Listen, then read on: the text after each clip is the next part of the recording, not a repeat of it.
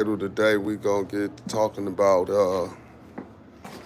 how what you do if you getting attacked by a vicious dog. What is um, one of the moves, or like what should you actually do to save yourself when you encounter that type of situation? What's the smart move? What's the for sure move? Because dogs' bites do hurt. They don't feel good. So I'm gonna talk to everybody today about how to survive a vicious dog attack. If it's possible, what you would really want to do is you want to get something you can pick up. It may be a stick, it may be a rock, a brick, but you definitely gonna have to grab something to make sure, for some protection. So, um, what I would say you do really, and I know this move I'm finna say, I know a lot of people not gonna have enough, courage to do this, but it's one of the best moves that work when you're dealing with a large dog attack, especially a breed of dog that's large. Your best bet, take your hand and you take your whole hand and you shove it straight down the dog's throat. You can't think about it, you can't waste time, you can't allow them to bite you, because what you do is you take your hand and boom, you stick it down that dog's throat and you push it.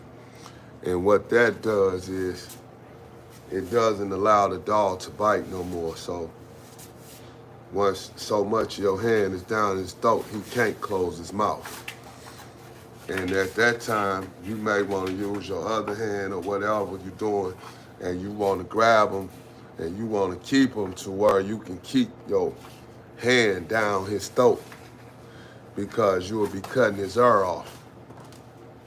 And you do that long enough to make the dog surrender. Now, if you do it for 2 seconds and you pull your hand back out that dog's mouth, you still gonna have a problem. You gotta do it long enough to put the fur in the dog, to show the dog that I'm not the one that you wanna bother. All right, appreciate the hearts. That's what's up.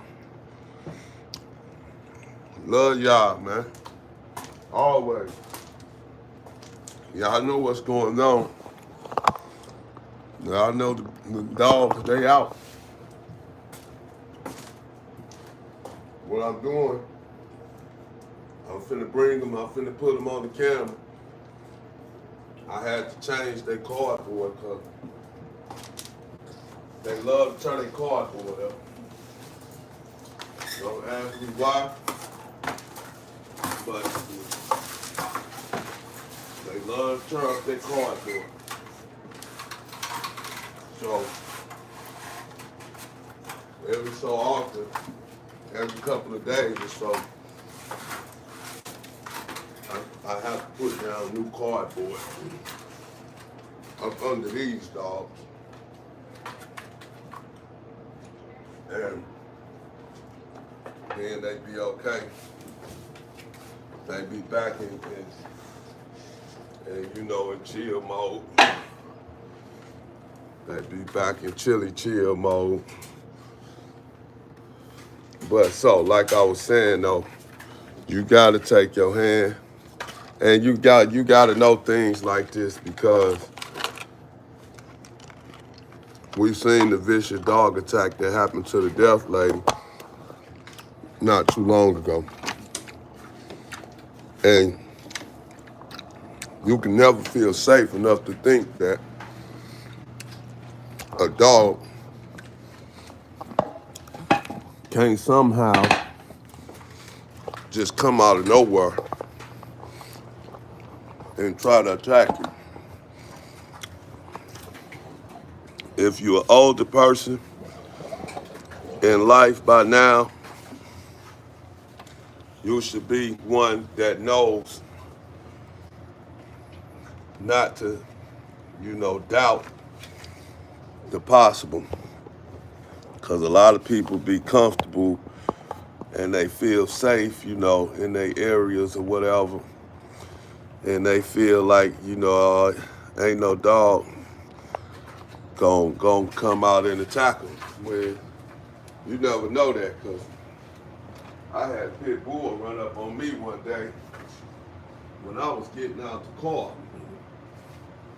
And I didn't have an idea where this pit bull came from, because none of my neighbors have pit bulls.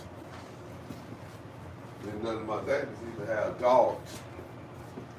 But here this dog came growling and just ran out of nowhere.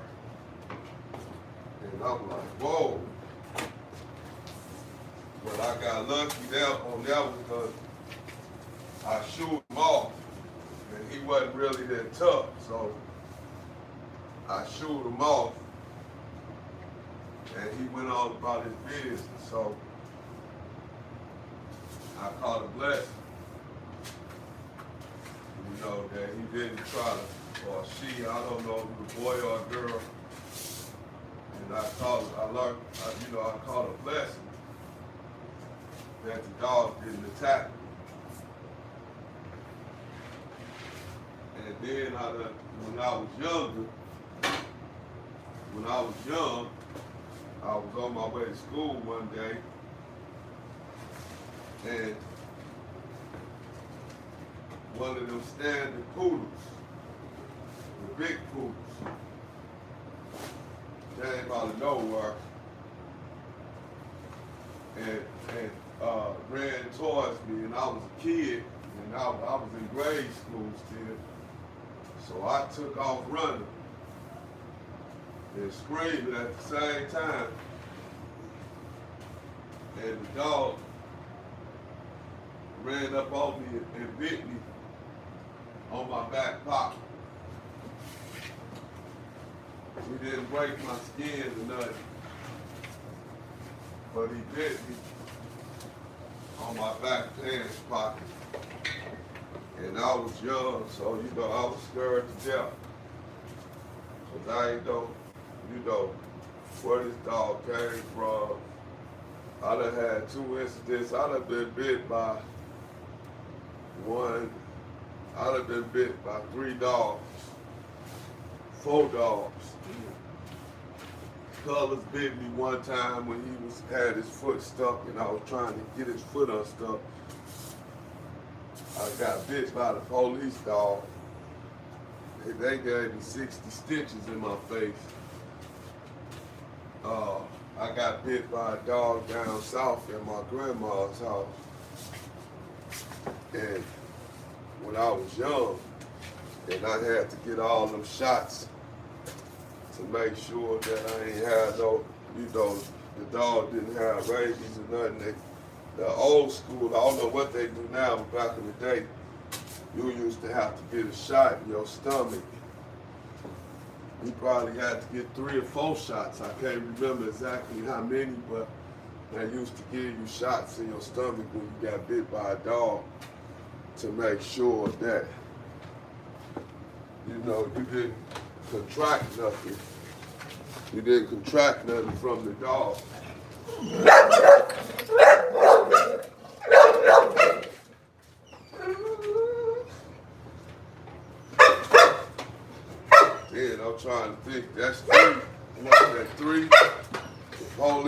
Hey, you see how hard he just hit me with his tail? He swung his tail. Man, I'm telling you, that's why I keep their tails. That's why I like to have their tails, because their tails are so strong. It's like a baseball. Oh, don't you like? You see how he split on me when I grabbed his tail? He turned around, his ass is all outdoors. I wonder if y'all could see that. I don't think y'all can really see that. But I just grabbed his tail. When I grabbed his tail, boy, he spent around so fast.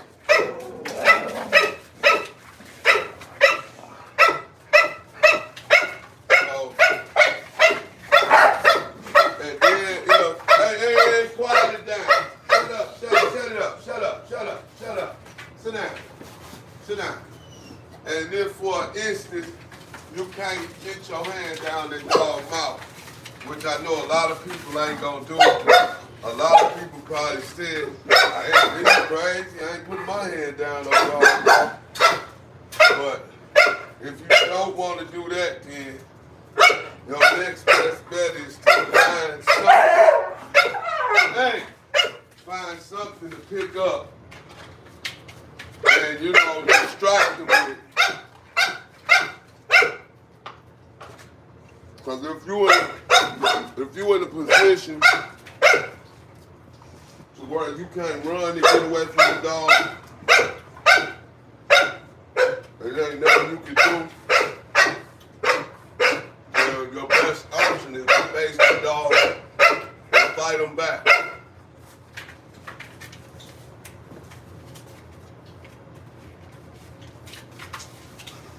You done?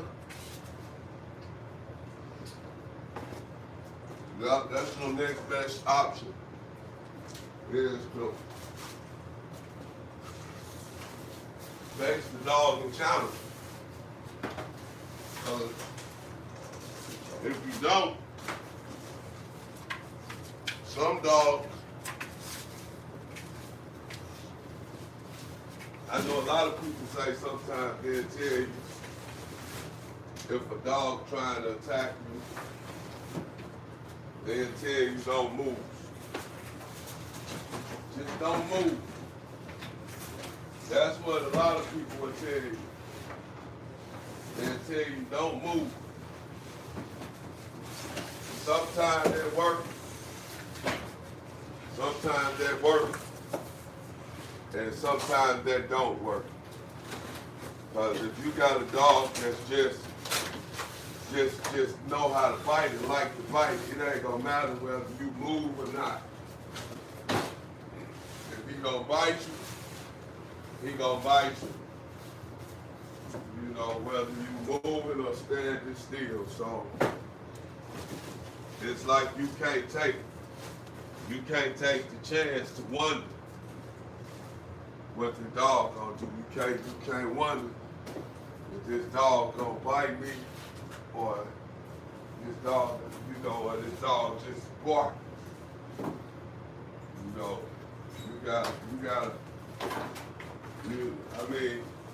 If you can jump on the car or something, or do something like that, then that ought to be your move. But we also know that dogs can jump on top of cars, which some dogs even can run up trees. It's just all about the determination of the dog and how bad the dog wants you. If the dog wants you bad enough and you somewhere stuck, then he gonna wait you out. He gonna try to wait you out anyway. And that's the good thing about cell phones, because if you gotta run up a tree or something, you can get on your phone and you can call somebody to come and shoot a dog off. But But a lot of times, like I would say, a pit bull, as I always say, a pit bull is like a wild animal. A pit bull has a high determination. They real determined. And a pit bull, if he got to, he'll sit there and he'll wait you out. He'll sit there and wait on you.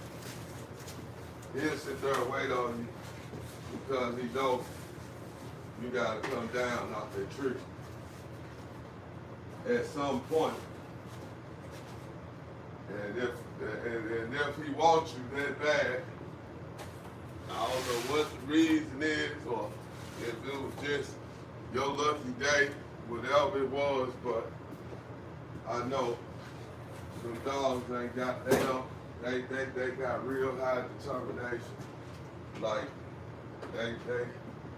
they'll just sit there, they'll mess around and lay down and just be laying down looking at you.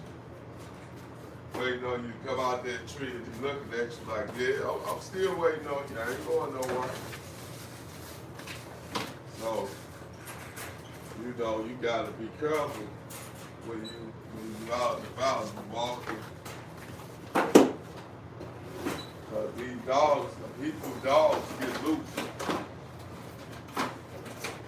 As we've seen several times how a dog can get loose and turn into, you know, a problem. Yeah, turn into a problem.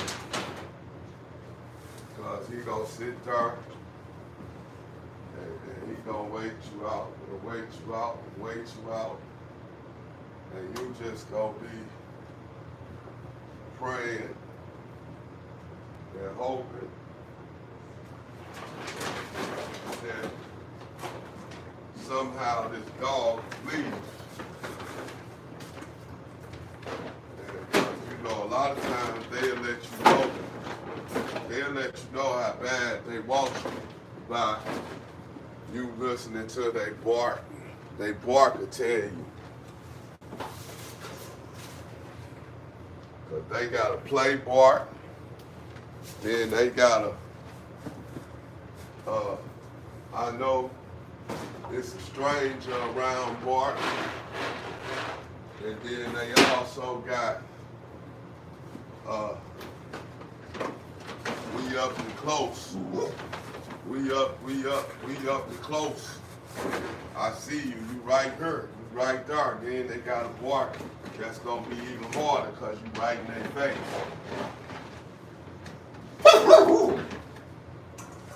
Like that right there. That's a play bark for her.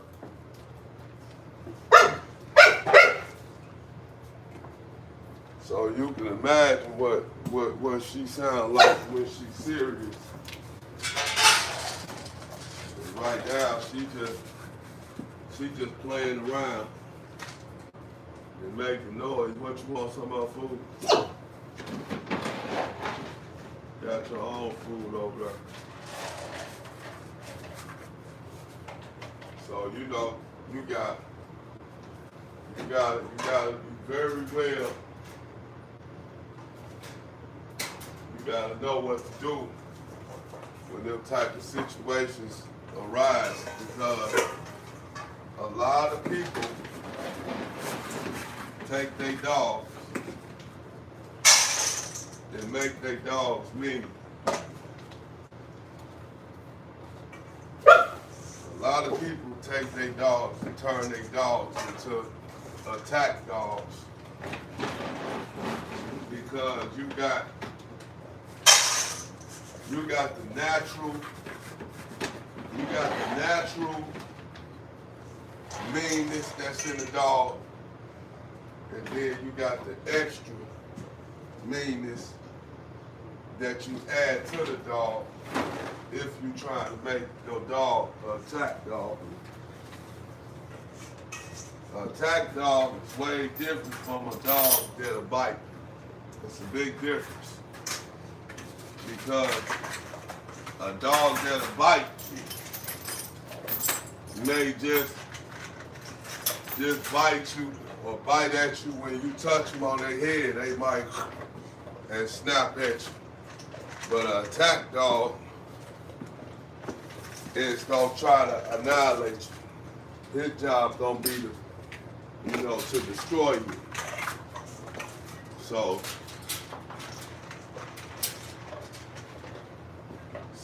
it's a big difference in between an attack dog and being just a natural dog that's mean and protective and things of that nature. And I'm a firm believer in when you got a dog this size, you ain't gotta make him a killer. He already a killer. You know, you can train him. Come here, Diego. You can train him, and you can do stuff like touch his neck and say neck, like neck, boy, neck. And keep doing that, like neck, Diego, neck. So when he get into a situation with a dog and he gotta protect himself, because the dog that came out of nowhere and trying to jump on him, and he started defending himself, you can say, Diego, neck. Get his neck. And he gonna grab his neck. You know, now, that's the difference from putting on the sleeve and popping them with the stick and making them get the sleeve, because when they popping them with that stick when he on that sleeve, they bringing more aggression out.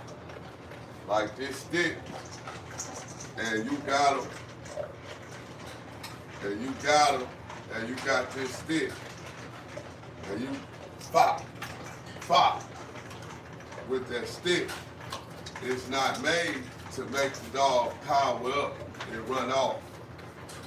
It's made to make the dog more aggressive while he's attacking.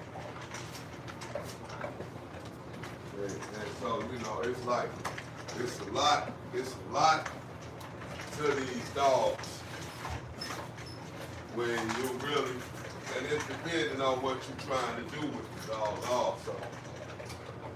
You know, and I know a lot of people, a lot of people like to have mean dogs. A lot of people like to have a dog they know bite because the dog make them feel safe. But then I also done seen a lot of people in that type of situation that has turned around and wish that their dog wasn't as mean as it was, because you can't have company in your house unless you done made them mean and you done trained them all the way, which a lot of people don't do. You know, they stop. A lot of people stop at a cutoff point. The dog mean, he gonna attack, that's what I want. But they didn't put a stop in it. They didn't, you know, let the dog understand and know when I say quit, that means quit. And you're gonna have that's when the breed of dogs come in, because just because the dog trained doesn't mean when they get a chance to attack something that it's gonna listen to you to stop when you tell them to stop. That ain't always true. A lot of times, most dogs keep going. and they keep going. And then go until they tired or until they totally annihilated they target. So, biggest thing to do when you got your dog and you train your dog to attack, you gotta train them how to stop first. And my expert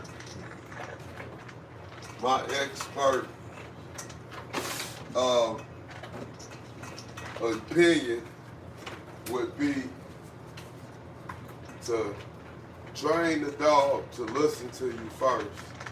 Train the dog to sit down, train the dog to lay down. Because when you train the dog to sit down and you train the dog to lay down, you just showed that dog how to listen to you. So now you can move on up the ladder. But your very next thing after that, you should be training your dog how to stop doing things first. No matter what he's doing, you throw a piece of food on the floor and he want to get ready to eat it, and you tell him no, and he's supposed to sit there and look at that food on the floor, and he ain't supposed to touch it. See, that's the way you start teaching your dog how to stop. Whenever you doing something, and you want the dog, you want the dog to slow down, and you tell him, like, no, stop. If you taught him that, then that's what he's gonna do. And so you got a better chance, like if he get into a fight or he attack a person, you got a better chance of him. You got a better chance of him or her stopping in the middle of the attack. But that's a very limited. That's very limited. That don't happen a lot. See, I'm gonna show you. This is what you gonna teach your dog first. Now, you see he's standing right there. Stay. Stay. Now you see, leave it. Leave it. Leave it. Come on, go. Go that way. Leave it. Leave it. Go. Go. Go. I said go. Come on, go. Diego, leave it.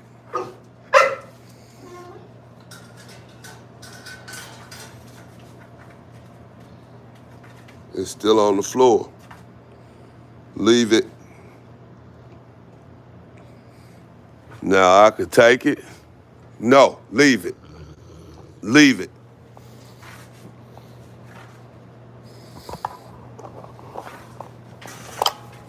Leave it.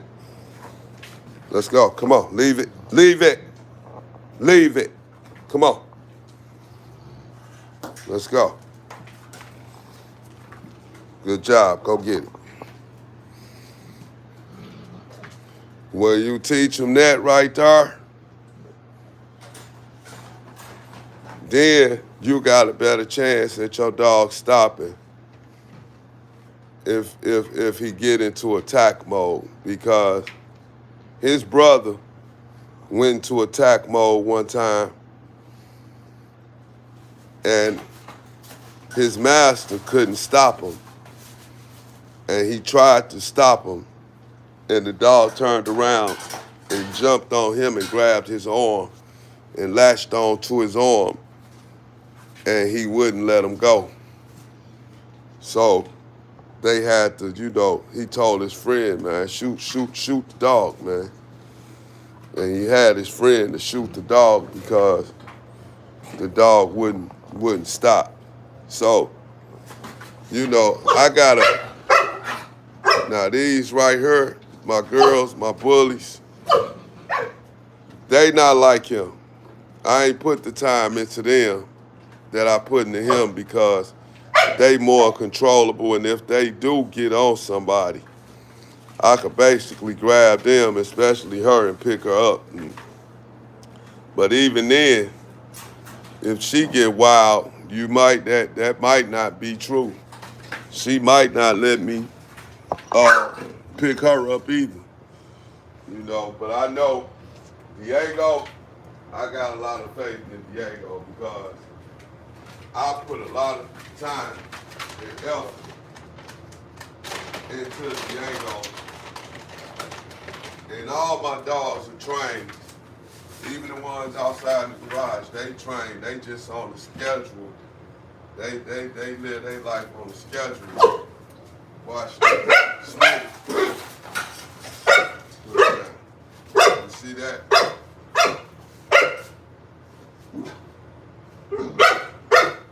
Stay. Stay. This way. This way. No, come on. Good boy. Good turn. There you go. Good job. Now come on. Go down. Back this way. Down. Go get it.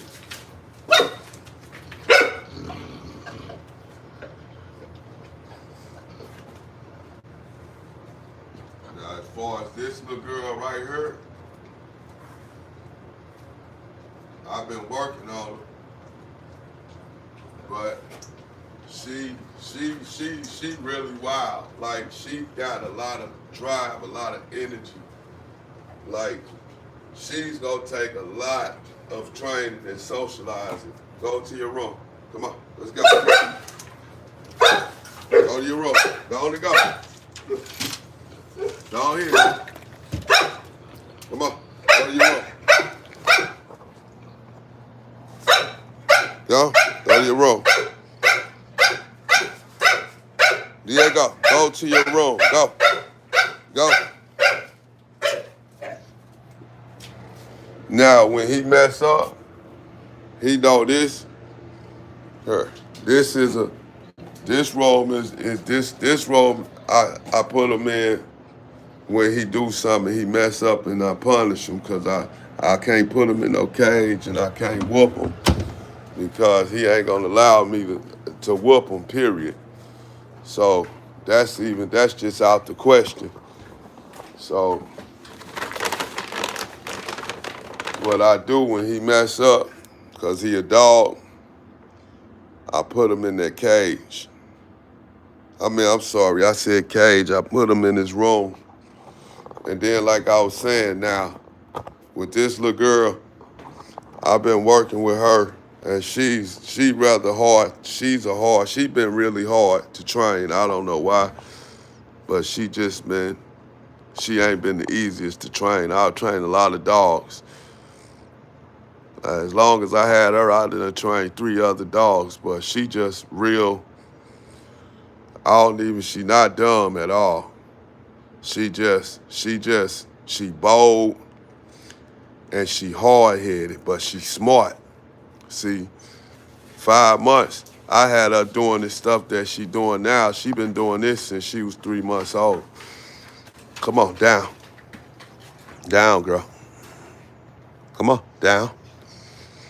Down. See how she being hard-headed right now?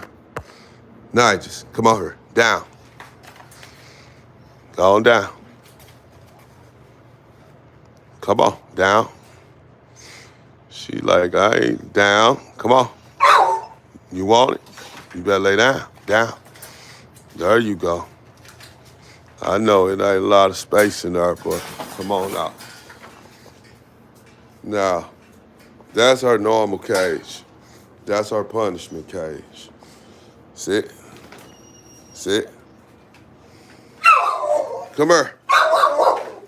See what I'm saying? Come here. Sit. No. Sit. Sit. Down, down, down.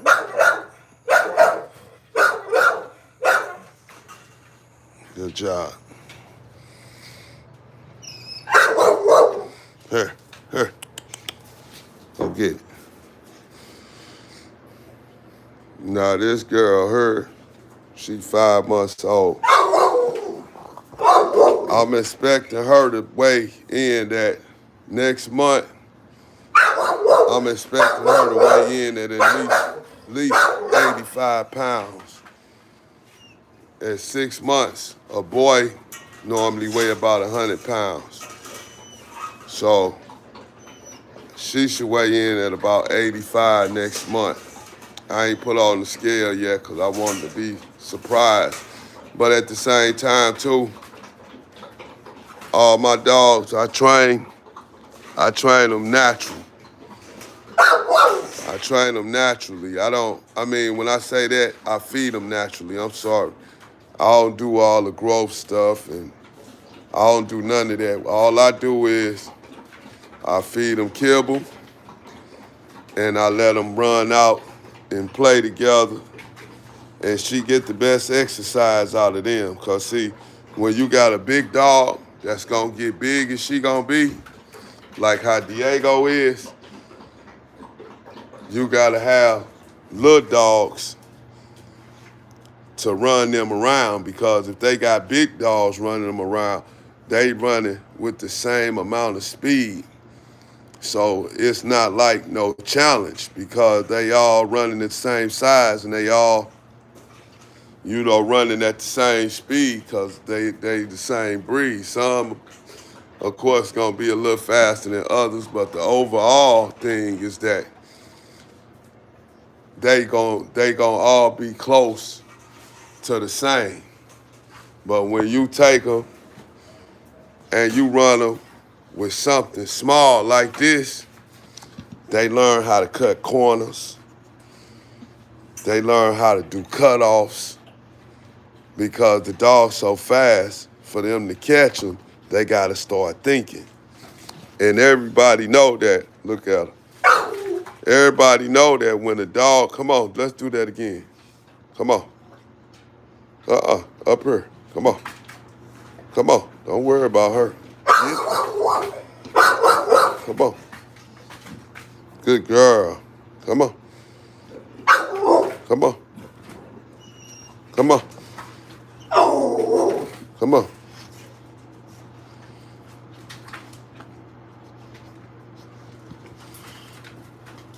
I don't want you to hold yourself up on nothing. Come on. Come here. Come here. And see, she like a little lion. She's so aggressive. Like, she just super aggressive. It's crazy. And I've been working. Good girl. Good job. Come here. Good girl. I've been working on her. I've been working on her aggression because she's too aggressive. She way too aggressive. And if I showed you an example of what I'm talking about, I could show you a quick example of what I mean when I say she very aggressive. I'm gonna show y'all. Come on. Come here. Go on in there. Go. Go. Come on. Go. Good job. Good girl. Here. Good girl. I'm gonna show y'all what I mean when I say she's very aggressive. I'm gonna let Selena out. I know for sure she gonna do an aggressive act with Selena, especially with Selena by herself.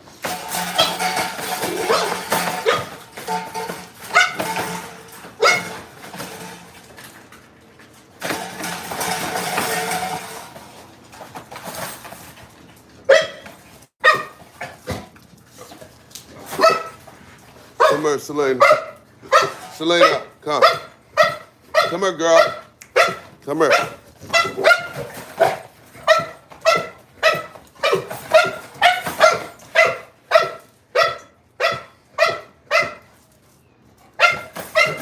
Now see, and this This is a 5-month-old puppy doing this.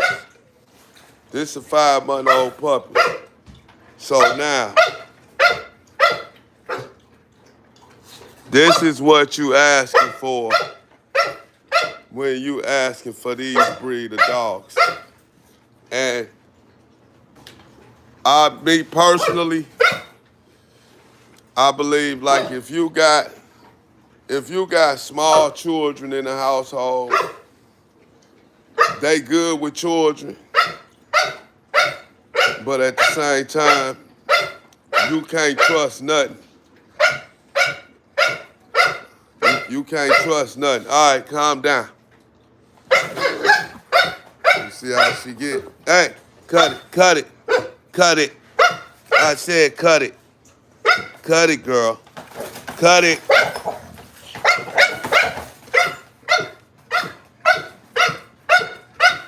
So now, when you got a situation like this, what's the best way to take care of this situation? I'm going to show you. I'm going to show you how you make her quit. Look, hey, look. Sit down. Sit, girl. Sit. Come on. Her, sit. Sit. Come here. Sit.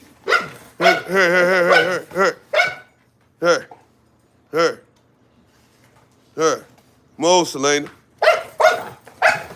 Move, Selena.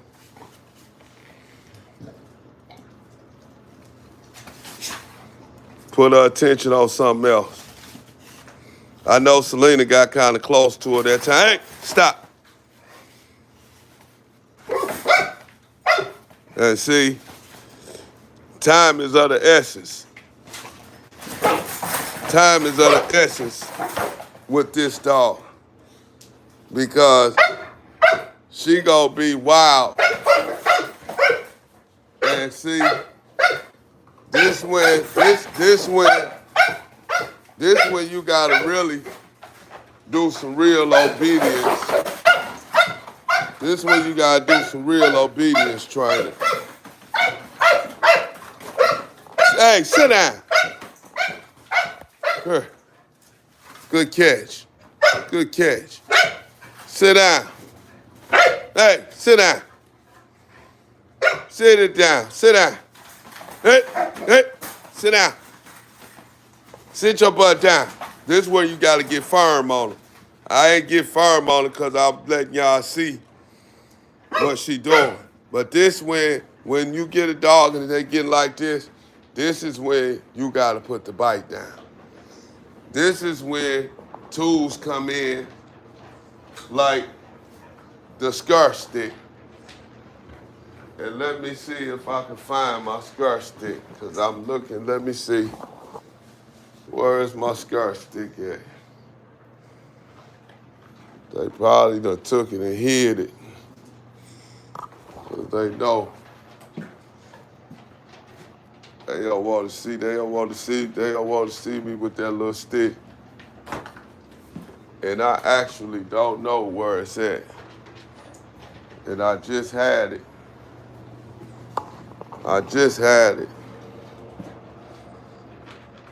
And this basement ain't that big, so I'm trying to really see and remember where did I put my stick at. Because that right there, that aggression, as she get older, won't do nothing but get worse. That's all it's gonna do, it's gonna get worse. And it's gonna get worse, worse, and worse. But at the same time, I could let her out and ain't nothing gonna happen. You know, I don't believe. I don't think so. You see what I'm saying? That's just she just in the cage. Boerboels, when they in cages, they do not like They do not like to be walked up on while they in the cage.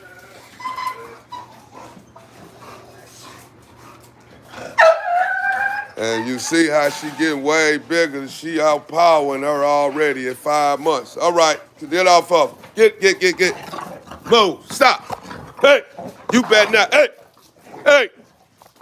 Get your little ass over here. Come here. Come on, get in there. Go. Get. What I just tell you? Come here. Cause she ready for you. Get in there. Go. See? And that's why I don't let them play. Cause see, she getting so strong that she overpower her with no problem now. That's 5 months. It's okay. Here. It's all right. Watch. See now, here. If that would have been Queen would have attacked her. This one right here, she wouldn't have held back on her. She would have attacked her. So that's why I don't let them. That's why I don't let them two. I can't never let both of them play with her at one time. Cause she getting to a point to where she just totally aggressive going in her. And she ain't taking no shorts. And that's why I be telling people, when you want something real, holler at me. That's real deal, there. You just seen it with your own eyes, and I don't fight dogs, I don't approve of it, I don't support it, or none of that. But you'll see, it almost was finna happen. And don't let the smooth taste fool you, because just because one dog look like they gonna win, don't always mean that they gonna win. Because this dog, 3 years old, almost 4 years old, she got a lock. Then she trying to hold back because she know she young, because she know she was just a baby not long ago because she was trying to suck on her titties. So she used to treat her like her baby. But she been watching how they bark at Diego when Diego come out. So she took that on. But Diego is her buddy. So when they bark at Diego the way they barking at Diego, she'll get offended. She don't like them barking like that. And then she start barking. And then she go and she get aggressive. See, now like Queen, I'm gonna show you the difference. She ain't gonna do that with Queen. Come on, Queen. I ain't gonna let Queen out.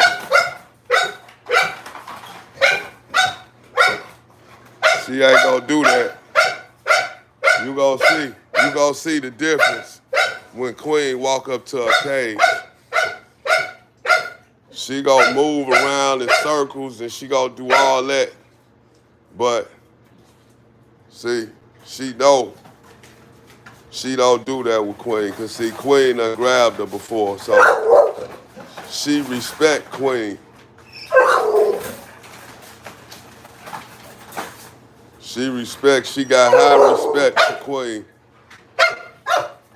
You see, she barked once Queen walk away, but when she was with her, you seen how she was hitting the cage and going off. And come here, Queen. Come on, girl. Come here.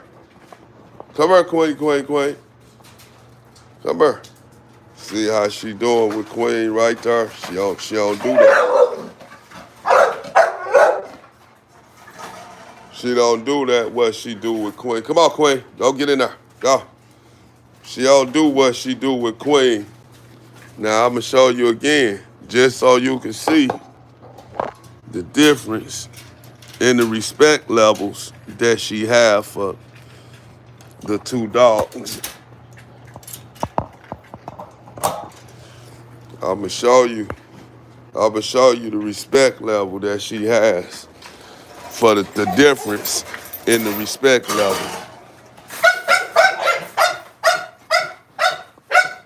here, girl. Come here, girl. Come here, Selena.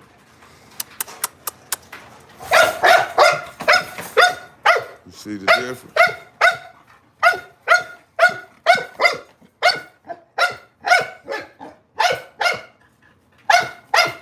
You see the difference? What's up, mama? Hey, mama.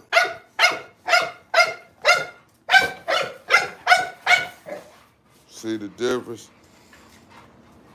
But Selena don't pay her no attention. But see, she ain't gonna do that. She ain't gonna do that with Queen. Cause she know Queen already done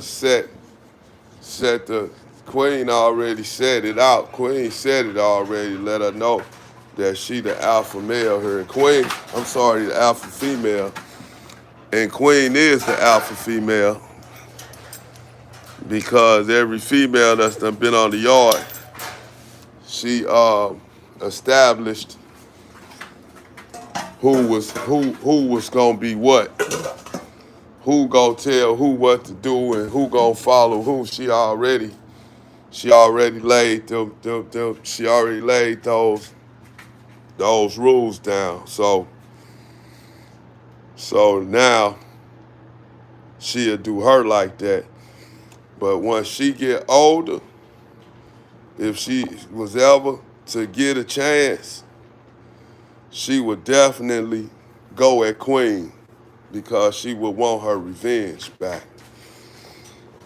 And that's why I don't let them play no more, because what's gonna happen is it'll happen again, and it's just gonna build up more hatred. Every time your dogs get into a real fight, by the time they start getting into 2 or 3 fights, it turned into total hate.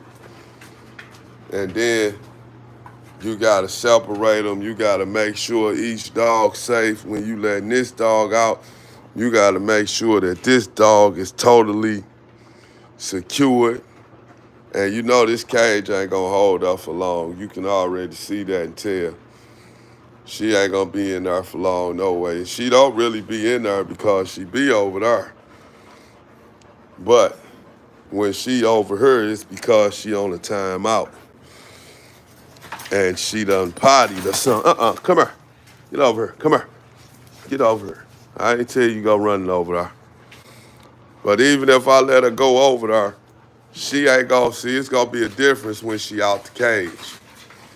She ain't gonna do the same thing. See, that's that territorial behavior.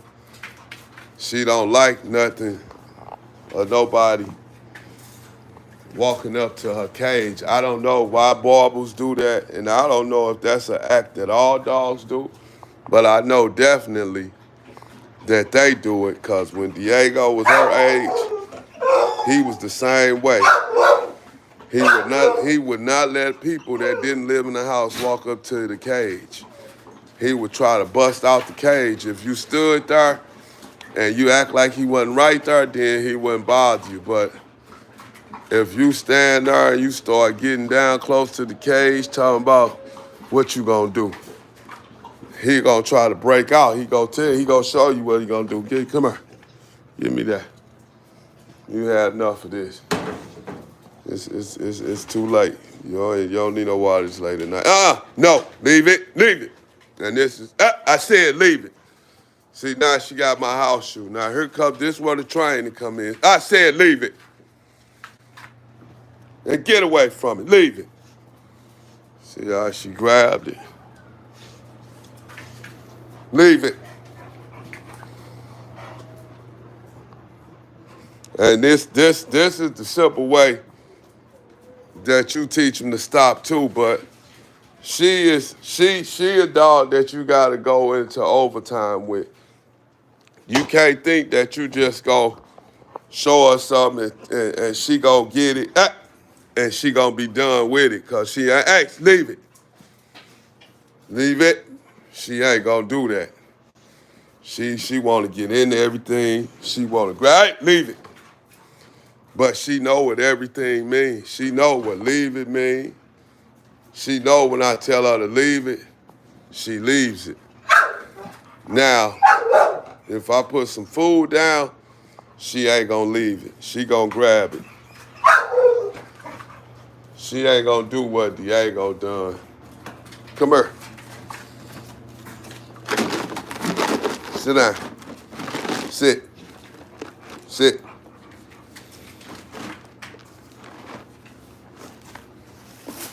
Free.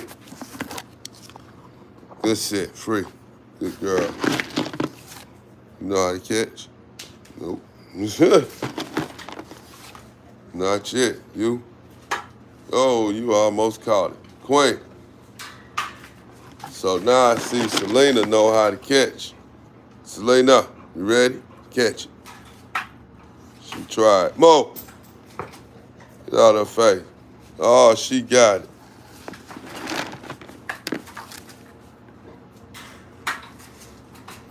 Selena ain't gonna keep letting her get it though. But boy, that was amazing how she pushed Selena up against that cage and pinned her down with her weight. But she's strong already. See, she's strong. She 5 months. And that's what these dogs do. Come here. Come here. Come here, little girl. Come here. Come on, come here. Come here. Come on, Nana. Nana. Leave it. Hey, leave it. And come here. Good girl. Come on. Come on. Down. Nah. See, this is what I'm working on now. Down. Down, girl. Down. Good job. Good down. Good down. Good down. See, I be working them. You gotta work these dogs all day. You gotta work them because, hey, you better stop that. Cause they got hard mouths and they bite hard and she love to bite stuff.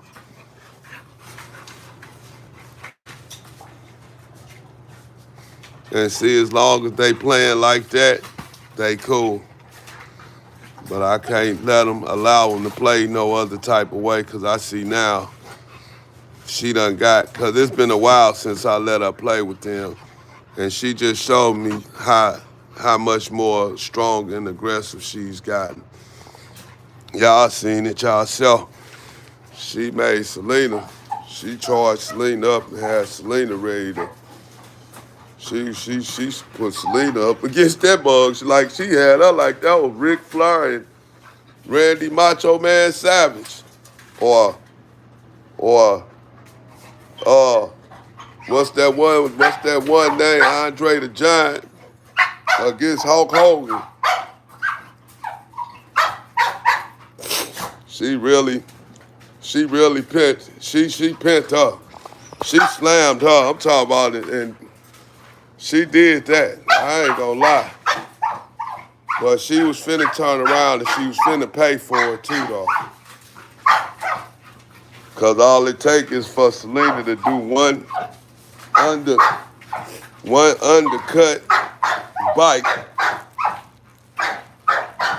and it's gonna be over for her. It's gonna take her to get her. Hey, cut that stuff out. It's gonna take her to just duck up under one good time, and whatever she grab, she gonna grab. And when she grab it, it's gonna be hell to tell the captain. Get back, leave it. Go, leave it. See, that's where they get this from. That's where she get that from.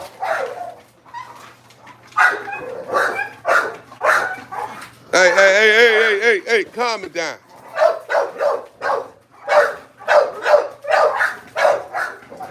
What I say? Calm down. Everybody calm down.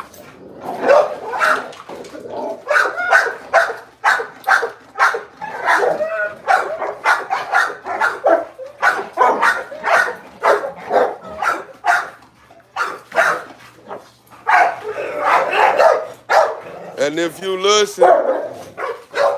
if you listen to Diego's voice, you can tell how Diego trains her to have a hard vocal.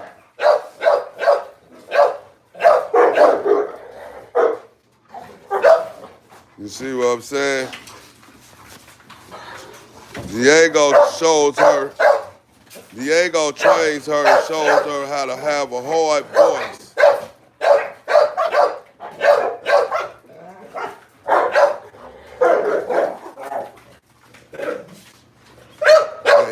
And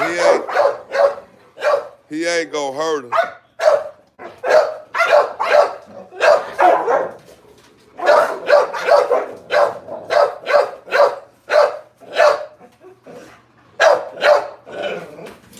And see, that's how you know how green she is, because she jumping up on her cage, putting her paws on her cage after she tried to start something with her. This dog could grab her paw and took her paw and locked on her paw with no problem. Hey, hey, hey, hey, easy now. Because you be doing all that faking and you know doggone well, as soon as you bleeding, you gonna let them lick all on you. Lick all in between your little butt. Queen wants something bad. Queen want to get out. Queen so slick though. Queen to get out and bite her for real. Queen ain't gonna play with her. Ain't gonna do that. She ain't gonna do what Selena did. Look, she be biting his tail. Then she just went for his nuts.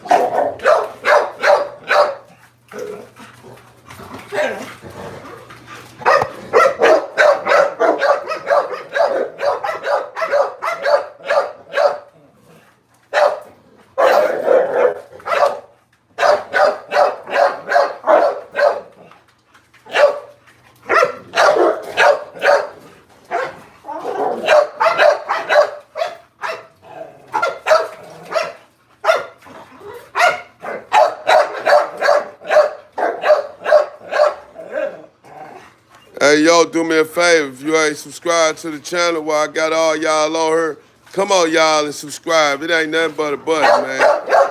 Y'all know this content, this true, this real. This ain't no pre-recording. I think I should get some type of thumbs up for having great dogs and great content for y'all to watch. So do me a favor and hit that subscribe button and hit the like button. And you know, let me know you appreciate what I do, man. That'll be love. Appreciation is a lot, man. Y'all don't know that make creators go out and find more and more content for y'all that's interesting and not just, you know, getting on there and talking about what color dog food they can eat, or, you know, just talking about anything that really ain't no action-packed. You want to have action-packed content along with good quality knowledge. You know, you want to be able to see exactly what's being talked about. A person can get on and talk about a Boerboel all day long, show you a pre-recorded video for about, because the phone, they go, hey, put it down before I whoop your butt. Leave it. I said leave it. Leave it. I said, hey, leave it. Watch out, DA. Leave. Hey, Nigel, leave it. Your little badass. I said leave it. Put it down, leave it. Leave it right now. And leave it. And hurry up and go. Now you grab one more and you gonna go back in that cage and I'm gonna show you, I'm gonna teach you that you ain't got no business touching and picking up my shoes. Now you do it one more time with your bad self. But yeah, back to what I was telling y'all, you know, if you know, it's cool when you send your support out, man. You know, it ain't like, I can understand if we was out here and I'm like, hey, y'all, send me $5 and help me out once every 2 weeks or something like that. I don't really ask for no money.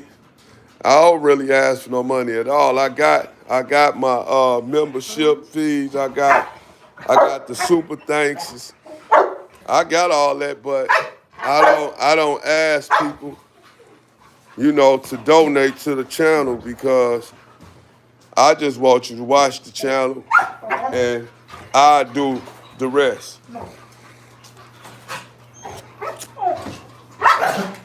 But I really do need the subscribers to start going up. Because, you know, the viewers is what make you survive on YouTube. And I know I'm one of America's most wanted because I put my dogs in cages.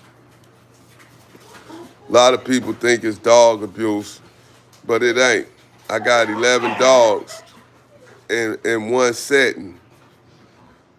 And like I said before, I'm not the type of guy that believe in the big kennels outside in the backyard. I will use them, but I don't believe in those because when you get them big kennels like that, and yeah, they got enough room to move back and forth in it, they don't never take the dogs out and actually let them run around their yard.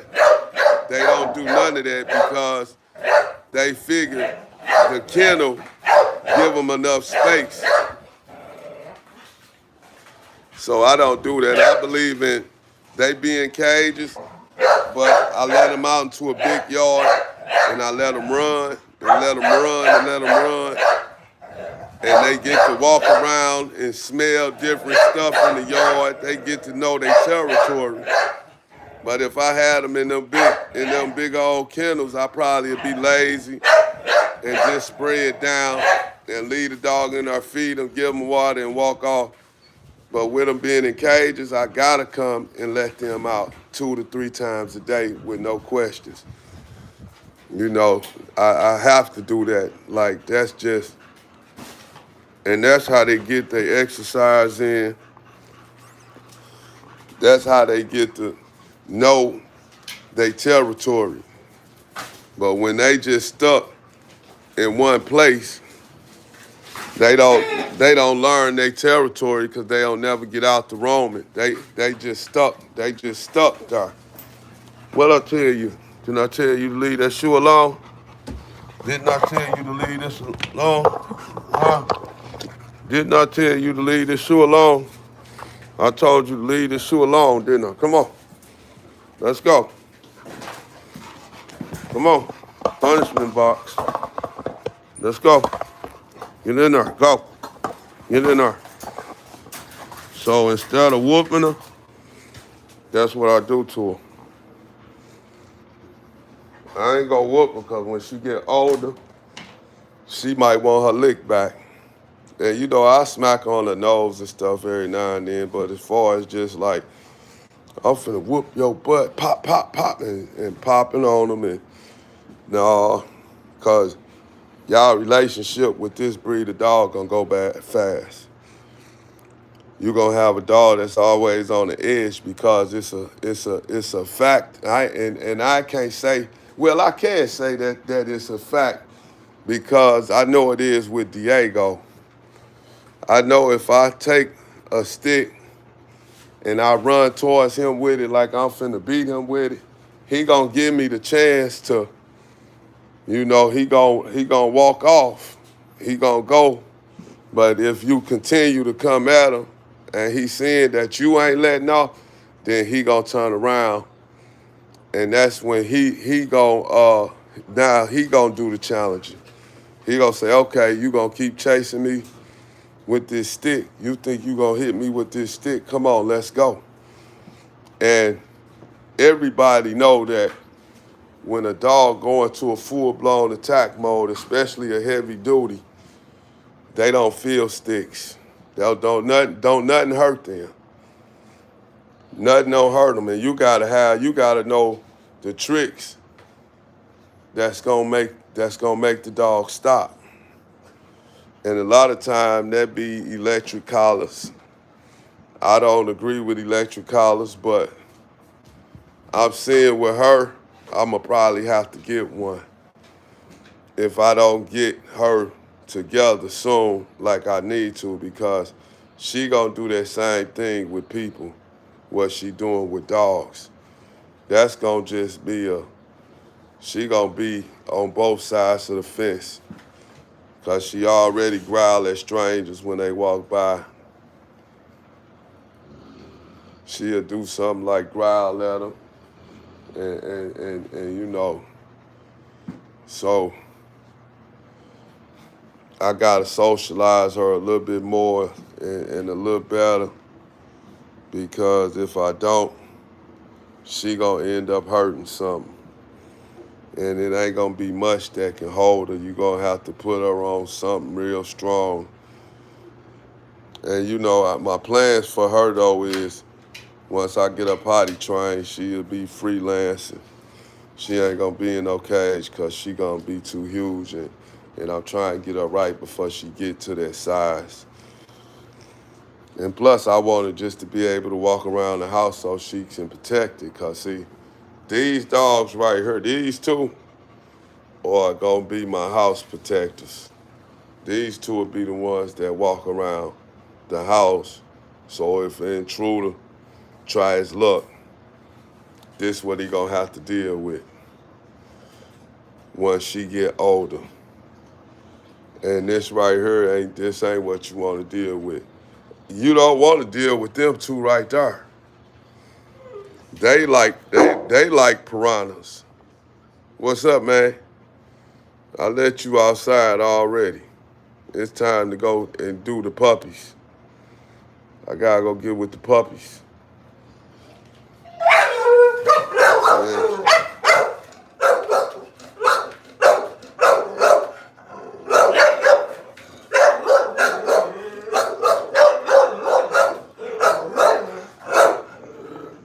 So I used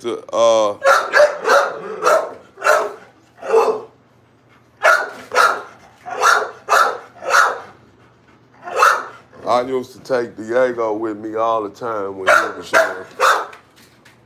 I always put him in the car, put him in the van, and he just used to roll with me. Now this dog here, she is what you call vocal. She like to make noise. No matter what, she gonna make noise. In the cage, out the cage, she a vocal dog. So, and what I don't like about it is, puppies pick up bad habits. They see what one dog doing, and they decide to do what they doing. And when that start going on, she's gonna be, 100 pounds heavier than them or more. So her aggression is gonna be totally different for nerves when she get of age. When she get of a certain age, I'm sorry, I went the wrong way. When she get of a certain age, her aggression is gonna be totally different of a bully's. She'll be able to dominate them in the next, I give her about 4 more months of growing, and she'll be able to take one of them down. I don't think she'll be able to take both of them down, but I know the only way she probably done learned already, because Queen grabbed her leg, so she gonna know to protect that leg. What's up, man? What you want? You want some water? Let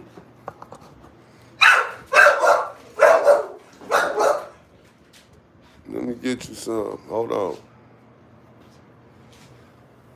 Let me get you some water.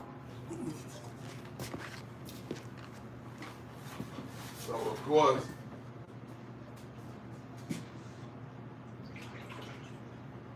I'm gonna have to take her.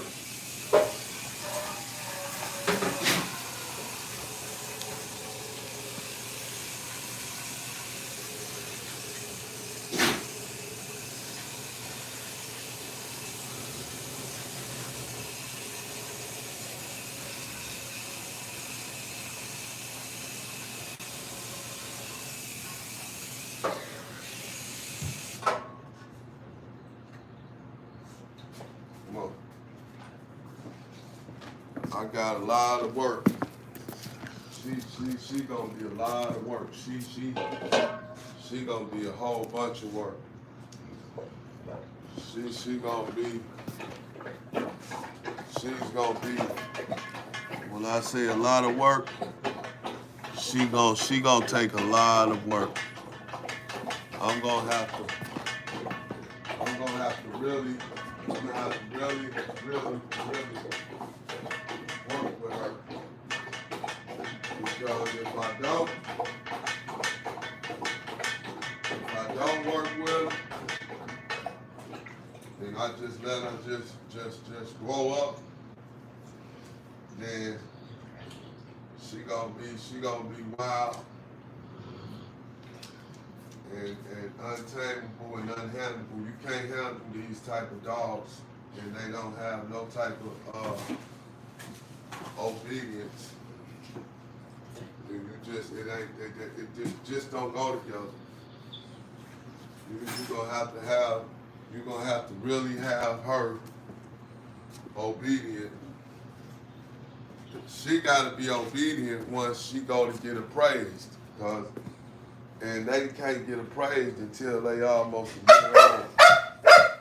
So if I don't have her highly socialized by a year old, it's gonna be hard to get her appraised because she'll be trying to bite. She'll be trying to attack the appraisers, and they won't appraise her after that. If she show any aggressiveness, it'll automatically disqualify them from being appraised because of the aggression. So you will lose points on that. And now, why you lose points on that don't make sense to me, because the whole thing about them being appraised is simply to show how pure your Boerboel is. That's what the appraisers tell you. They measure the bones. They measure their bones. They measure their skulls. They measure their height. They measure how thick their necks are. They do a lot of different measurements on these dogs. And then your head on the Boerboel should be like a Rubik's Cube. It should be almost like a square from every angle. Should have like a square. And then they always supposed to have this hump on the top, on the back, top of their back. It's supposed to be a hump right there. So even when you buying puppies, that's what you look for. You look for the hump on the back of the neck. You look at the head to make sure the head has got a block shape to it. You want to look at the bone structure. You want to look at the leg structure. Their legs, Their legs, right? Their legs should be straight. Diego, you see how straight his legs are? Looking straight, how straight his legs are. That's how they're supposed to be straight. They're supposed to be straight when they align. When they align, their legs should be straight. Because he a perfect bully. I mean, Boerboel, I could have actually, I took a lot of weight off of him. What's up, man?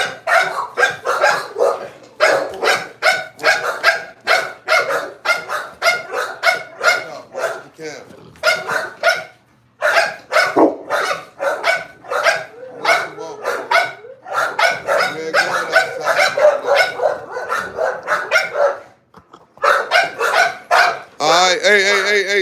let's get it calmed down now. Let's calm it down.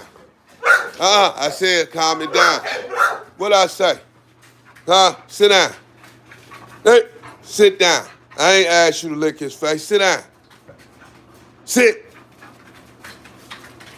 And sit it down now. Hurry up and sit down. Sit down. Selena, I said sit. Sit down. Sit down. And hurry up and sit down. Sit. You want me to whoop your butt? Sit down. And quit playing with me. See, she's stubborn too. Another bad quality for her to see. Stubbornness. Cause then she'll get stubborn. Hey, sit down. Sit your butt down. Where my stick at? Sit down. Selena, sit. Sit, girl. Selena, sit. Sit down. Sit down. Sit. Sit down. No, I don't want no shake, because I said sit down. And you being hard-headed. I don't want no shake.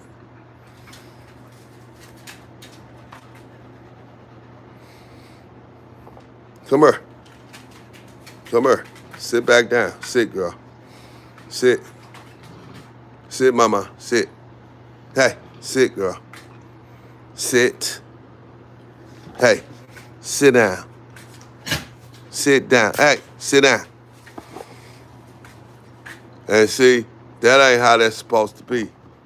That's supposed to be, I'm going to show you how. Come here, Diego. This is how she's supposed to do that. Come. Sit down. See, that's how that's supposed to go. Good shit. Give me the other hand. The other hand. All right. So that's how that's supposed to be. And every time you move around and they walk up on you, they supposed to sit down. Watch this. Come. Come here. Come, Diego. Diego, right here. Right here.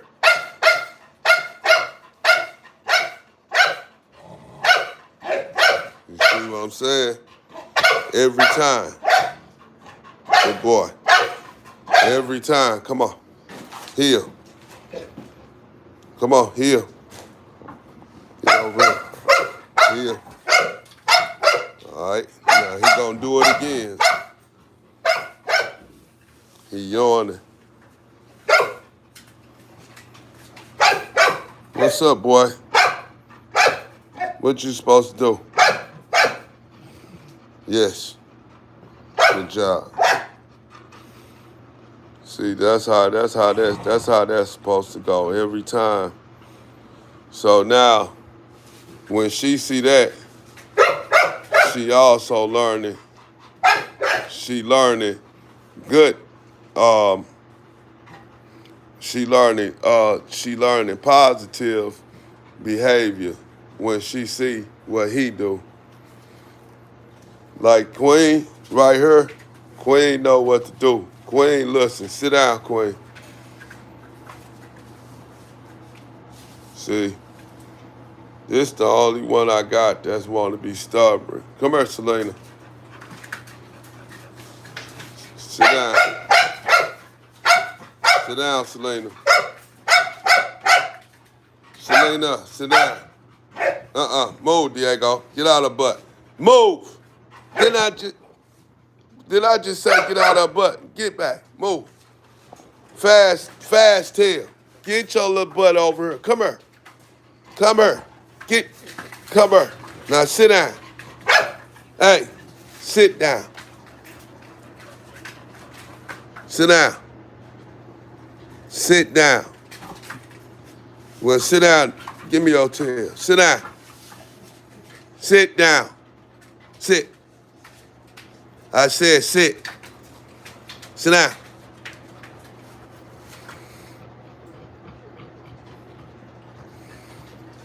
She just distracted, and she can't handle distractions. She can't be distracted and do what you telling her at the same time. Her distractions, it's like her level for distraction is way up there. She get distracted really easy and she get off point. But all dogs ain't gonna be the same. If I take her and I take her and I take her on a solo mission, what you want?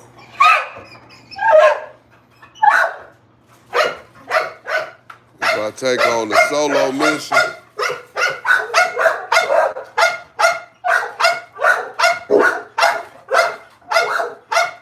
we're not going outside right now. You're not going outside.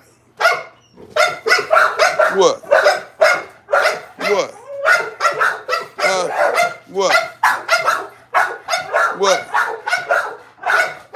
Sit. Sit down. Sit.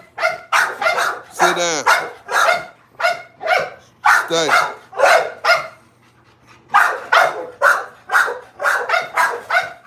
See, he get distracted too. He can get distracted also. He can get distracted himself, but when he get distracted, if I stay on him, he'll do what he's supposed to do. But a lot of times, he can definitely get lost in the sauce. Queen, sit down. Good girl, see her hip been bothering her. I wanted to mate her, but I don't know if she stepped on something outside or is her hip bothering her, because I know her sister got that hip splasia. And I don't know, like,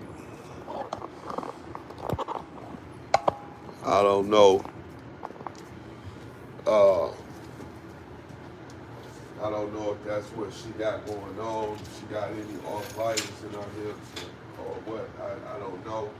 But I gotta find out if she keep on wobbling that leg. I'm gonna have to take her into the vet because I can't give her no x-rays myself. That's the one thing I can't do. I ain't got no machine. I don't have the machine, should I say, to where I can actually I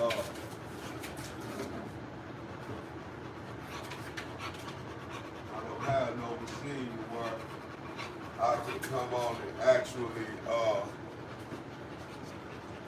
x-ray her hip and see what she got going on in it. But I know, I see the way that she walks. Sometimes it's like she got a little pain going on in it. And I gotta find out what that is.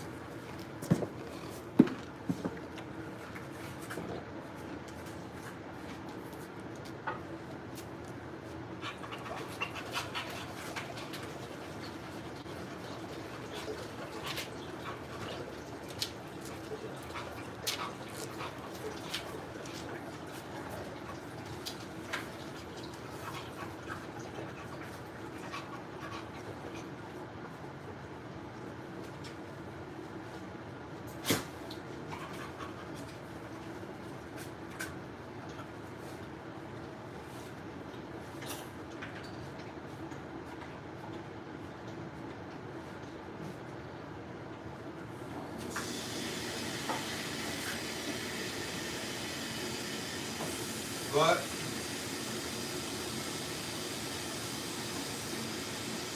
it is what it is.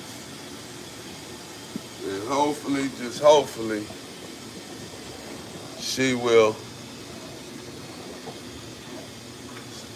stop walking around and doing the limping. You see how big this boy is? Look at that. That's a big dog.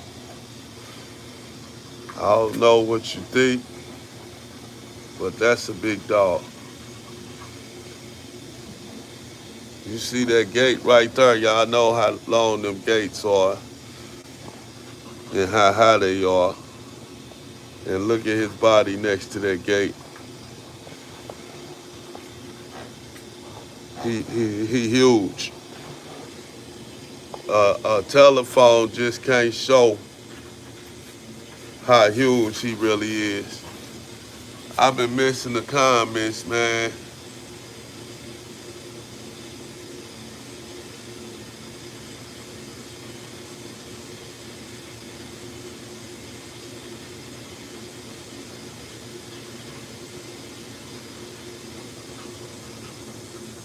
Now we got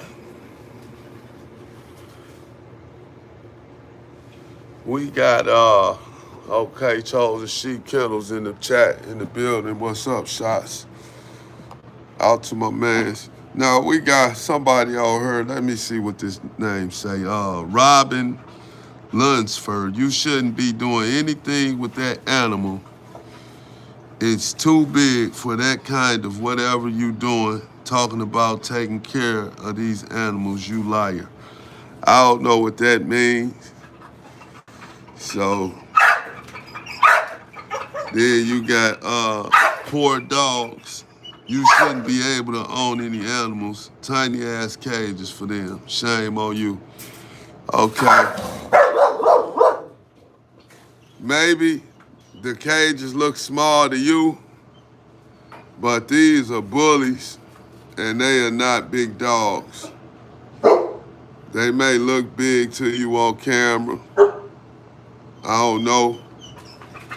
But they not too big for them cages. You can actually, if I wanted to, I could put another dog her size in there with her. If that's what I wanted to do, because it's definitely big enough. Because dogs know how to huddle up. And two dogs that get along, they can live in any type of situation together. That's what people don't understand and know. Everybody always thinking, you know, some abuse talk, but I can't pay that no mind, because if I thought, you know, if I cared about all the comments, I'd be done jumped into the river and tried to swim. So I'm definitely not gonna do that. And then you got Darryl Smith, the cages are way too small.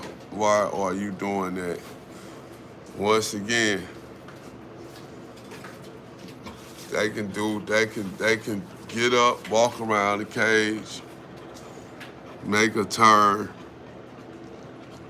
and all that. But they go out all day long, so. And the one thing I ain't gonna do, I ain't gonna ask me a positive question and I'll answer it. But as long as you asking me questions that just don't matter, then I'm not gonna have to really answer that. And let's see.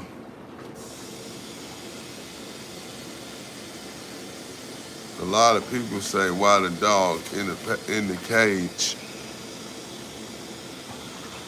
Cage small, but she needs to lay down. I see when they heard skirt stick, it got quiet. Yeah. Then we got Jim Jones, the cage way too small. I'm thinking that y'all think that she sleep in that cage, because I'ma guess y'all gotta be talking about the Boerboel. That's not her original cage. That's her timeout cage. This her cage when she do something she ain't supposed to be doing, like when she picked up and ran off with my shoe. You have to discipline these dogs, and you have to do it mentally, because you can't do it physically. This her cage. That's her real cage right there.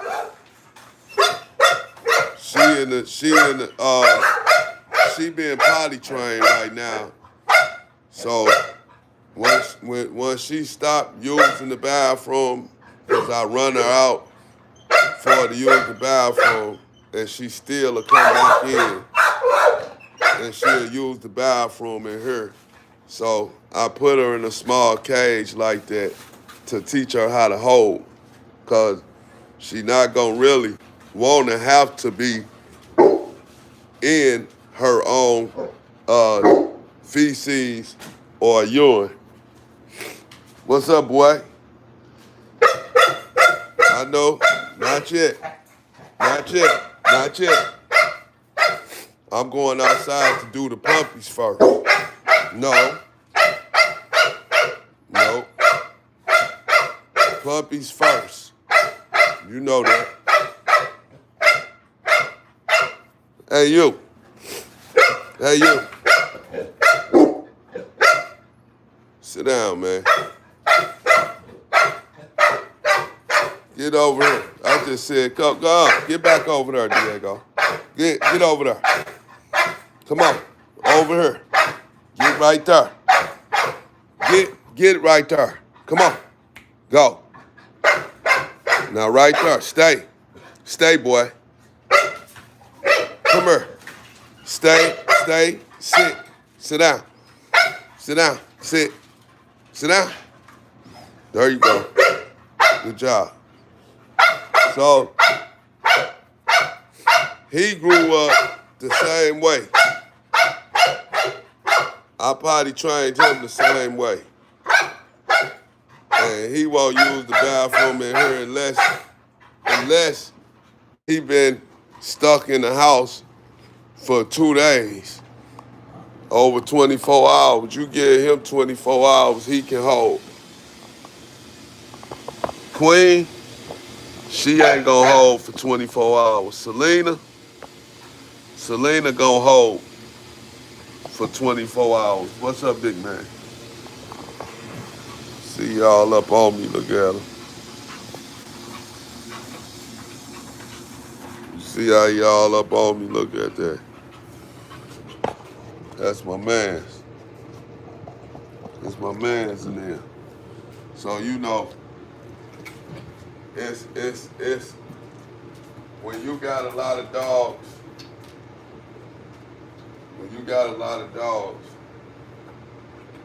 it's way more of a bigger chance for you to have fights, because certain dogs ain't gonna get along with certain dogs, and there's nothing you can really do about that other than keep them separated. And I've been telling people this over and over and over because everybody wonder why. But they don't know and see what I done seen and dealt with what I done dealt with. My basement was literally an infirmary when I had 2 full litters of puppies. And it was litter against litter, basically. And it was all the Merles, all the Queen puppies was jumping on all the Selena puppies, and was putting them in the infirmary. I'm talking about, I ain't believe that no dogs that young could hurt each other like that. They wasn't nothing but about 3 months, 4 months. And I don't know, I can't explain. Some stuff you just don't know. You can't know it all. You can know a lot, but you can't know it all. But I know all dogs. They once they got dogs. Hey, be quiet. The ones that got dogs. You want me to get my stick? Where's my stick at?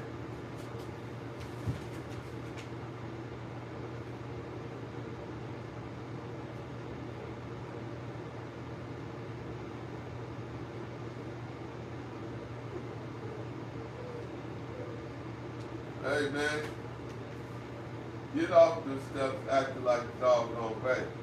I just told you what's gonna happen. You going out when I get done with the puppies. And you better sit back. Come on down here, Diego.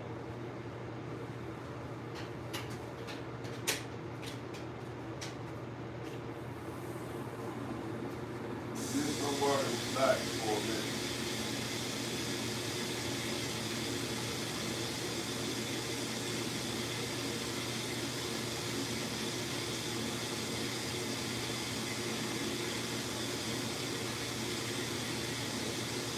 So now, what I'm working on,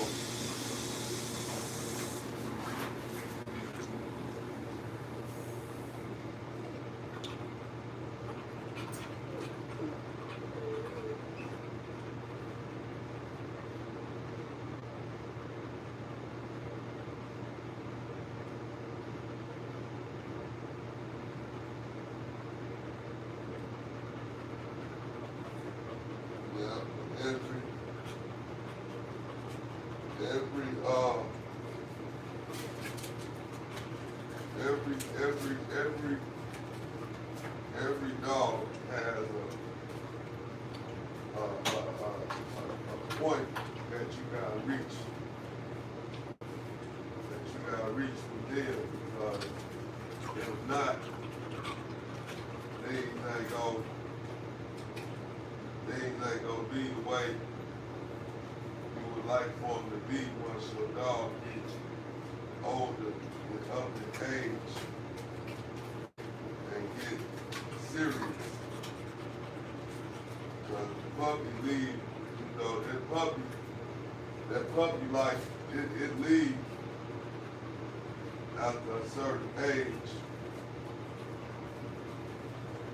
And the puppy life is gone. Once they get a certain age, the puppy is gone, and that's when they become militant, and that's when they become ready to be sharks. And that's when you should have everything already in the bag and ready, because they ain't gonna be no toys. This breed of dog, a lot of people learning as they go. I see on the channels, I see a lot of first time Boerboels bites. I see a lot of them, it be their very first time getting, one of these big dogs, and they don't know nothing about the dog. They just looking at how cute he is and how big he is as a puppy. But they don't know. They don't look at the future of the dog and say, well, this dog gonna take a certain type, it's gonna need a certain type of training. See, they don't do that. They just don't take the money. They don't tell you, you got a good dog now, you got a good puppy and all that. And they don't send you on your way. It's your new puppy boy. And that dog gonna grow. The dog gonna grow so fast that you ain't gonna want to leave.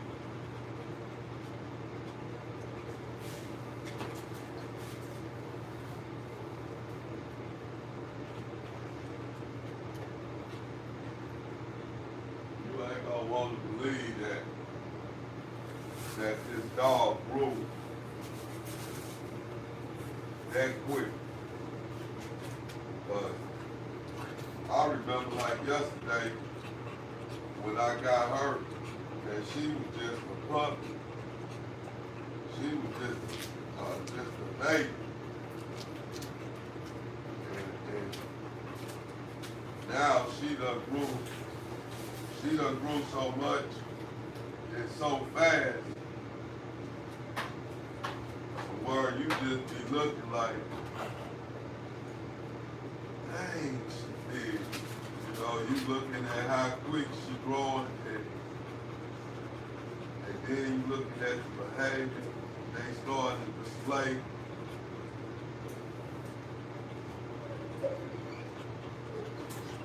once they get nice and comfortable and they get settled in to their new environment, that's when they show you who they are. That's when their true colors come out. That's when you see exactly what you're working with, because ain't too much can stop them dogs when they ready to get on one. Ain't no door stop them. If you just got a regular little house door at your house and just say you want to have company, so you gonna take the dog and go put the dog in the room so your company can be comfortable.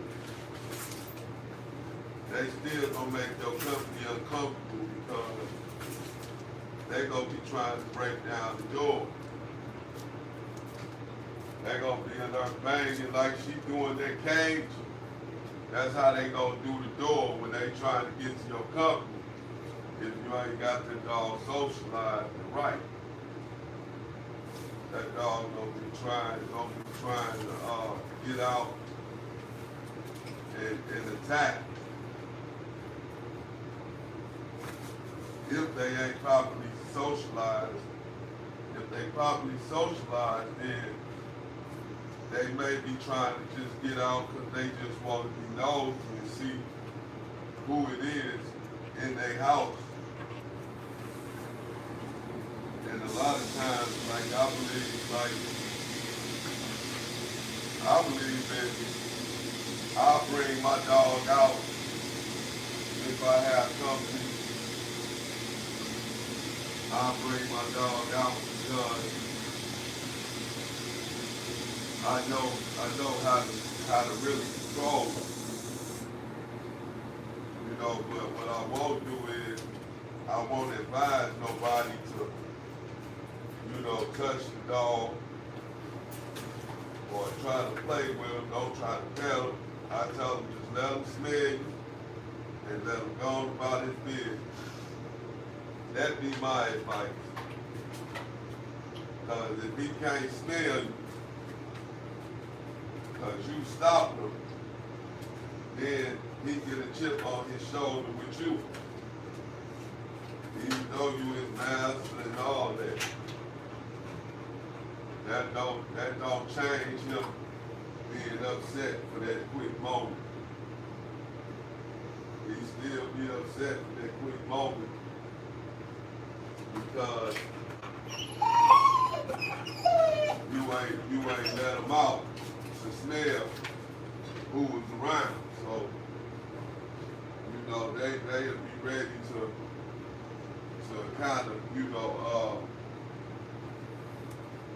look at you and take their frustration out and try to get with you because you ain't let them see the company or, you ain't let them play with the company or whatever. You ain't let him do his job, which his job would be to come out and make sure that you in a safe environment because they are protected. They natural guards. So yeah, they'll sit up and then look and see. They'll look and see is everything okay?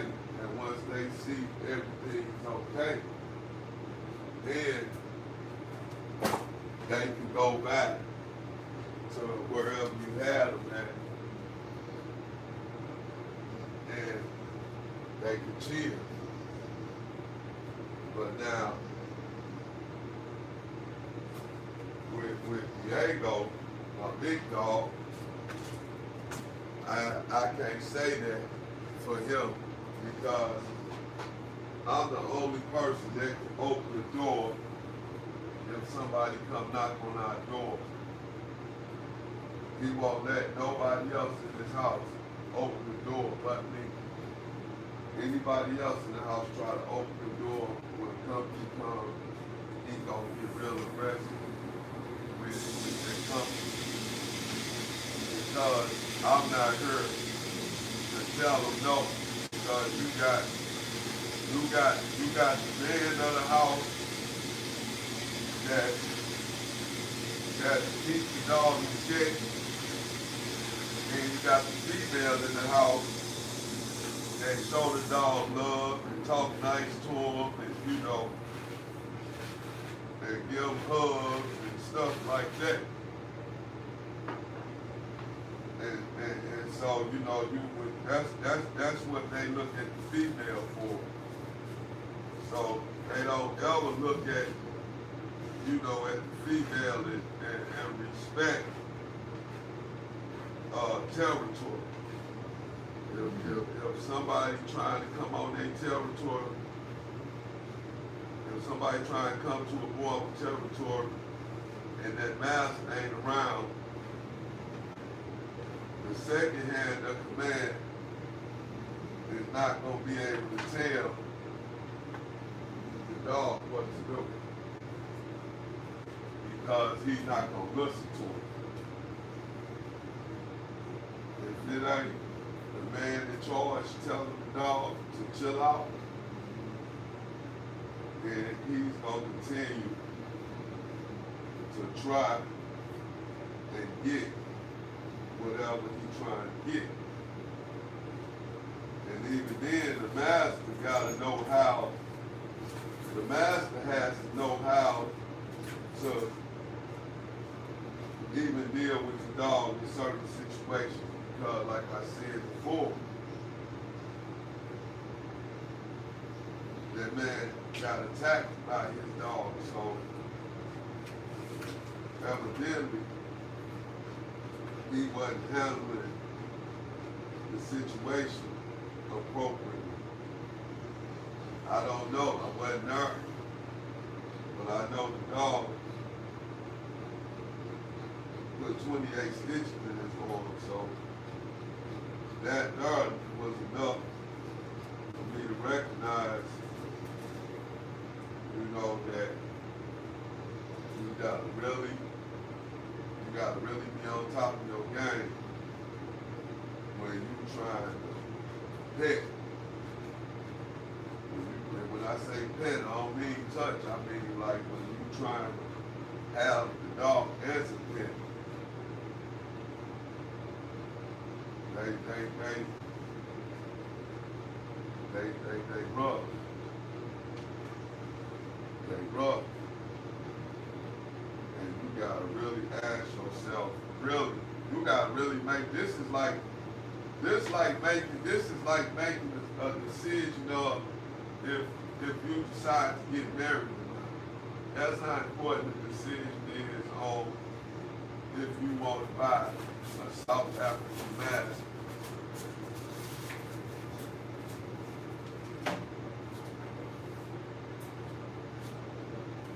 It's that serious, because when they get older and they properly train the dog from the beginning,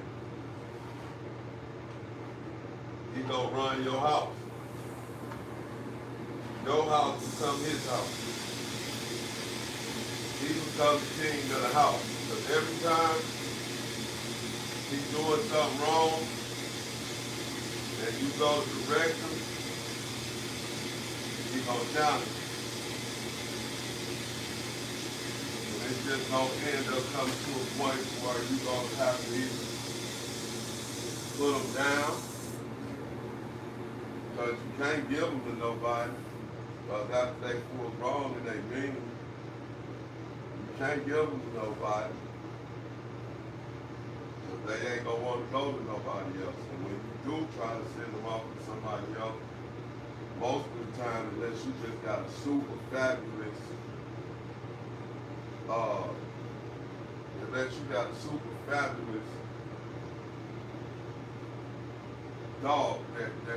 just don't listen with, a super fabulous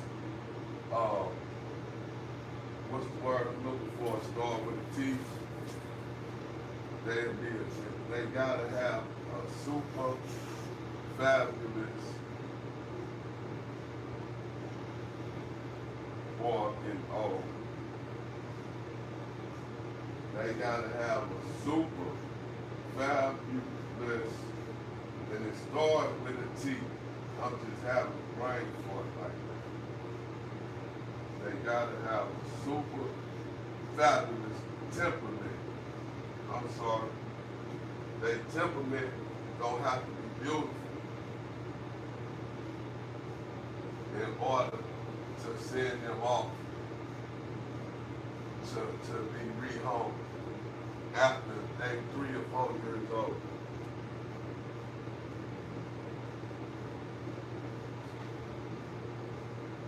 I always chose against that with pit bulls and with any strong breed dog. I don't ever recommend that you rehome a grown dog to a new family. Even if the dog nice and been nice all their life and been nice around people, that move, first of all, they give them separation. It makes still wonder why they ain't still with you. And now they with this new person. And this new person got a whole new crowd of people that come around. And everybody, oh, they cute, and you know, and they all look. At any time, that dog will poof. Because this is unnormal for him. And the only way they know how to react is with bite, with attack.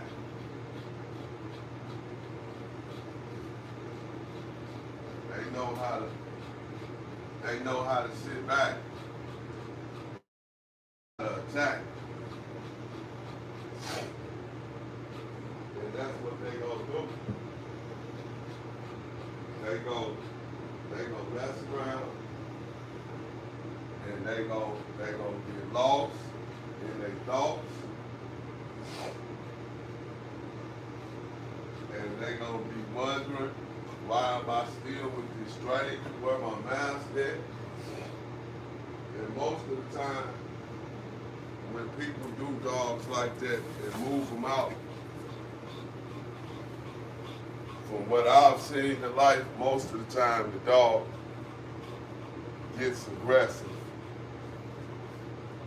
when you take them out of their natural habitat, meaning where they was raised at and the family they've been with forever.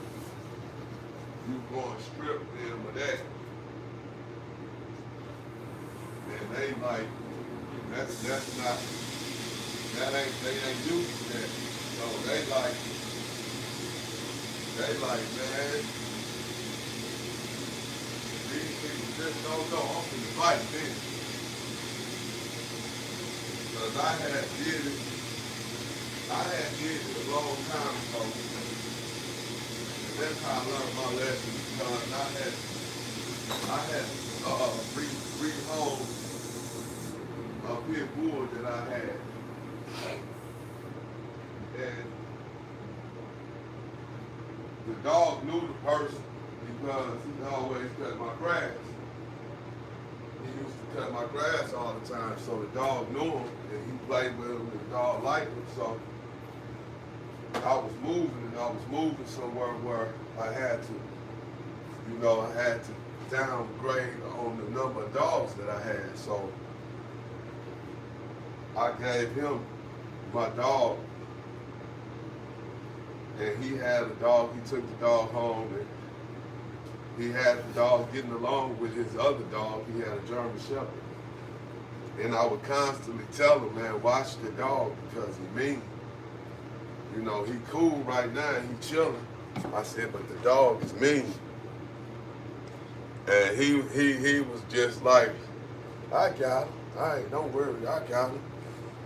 I got the dog getting along with the cat. You know, his mama had a cat. And so I come back over there one day, And I'm like, man, where's he at? I mean, his name was Rocky at the time. I named him after Rocky Balboa. Because back then, we was into letting dogs fight and stuff. And so I asked him, I said, man, where Rocky at? Because I ain't see him in the yard. And he said, oh, man, I had to get rid of, he called him Red, because he was a red nose.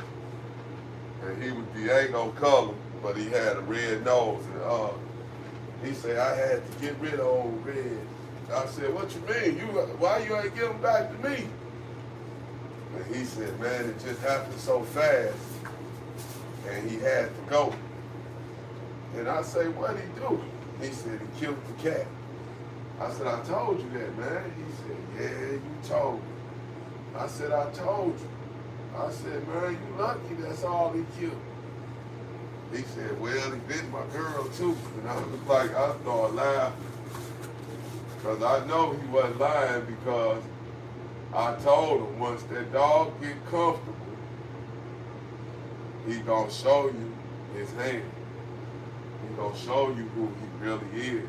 And I knew he was me. He knew he was me, but he just knew him. Now, if it would have been him, no people living with him, no more animals living with him, but he had a girl dog and they got along perfect. If it was just him and the girl dog and my old partner, he would have never had no problems. But that ain't what happened. He had, it was too much traffic around him. He was missing the pack, because I had him around. I had about 4 or 5 dogs at the time, and they all used to be around each other. So he was used to being with the pack, you know. So, and then once he wasn't with the pack no more, it must have confused him, and it put him in a place to where he was like, hey, no, I'm finna act the fool. I'm finna show y'all what I do. And that's what he done. And he did, right? But I told him he was gonna do it. But he assured me that everything was gonna be okay. He had the dog, and it wasn't no problem. He had it, but I got it. And he didn't have it. He fooled me and made me think that he had them too. I'm like, all right, you got him. I'm like, that's cool. That's what's up. Boom, boom, boom, boom, boom. Then I looked up. Come on, watch out, man. Boom. And I looked up. And he didn't have him. He didn't have him. He really didn't have him. He had him a little bit, but he ain't have him like he thought he had him. And so the dog showed him, like, okay, let me introduce myself. Diego, no. I just told you, no. You're not going outside yet. I gotta go get the other puppy. You've been out. Stay turn. So why don't you go somewhere and go have a seat? Because I know you ain't got to use the bathroom. You ain't got to use the bathroom that bad. I know you don't. So you need to go have a seat. And you need to chill out. You need to go lay down somewhere until I come back and get you. Then you can go, and you can go all across the world. And after that, but right now, you're gonna have to go sit down.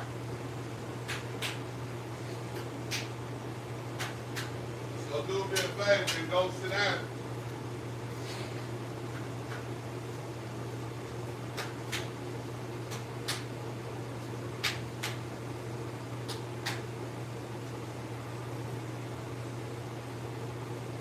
Lost without you, can't help myself, knowing that it is, loving is so real.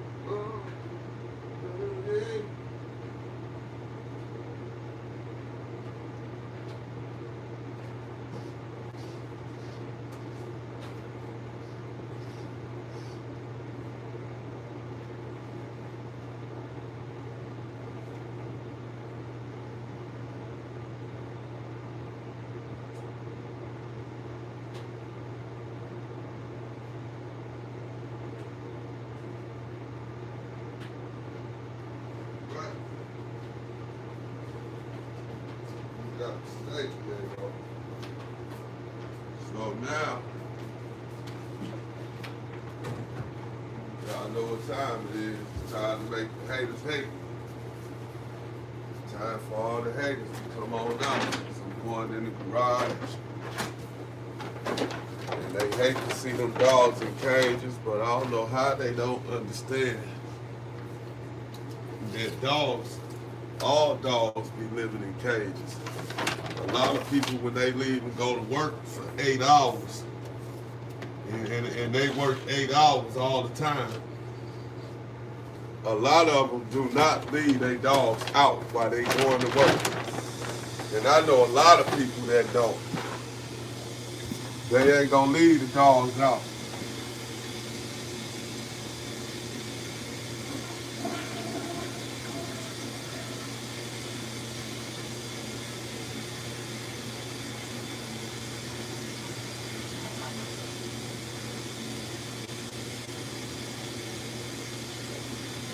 Yeah, a lot of people.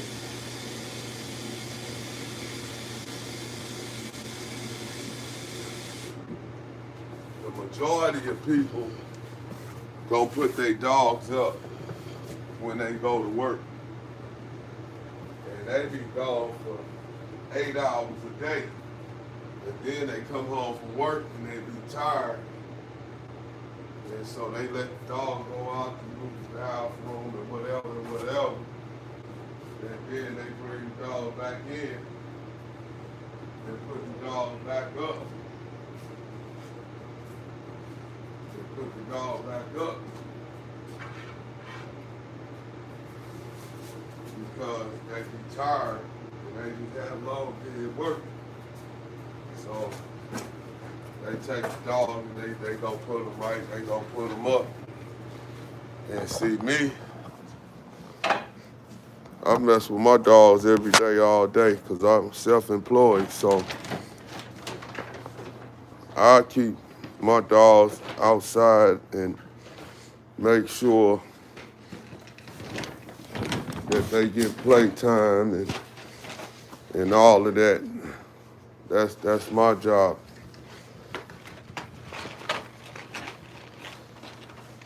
And I definitely do my job, so that's why I don't worry about what people be saying, because they'll get on here and say they gonna report you and they gonna do this and they gonna tell that. And that stuff don't bother me, because you're welcome to do whatever you want. Because one thing I don't do, I don't fight dogs. I don't harm dogs. I feed them. I take them outside. Some of them I walk Some of them I let just run the yard. It's all on that dog.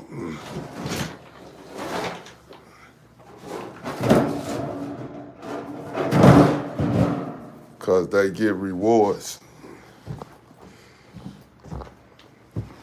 when they do certain things. And like I said, my puppies, they still being worked on. I'm still working on them. And believe it or not, they smart and they on a schedule. I keep them on the schedule. And they know it. And basically, if I don't call them trained, because they ain't trained like people used to, but they kennel trained, and they know how to,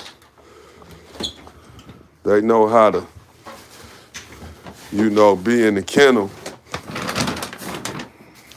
without having any type of anxiety issues or separation issues. They be cool. And then when they hear me coming, of course, they gonna start making a whole bunch of noise like that. They know what time it is. They know it's feeding time.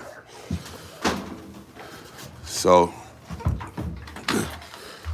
they out here and they waiting on me so they can eat. And get their section cleaned up.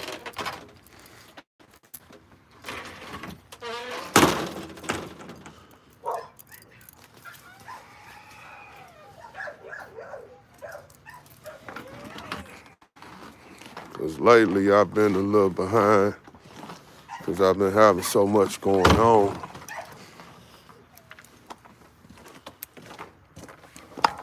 This water still froze. Nope. I don't need that. Thank God.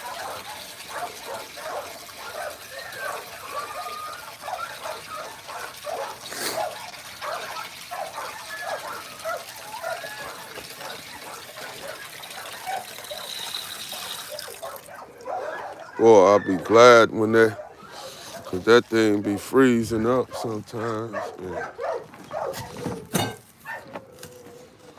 Here I come, y'all.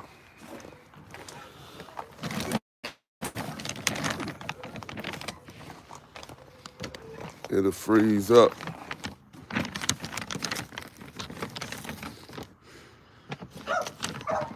I can use this bag still.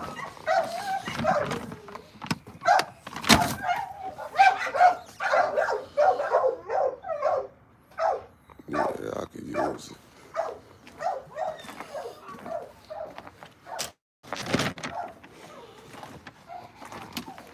So now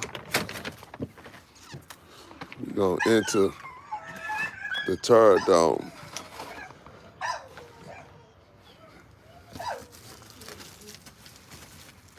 I'm gonna take this trash and throw it over so they don't tear it up. Cause they'll come out here and they'll tear it up.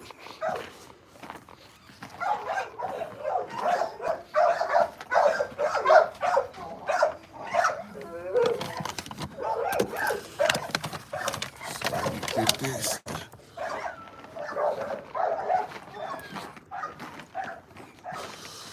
They gonna work you, but if you learn how to work them,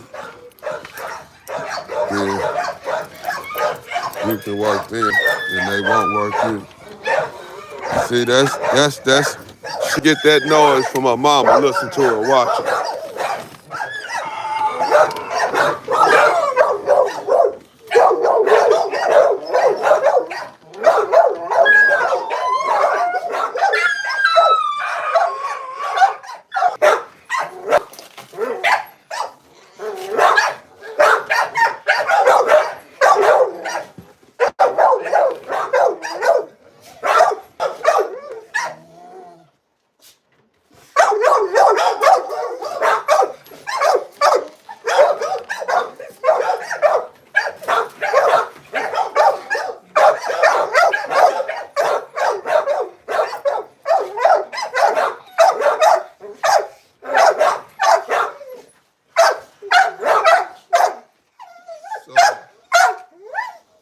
before I get started,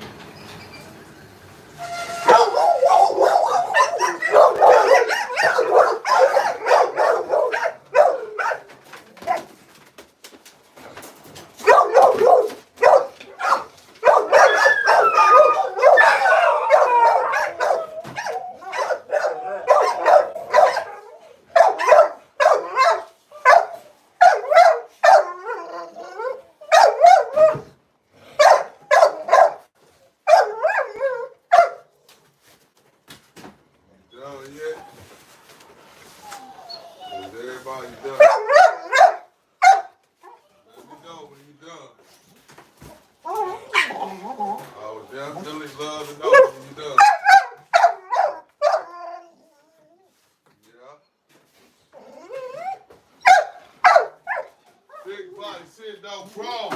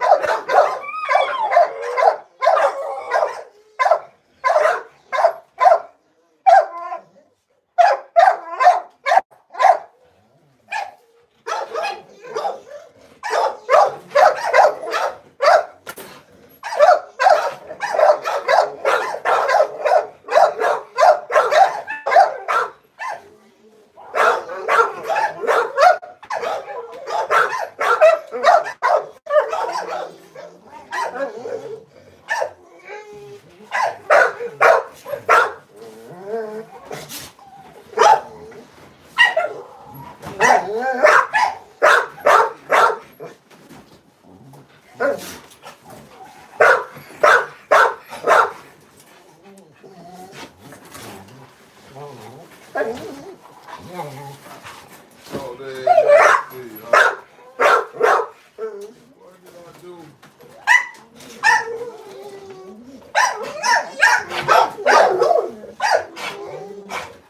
What did I do with that folded one? First one I put on.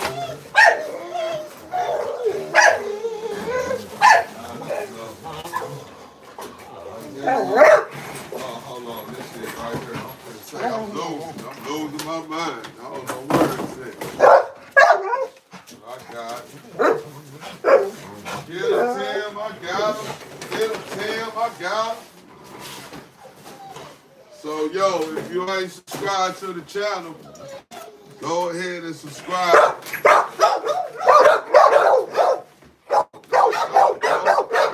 Don't be like the haters. Don't be like the haters. Cause I take care of these dogs. Cause if they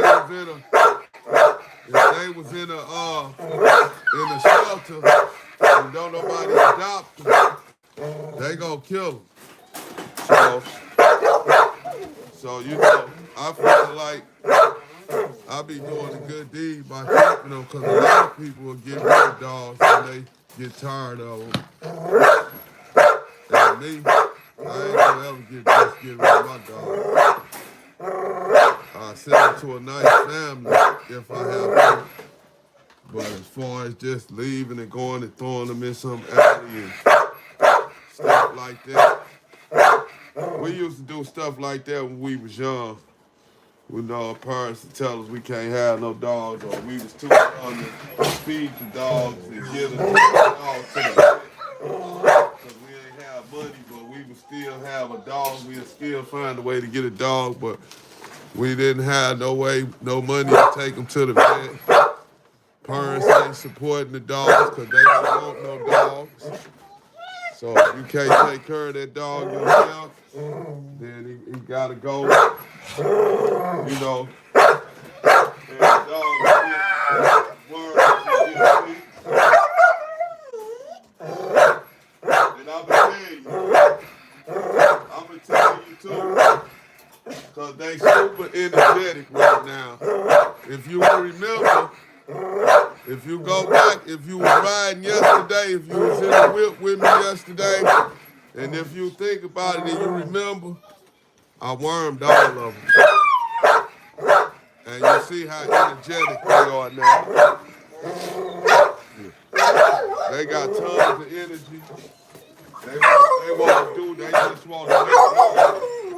So that kind of gave me confirmation that I believe that they had one. Because them worms getting their back.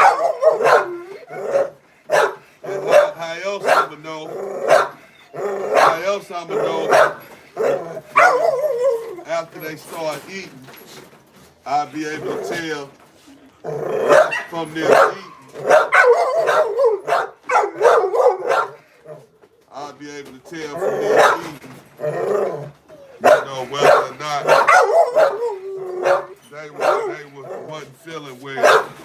Go on, girl. You want to go? Go. Go on out there. Y'all chill out. Come on, man. Turn to. Go on out there. So, you know,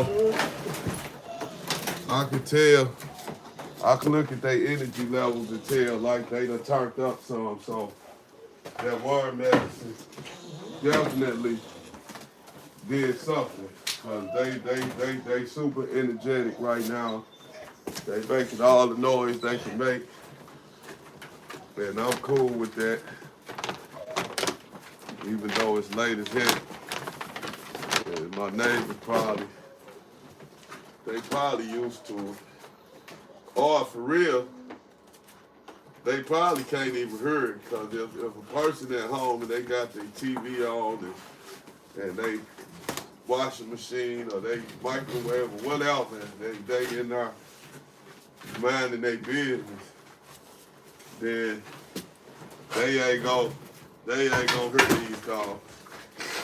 But if you gonna open up your window and stick your ear out just to see if you can hear them, then yeah, you gonna hear them. Yeah, but if you staying in your lane and minding your business, then you ain't gonna hear them. You ain't, cause I can barely hear them when I be in the house. If they do some barking, you know, I be able to hear them, but I don't be able to hear them just like, oh man, them dogs getting on my nerves. Nah. Now, if they was outside and they was doing this, then I can see a neighbor complaining.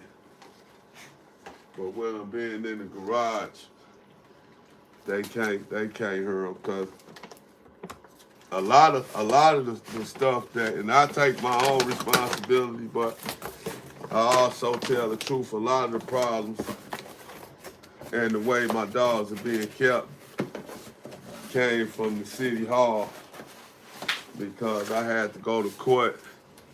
They tried to hit me up under a nuisance act and saying my property was a nuisance property, but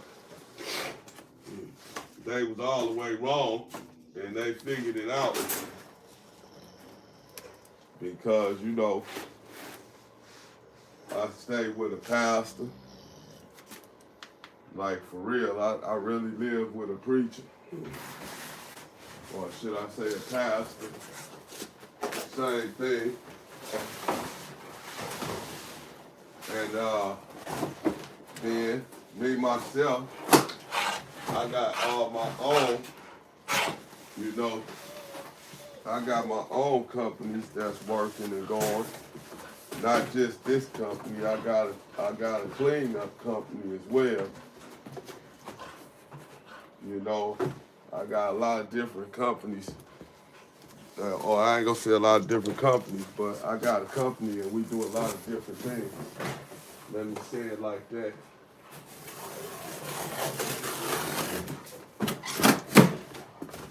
Anywhere from putting siding up on your house to cleaning the feces out your yard if you got a dog's yard. You know, we take care of all that kind of stuff. You know, if your dog needs washing or you want to get your dog groomed, you know, I actually, for a long time, used to do that stuff right out of my door. You can bring your dog over, and as long as it's not a dog that bite, then, you know, I work with them. I do not work with dogs that bite. Like, and when I say that, I mean like a dog that's weary of people that it don't know. If it's not just a friendly, good temperament dog that I could put under the water and he ain't trying or she ain't trying to jump out the water, and then since I ain't letting her out, she decides she want to bite me to get out. As long as it's not no dog like that, then I will take the job. But I will not take a job, and I'm just being honest. What Future say, I'm just being honest. I ain't gonna take no job in the dog bite. You know, I know muzzles, people use muzzles and all that. I ain't no fond believer in too many muzzles because, you know, they got cheap muzzles. Also, that the dog slip out the muzzle. You know, and get lucky and sneak out the muzzle. Then I know we got a situation after that. But I'm also trained and train myself how to shut down an aggressive dog. You can have certain people used like the mailman. They used to carry mace and stuff. But now, I want to say like most people, like law enforcement and people that come walk around and do inspections and things like that and gotta go to houses, gotta go to different people's houses. They carrying them tasers. They carrying electric. Electric, you know, electric is a dang old heck thing to get hit with. You know, you get hit with some electric, it makes your hair stand up in real life. You know, that ain't no gimmick. Like, you go, we used to go to these different science centers and we used to play with stuff like that. You go touch the electric thing and it'll make your hair go up on your head, even though they had it set up to where it wouldn't hurt you. But most dogs, I don't believe, can really handle electric. And if it can, he a bad mama jamma. That's all I can say about that. If he can take a shot, then he cold-blooded. But the thing about it is, what about when you stop shocking them? A lot of times, most of them are shut down. Most of them are shut down. But then,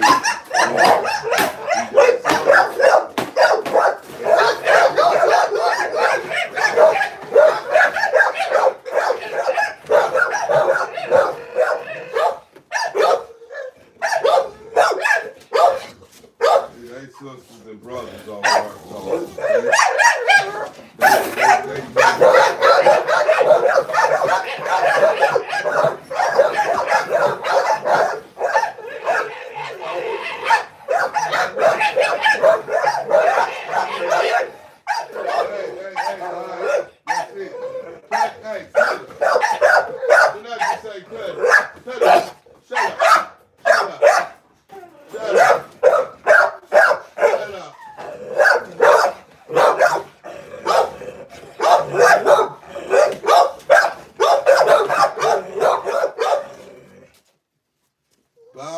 Wow, yippee yo, yippee yay, all the dogs in the house.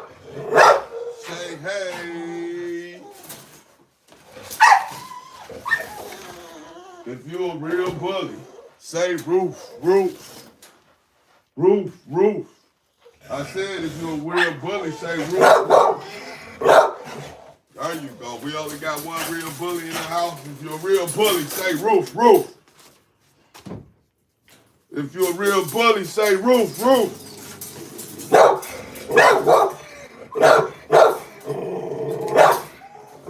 one real bully in her, huh? All right. Shouts out to you, boy. You a real bully. The rest of y'all just cartoon.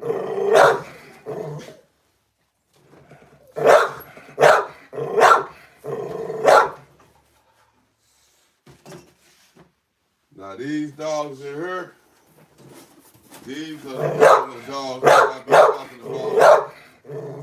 You gotta watch. I have to watch them, and I have to watch them good because they are actually, these dogs will bite somebody, and they will fight other dogs and won't have no problem doing it. It's like they, I don't know, I got them, when I got them, believe it or not, they was like they was born with hot blood and like they was just born to be wild. Like that song say, born to be wild. That's how they are. It was like they was born to be wild.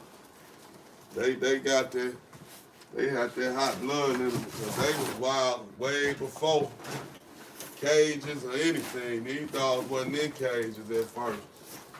The wildness in them is what got them put in the cage, along with the mayor.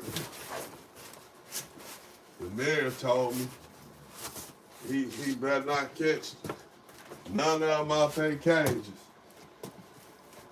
Cause I got a neighbor that just keeps some crap going cause she got a poodle, a standard poodle, and it's a beautiful poodle and it's trained. It's a service dog and she be worried about my dog doing something to her dog. But in all actuality, I need to be the one worrying because her dog come out and start all the trouble. If I look out the window when her dog outside and my dogs ain't out, her dog just stand at the gate and just look. He just stand there and just look and wonder when my dog's gonna come out so he can bark at him and bother him. And so I felt like, and they tried to make me put up a big old gate. They wanted a 6-foot gate. I had to put dogs on my house insurance policy. And it was a lot of little different things, you know, but I wasn't gonna put the gate up because the gate, it costs too much money. And I felt like, why should I have to put the gate up when she was here before me? So if y'all rules say, if you got a vicious dog, you gotta put up a 6-foot gate, you gotta get insurance, you gotta have a 6-foot pen, they gotta be on the chain. They just got all kind of different, and they want your dog in a kennel and on the chain at the same time. Like, that's just too much. And I was just like, I'm not doing all this. So they gave me a ticket and I had to go to court. And then my neighbor said my dog bit her. One of my dogs bit her, the dogs that's in the house. She said jump the gate, bit her on her foot, and ran back, jumped the gate and ran back into the yard. And you know, it was a lie because I was right there.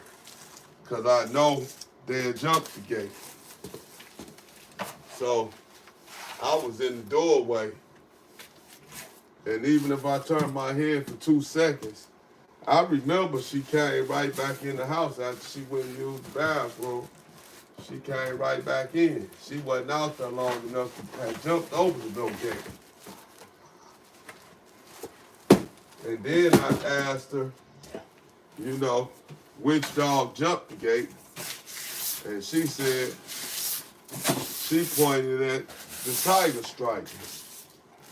And that's when I really knew she was lying, because Selena, she ain't know how to jump the gate at first.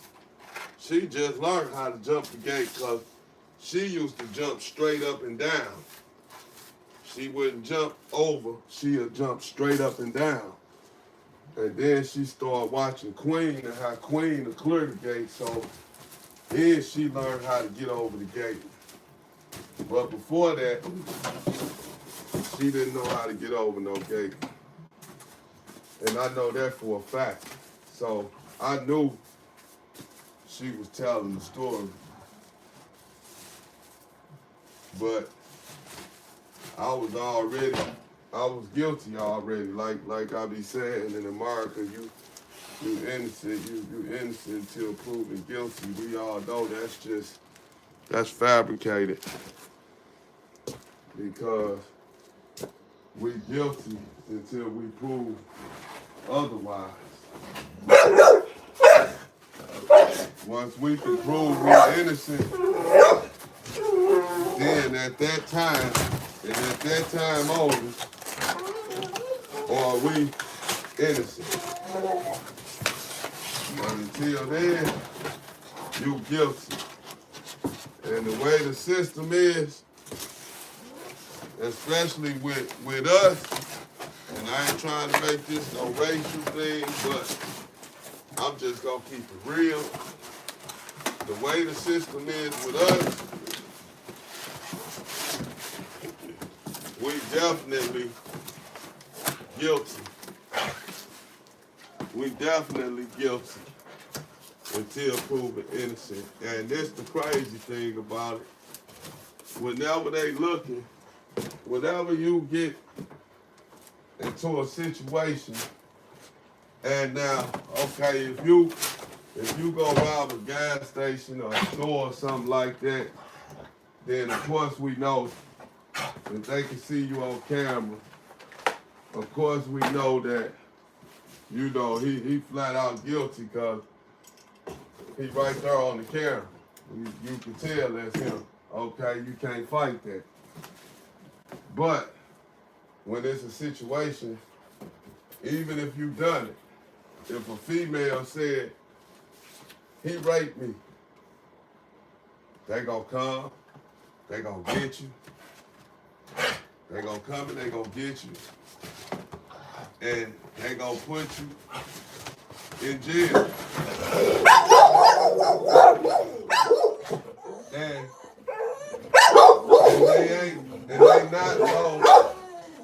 they not gonna never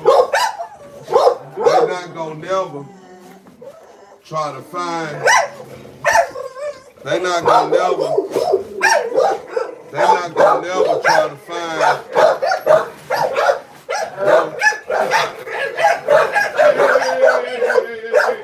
you need to cut. You need to cut.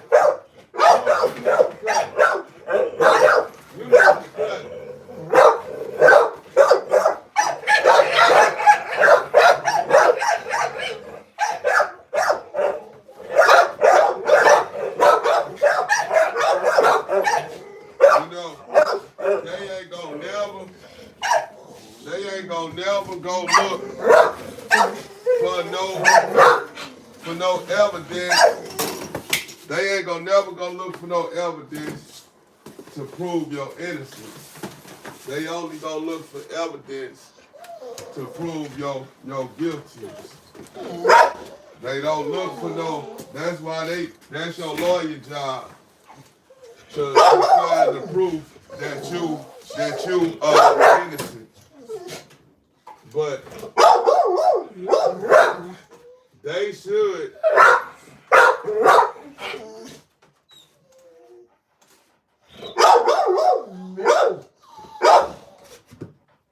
should be trying to find evidence as well to show that you're innocent, just as well as they want to show you that you're guilty.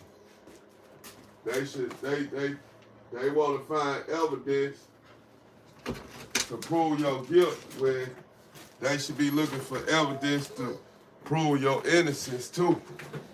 You know, they ought to be telling the suspect, you know, how can you, what evidence you got for us to know you didn't do what this person allegedly saying you done? You know, and that's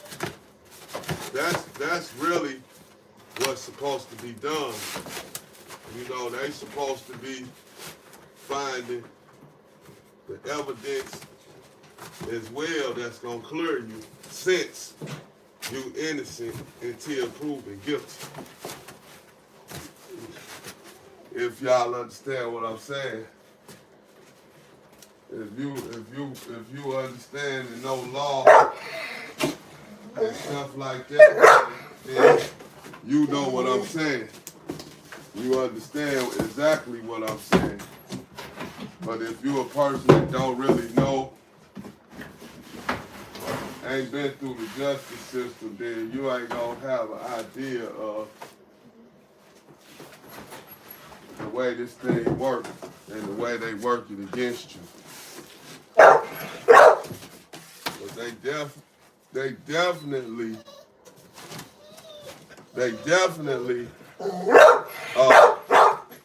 will work against.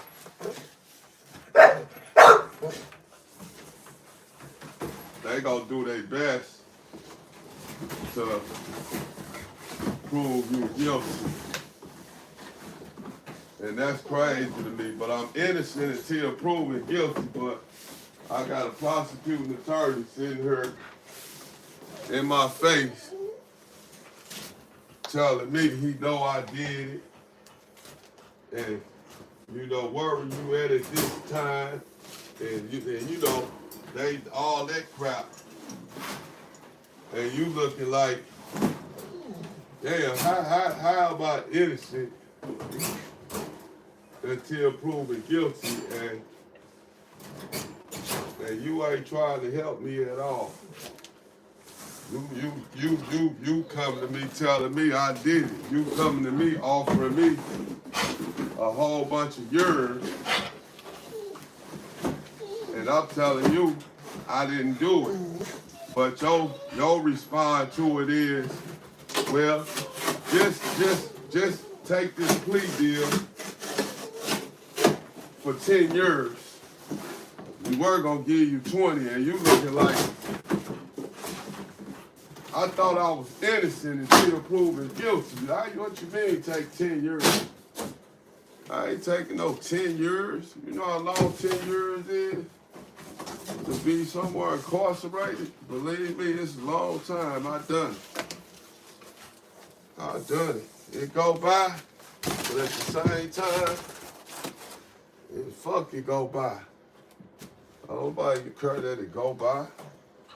That don't mean a thing to me. What means something to me is I'm innocent, and I got children, I got families, I got a mama. Hey, listen. And you want me to take a 10-year deal. You want me to sit here and say that I did something that I'm telling you I ain't do. But you telling me through the court of law I'm innocent until proven guilty. But here it is. You want me to take all this time, and you ain't even proved nothing yet. You ain't even got no evidence to prove nothing, but you pulling up on me, telling me we gonna give you a plea deal, and you take this time, you take this, and we gonna turn it into that.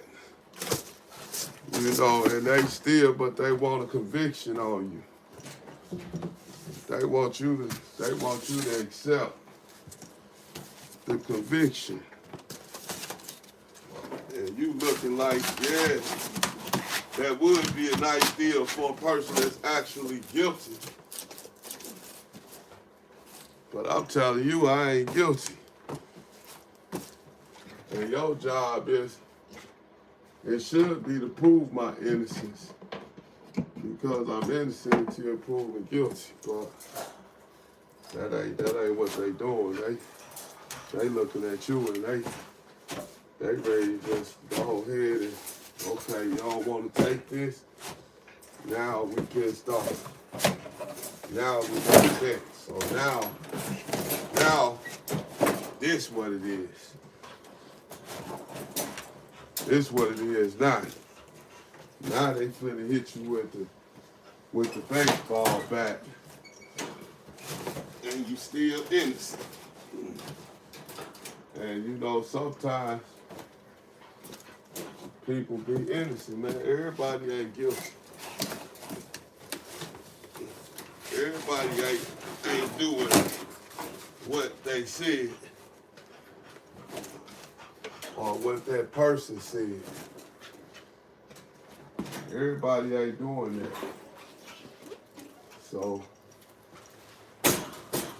that's the way they like to do you. But they so quick to tell you that you're innocent until proven guilty in the court of law. Man, never heard such thing.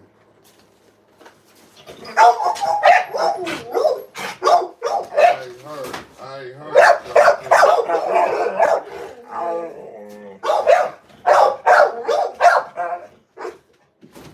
make y'all know it.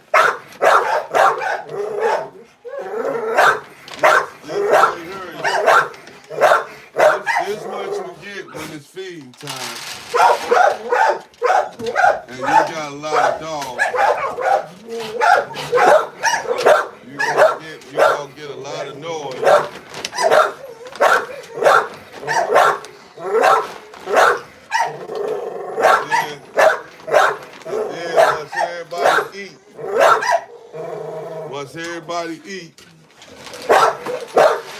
then they gonna be settled down and they gonna be quiet. And they gonna be ready to go to sleep.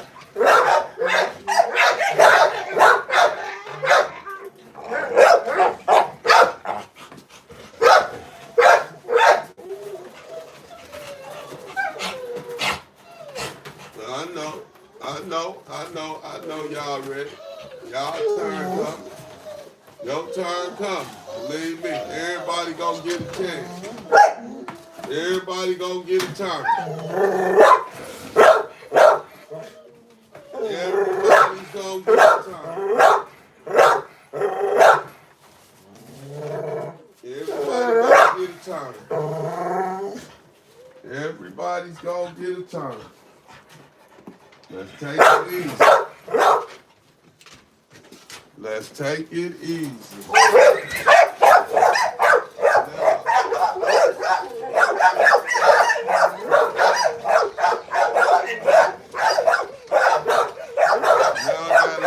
Killers there, they gonna really be loud now. So get y'all ears and get ready to cover them, because when these killers come. Come on, killer.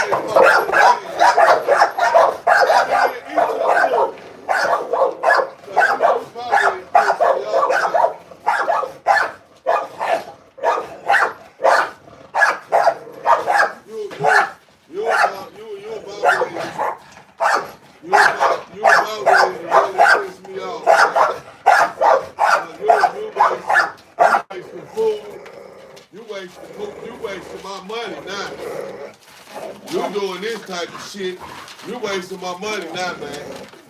You knocking over food and shit. You wasting money. Straight up.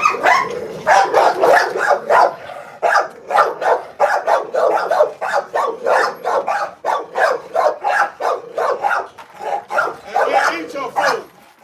Shut the fuck up. Shut up.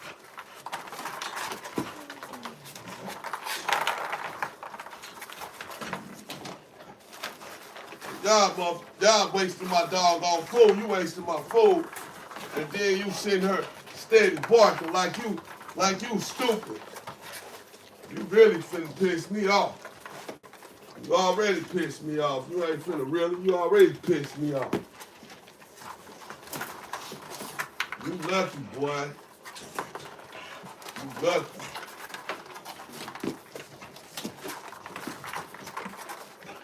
You lucky. Shut up. Shut up.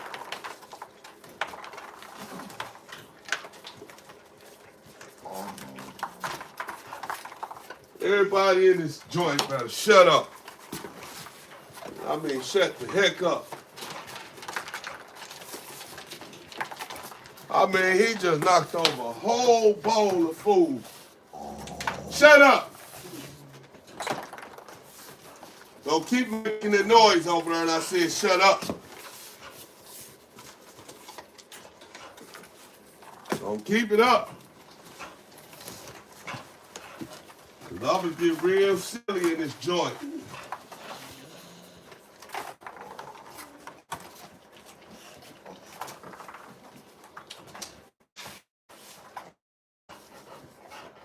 Look, shut up.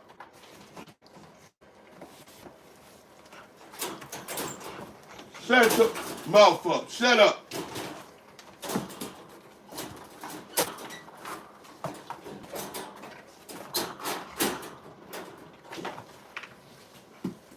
So whatever you don't get, that's your problem. That's your problem. Because I know it's some food up under this cardboard. It gotta be. You knocked over the whole doggone bowl. Almost everything in the bowl came out.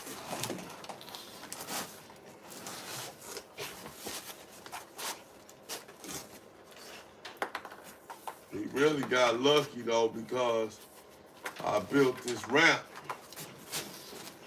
right here. And most of it rolled back down. But I don't know how much he lost because I got all what I could see up. But yeah, sometimes you gotta shut them down.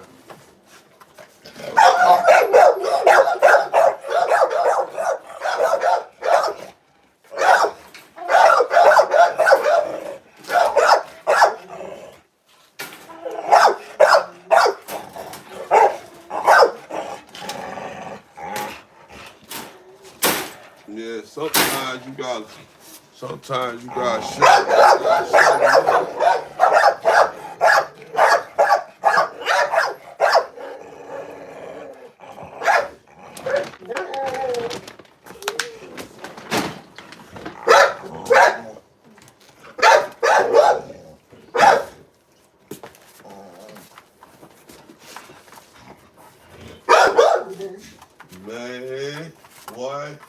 better shut it up too. You better get it quiet too. And you still looking for food because you ain't satisfied with what you had. But that's on you because you knocked it down. I ain't knocked it down, you knocked it down. And then you sitting at her smoke because you coughing and all that old crazy stuff because you keep on eating cardboard. You can't eat cardboard. Cardboard is not no healthy food to eat.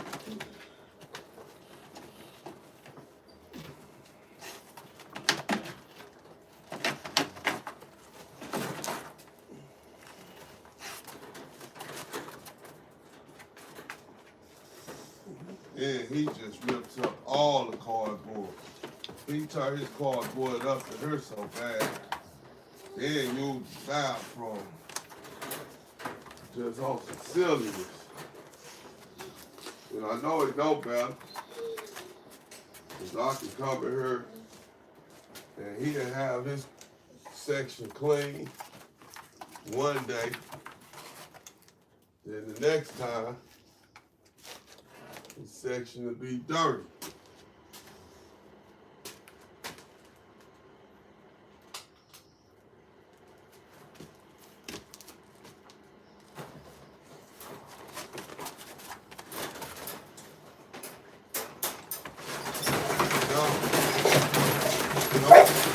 Outside, go. Get out. Get out. Whoa. And you, hey, sit down. Or go chill out. Stop. If I ain't playing with you either, you better sit down. You ain't gonna get on my nerves today. You ain't gonna get on my nerves today. I don't care how hard you try. It ain't gonna work. I'll be glad when the winter time dawns, so I can put these dogs outside. Put them on their chains, and put them outside. Because in the summertime, they all outside. Ain't no hanging out on the inside. Ain't no inside hanging out. When the summertime comes, it's outside with chains. You gotta put them on chains. Because if you don't, they'll be all over the neighborhood.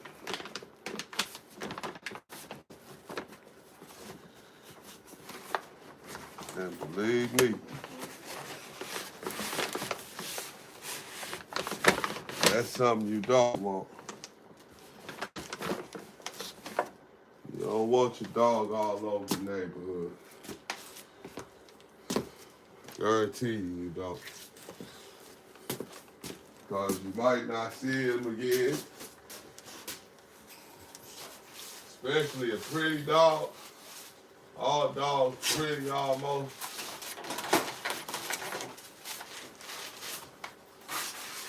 But you ain't gonna walk.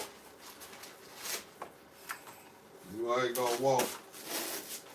You don't want your dog all out missing.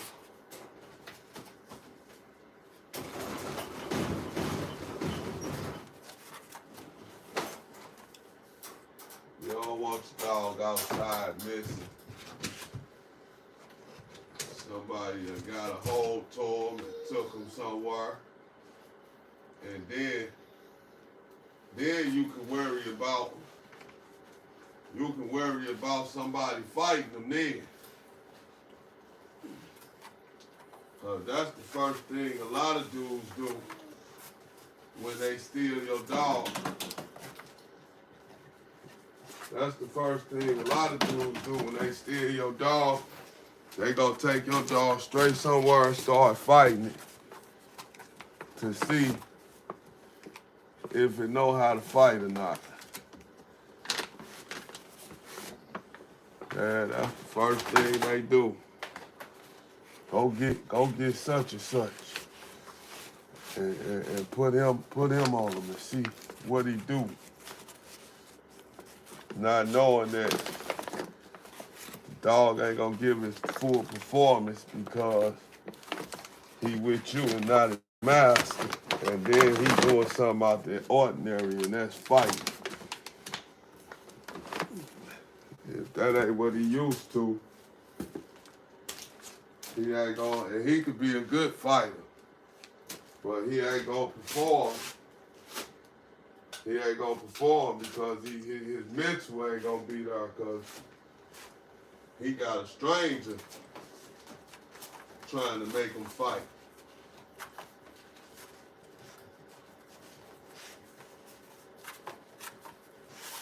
He got a stranger trying to make him fight versus his master making him fight. He got a whole new stranger trying to make him go do stuff, and he gonna be confused because he like, man, what's going on? Where my people at?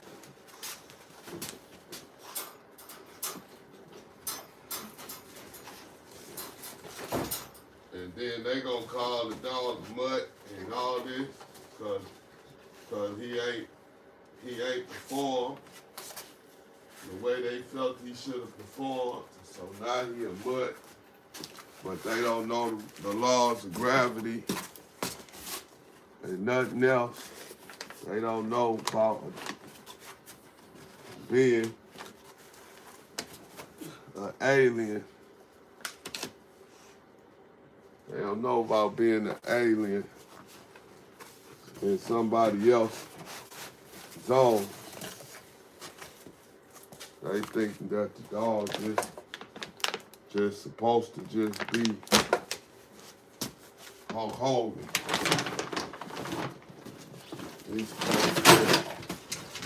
He's supposed to just win. No ifs, ands, and buts about it.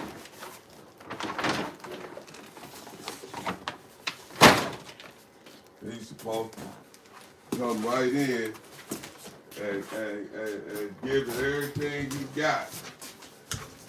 And he don't know you from a can of paint. Most of the time, they gonna bite the person.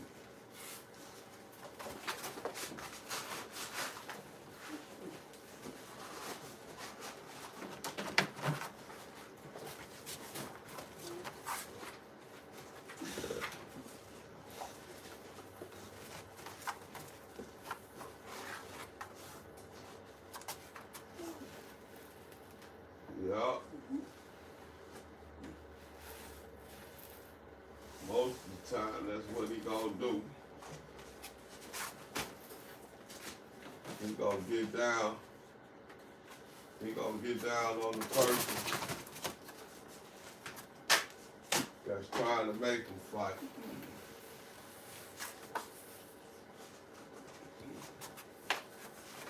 I know that's what I'd do if I was a dog. And you come and get me and start trying to make me just fight out of nowhere, I'm gonna bite you. I'm gonna turn around and I'm gonna bite you because you the one got me in this whole awkward position.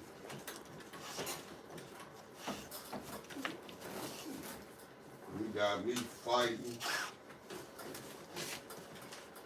There's all kind of strangers around, folks I ain't never seen before, and you want me to go in here and fight this dang on dog.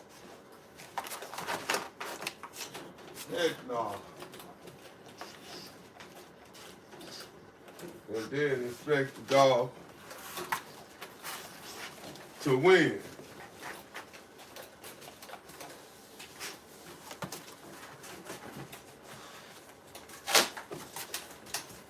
You also got situations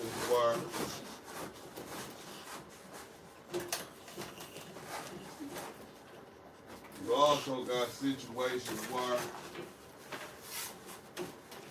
your buddy or somebody you know in the neighborhood been around your dog and done seen your dog and done seen them fight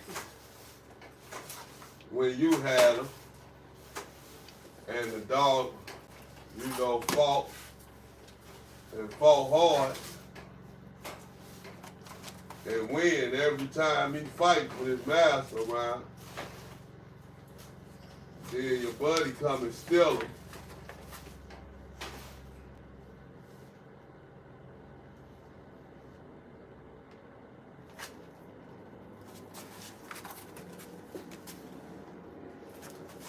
Your buddy come and steal him and go try to take him and make him fight.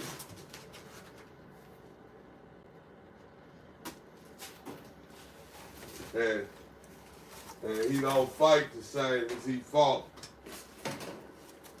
with your buddy or whoever, it's supposed to be your buddy anyway. He go bragging and telling somebody, oh man, I'm finna get a pick. He already got the plans on stealing your dog. And he like, shoot, I'm finna get this pick. And hey, he know how to bang. He a stone cold killer. And you go get him and bring him back to the area. And sure enough, you try to fight the dog. The dog don't even, the dog ain't trying to fight. Cause you there. He don't want to fight cause his master ain't there. So he feeling out of place. And he ain't gonna fight. He ain't gonna fight like he had fought once again when he was with his master. They not gonna put that same energy out there because they confused. They confused and they trying to figure it out. Like, why the hell am I hurt? And why is this dude trying to make me fight with this dog?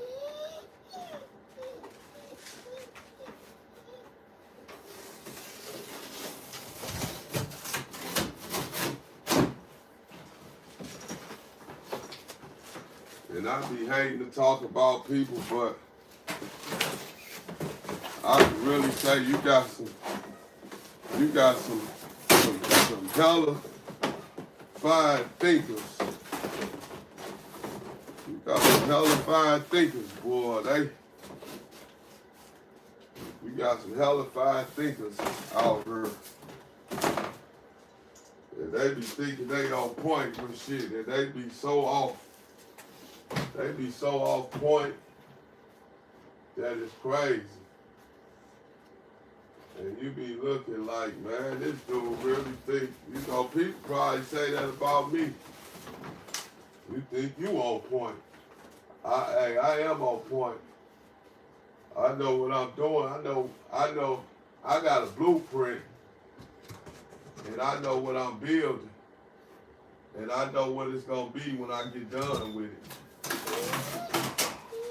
You may not like it right now, but I guarantee you in the future you're gonna love it. And what gets me is all the people that come on YouTube talking stuff, dissing, and saying the way the dogs living, they don't like it. Don't none of them offer you no helping hand, and you got ways that they can help you out with, and they won't help you out. They just talk about you and say, oh, them dogs living like that, but ain't nobody donate. It ain't gotta be money. Send the cage. Send the kennel. You ain't gotta send no cash. Donate some kennels. You know, donate some dog pens. Instead of talking about them being in a cage. Donate them some dog pens. And then, you know, and then you will be helping.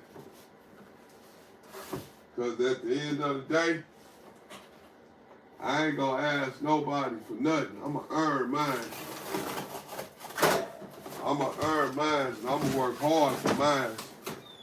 I'm gonna make sure I get what I'm trying to get. I got the same, I got the same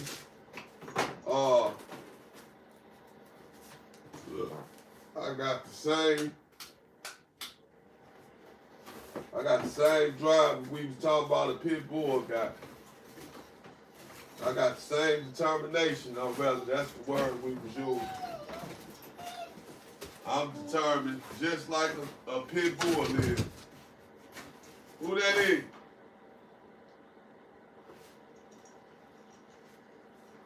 I got the same determination as a pit bull. So do.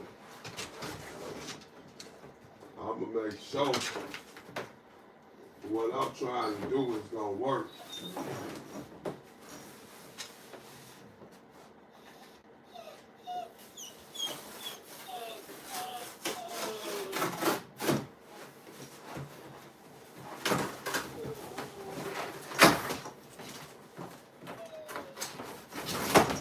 I'm gonna make sure it works. But if you got anything that you want to donate for the cause, man, you welcome to send it.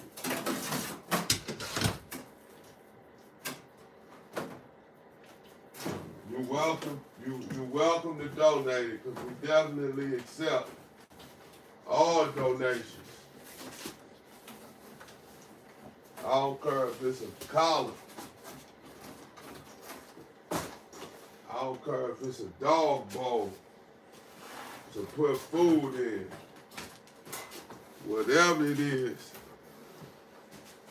you can know that we accept donations. So do.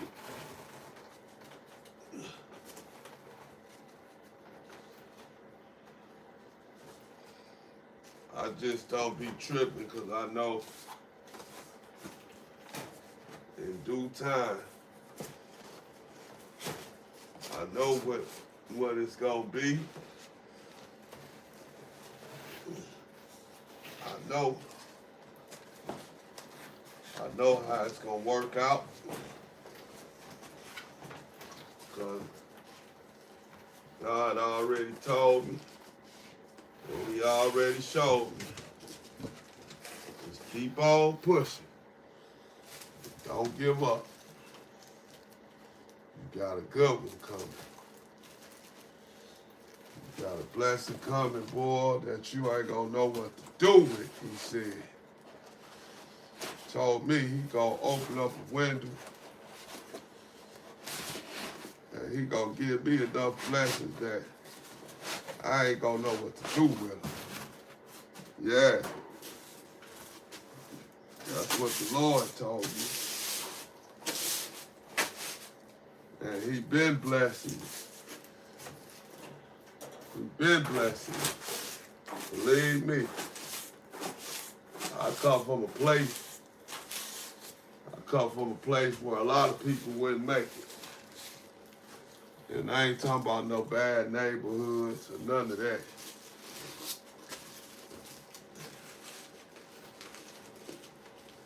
I'm talking about a place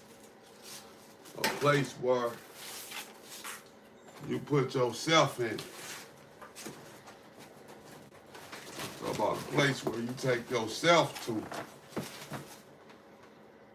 And you put yourself in it. Yeah. That's what I'm talking about.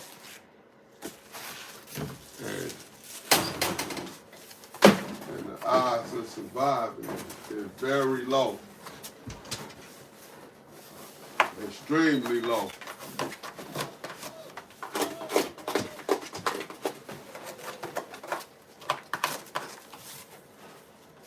Yeah, extremely low.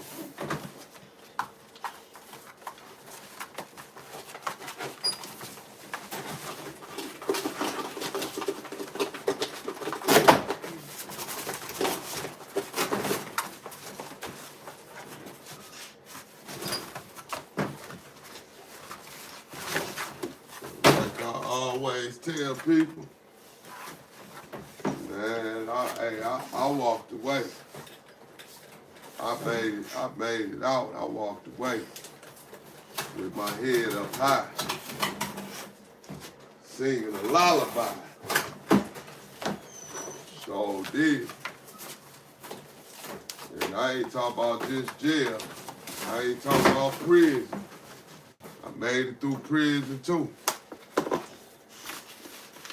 11 years of that crap. 11 years behind bars. 11 years.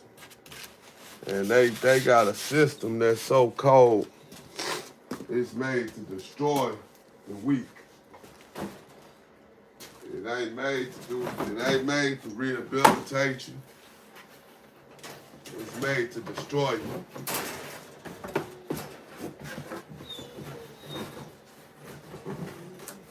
Yeah. It's made to destroy you.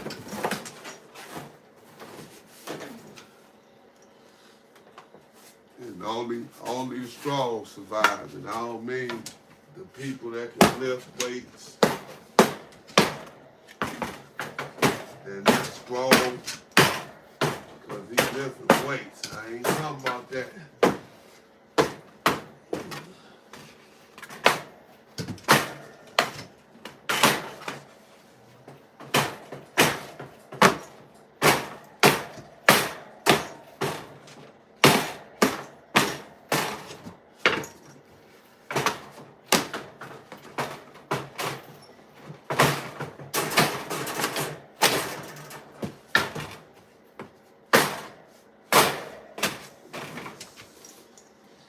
Yeah, I ain't talking about that. I ain't talking about the strong.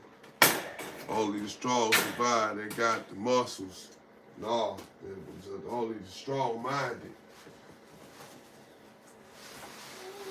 Only the strong-minded survive. Because you can have all the muscles in the world and a weak mind, and you will fall apart. You'll just be a big old buff person. You'll just be a big old buff person that fell apart. Right and simple. You have a muscle, every muscle in your body can pop out and be, you can look good. Like Conan the Barbarian on the sports league. You can look like that. And you wouldn't survive.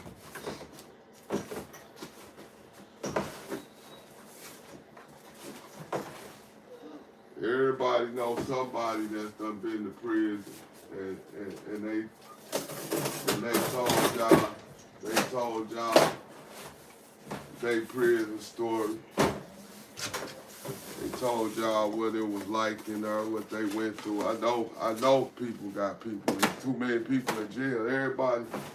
Everybody got a family member in jail, almost.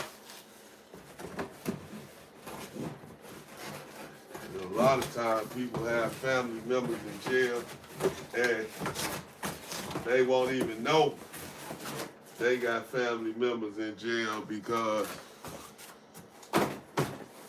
they don't want to be embarrassed about it.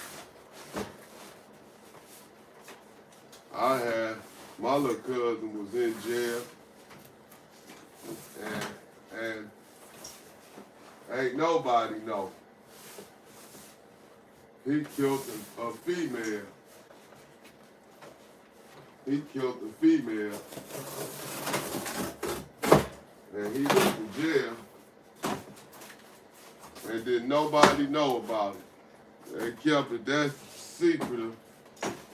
And then we bumped into each other on the same camp.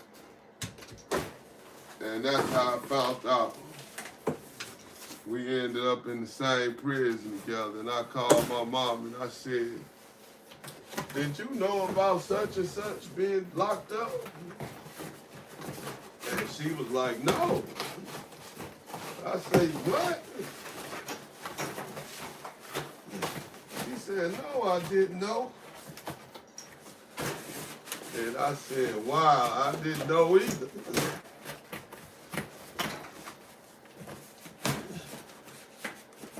But everything in the dark gonna do what? It's gonna come to the light, ladies and gentlemen.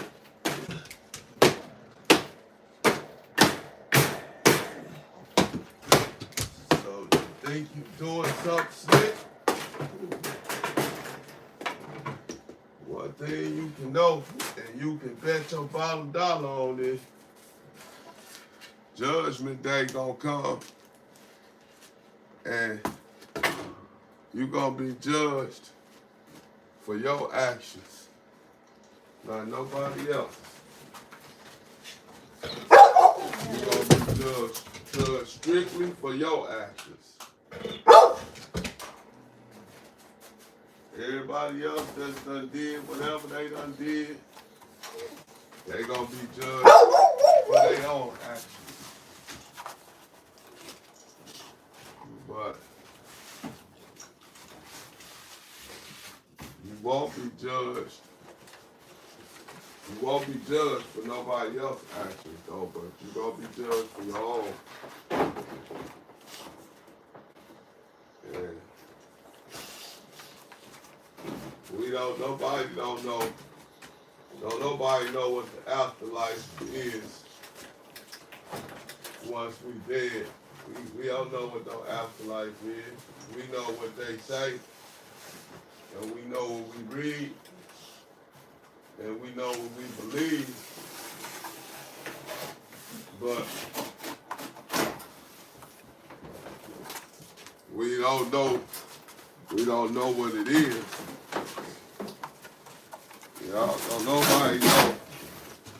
Don't nobody know what the afterlife is. Don't nobody know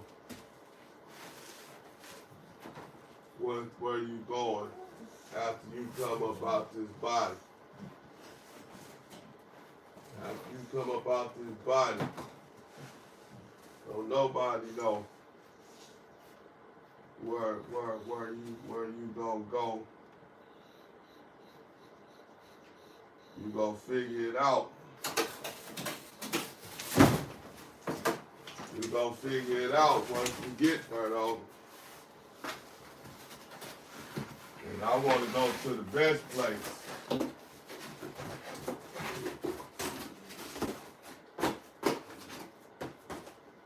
That's where I want to go. I want to go to the best place. I want to go to where the Creator is, so I can see who made all this stuff.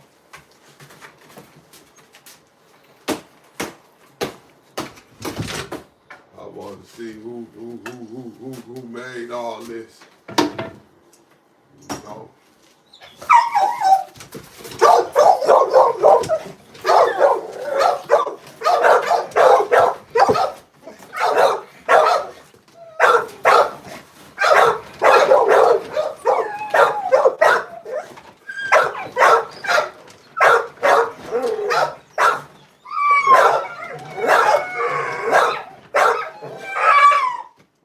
And now when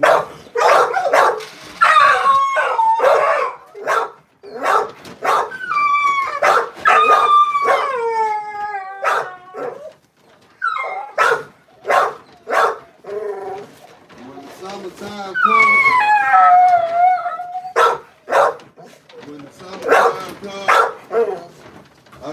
I gotta correct a lot of bad behavior. I got a lot of training on my hands this summer.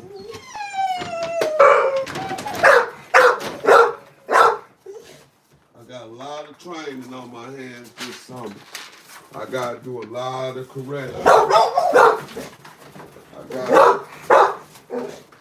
gotta do a lot of corrections.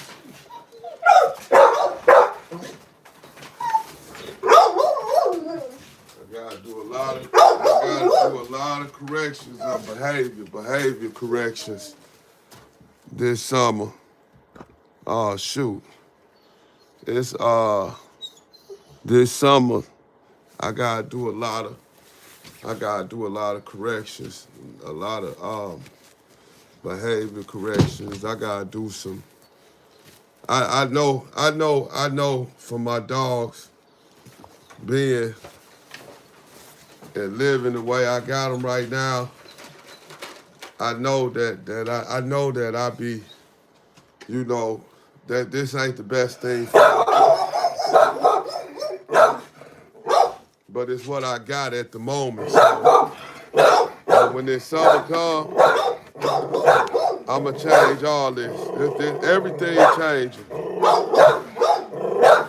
Everything gonna change. I got a lot that I'ma do, and I'ma take these dogs, and I'ma train these dogs. I'ma train just these and her.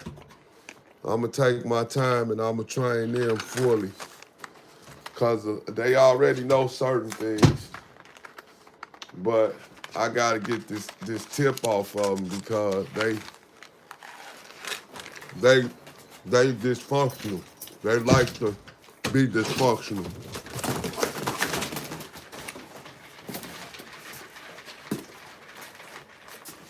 But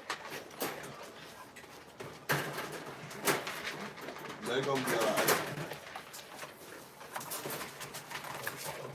all right.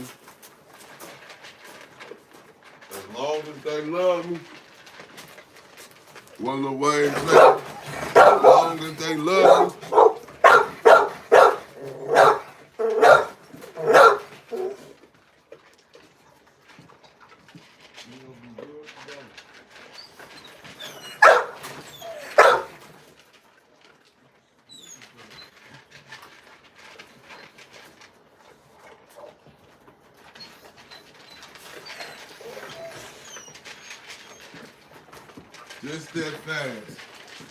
just that fast, the water was working and this stuff froze up. That quick. It was just turned on before I came in here. And now, it's froze up.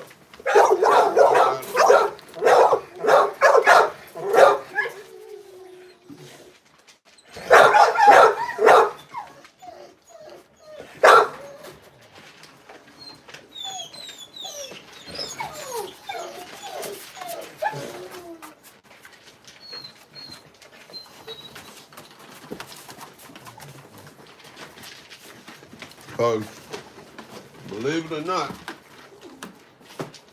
if you stay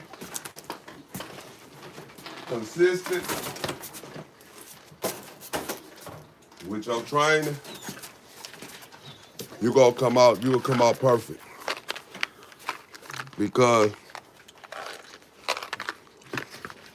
when I was in prison, I was consistent. Like,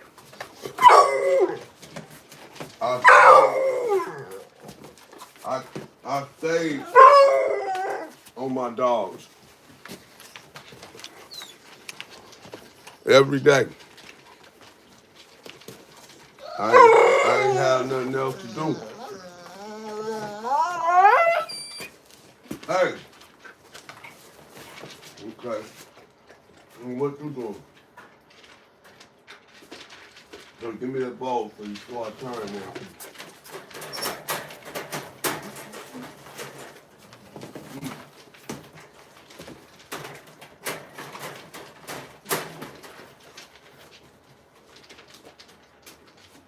Yeah, you stay consistent, and that's why it was so easy for me to potty train my dogs in there, because I ain't had nothing that I had to do. I mean, I was used to working stuff in there, but this prison, I could take my dog. Stop, girl. I could take my dog to work with me. We was in jail. They love the dogs more than they love the people in there. The dogs eat better than the people in jail, believe it or not. They spend a lot of money on them dogs in there. I'm talking about, they used to come back with baskets and baskets. I'm talking about the baskets you push around like a laundry basket with wheels on it. It'd be 2 or 3 of them, and they'd be filled with treats. They'd have so many treats in them to where you would be like, dang, all these treats? And sure enough, I used to pass the treats out. I hurried up and got that job, because everybody else was lazy. And you know, I'm pulling up on the woman that's running it, and I'm telling her, I'm like, hey, listen, can I pass out the treats? And she was like, you want to do that? I'm like, yeah, I love to. She was like, go ahead, yeah, you can do it. That's your job now. And boy, my dog always had treats. I fill up, man, I fill my dog, because we had a bag that they used to give us to put a certain amount of treats in. And man, I used to have so much of that stuff. I used to overload my stuff. And that's why my dogs was way smarter than everybody else's dogs, because I used to take a whole bunch of the treats. I used to give everybody a bunch. You know, I gave everybody a fair share of their treats. But I used to get me way more than my fair share. And I used to train them dogs like it was no tomorrow. And when I tell you, I had some dogs that came in there, schizophrenic, scared of people, tail in between their legs, looked like it was no hope for them. And they used to, come on y'all, go on outside. No, come here. Get your ass outside. Go, get on outside. Hurry up. That sucker thought he was gonna bend me. You gotta be able to handle them dogs, boy, I'm telling you. Cause he would have ran that way and jumped all over. He'd been all the way down there by the garage door. If I was scared of him.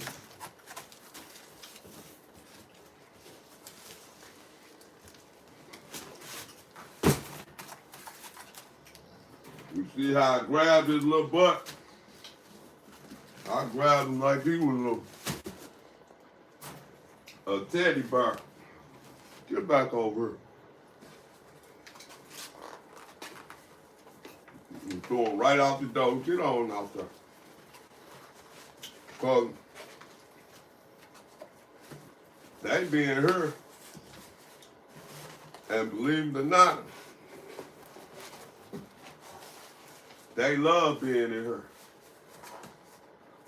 Half the time, if I send them outside by themselves, they gonna sit right there. They gonna sit right there by the door. And they ain't gonna move. They gonna be sitting right there, waiting on me to open that door back up. They gonna run out there, use the bathroom, and then after they get done using the bathroom, then they'll turn around, and they gonna stand right by that door until I open that door up. And when I open it up, sure, they gonna come straight in. And that's when it get dangerous. So certain dogs can't run straight in, because if they run past certain dogs,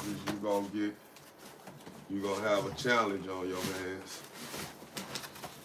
Cause they can't get to each other because of these cages.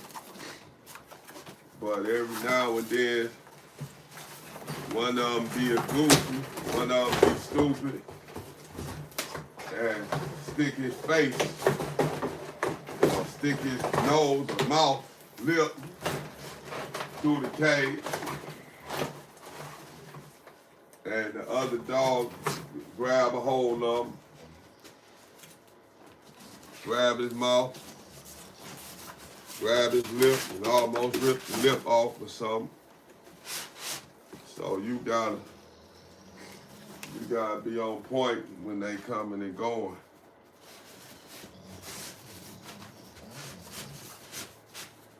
But when it be summertime and it feel good outside, that's when I really bring them out. I bring them out then. I have them all out there. I'm talking about all of them will be out there. Whole yard chained up with dogs in every corner on chains, and nosy back there be looking out her window. He be like this, probably got some them things, what you call them, some binoculars. But she don't need that because she got cameras hanging right up there. You can see them clear as day.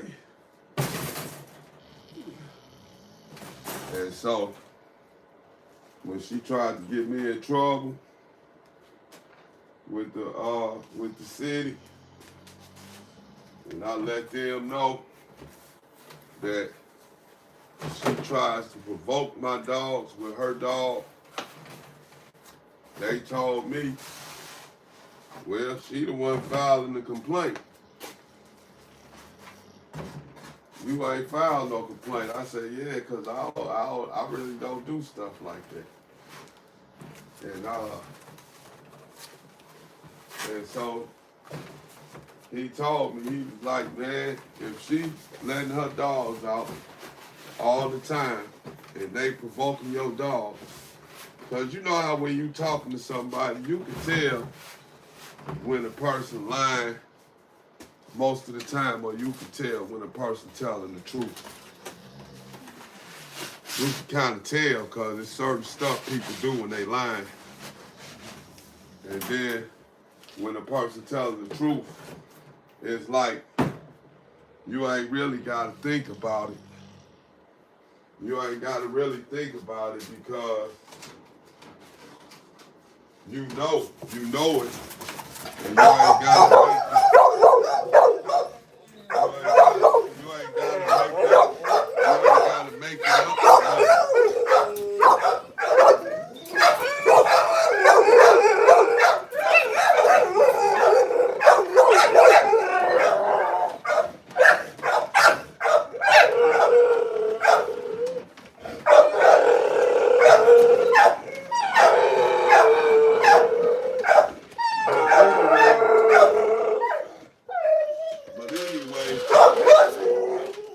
Point I was getting to is that he knew he knew he kind of knew I was telling the truth. And so he told me, he was like, you like put a camera up on your house. And then you can prove that her dogs is trying to provoke your dogs. All you need is a camera. And I was like, you know what? You're right. And we got a big old tall light in our back thing, you know, that the city put up. And it's back there to light up. It's back there to light up the area so you can see. And she called in and had the light turned off. They came out and they turned the light off. But it's the city light. So we called and we had scheduled for the light to get turned back on. And so we asked who had the light turned off. And they didn't tell us no names, but they were just like, it had to be, you know, somebody that lived next to it or whoever property is on. And it's crazy because it's on both our properties. So we was able to get it back on. And what she was doing was, when she turned it off, she'd come out there and be sneaking out there because it get real dark back there and you can't see her outside. And she'll be outside recording and taking pictures and stuff.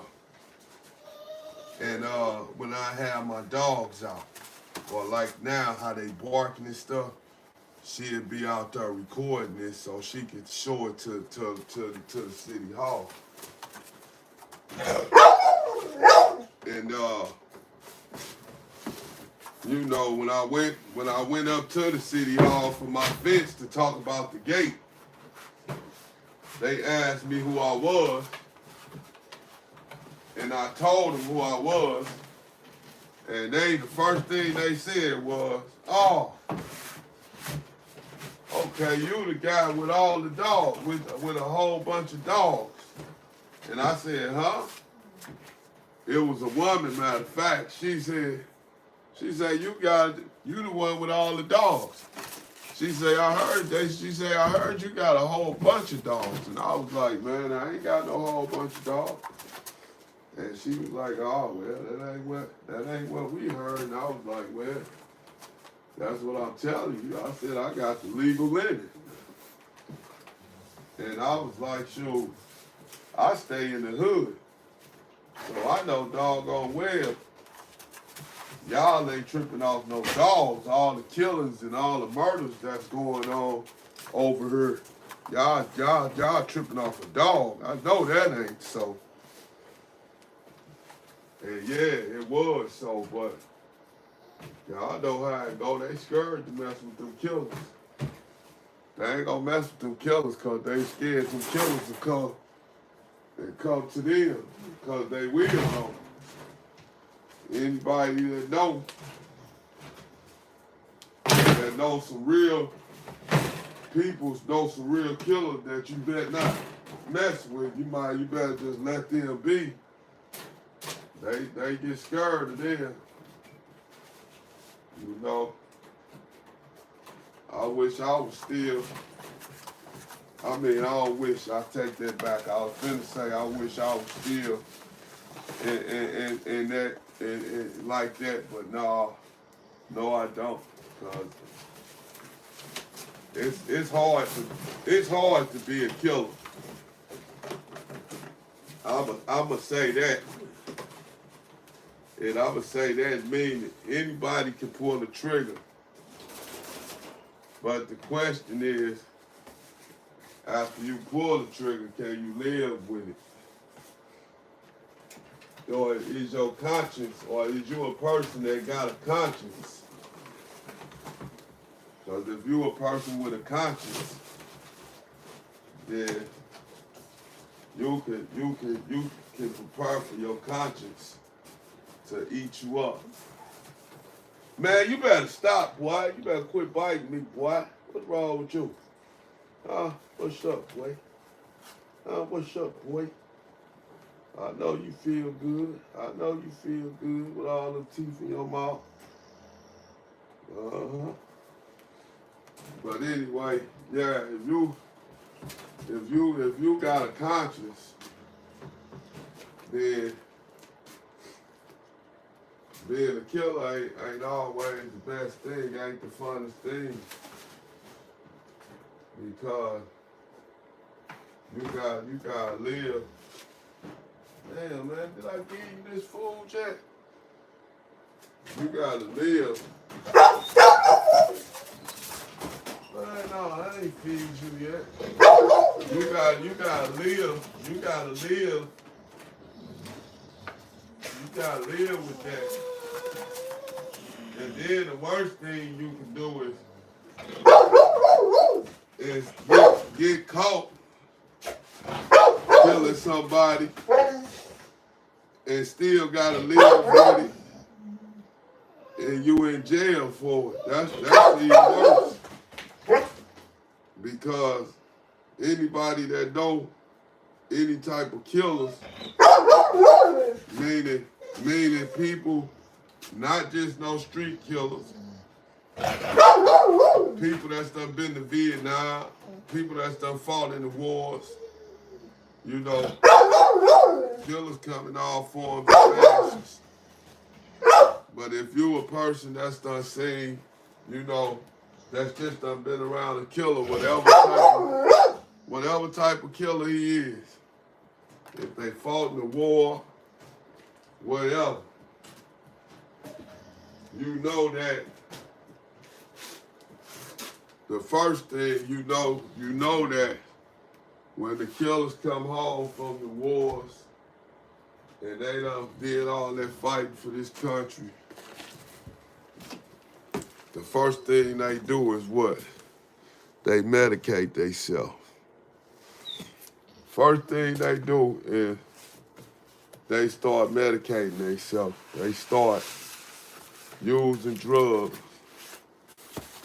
because they have nightmares and breaking out cold sweats and seeing, you know, and just seeing stuff, seeing things that's done happening. My uncle went to Vietnam and he told me he hated fireworks, right? He's still alive though, but he moved to Alabama.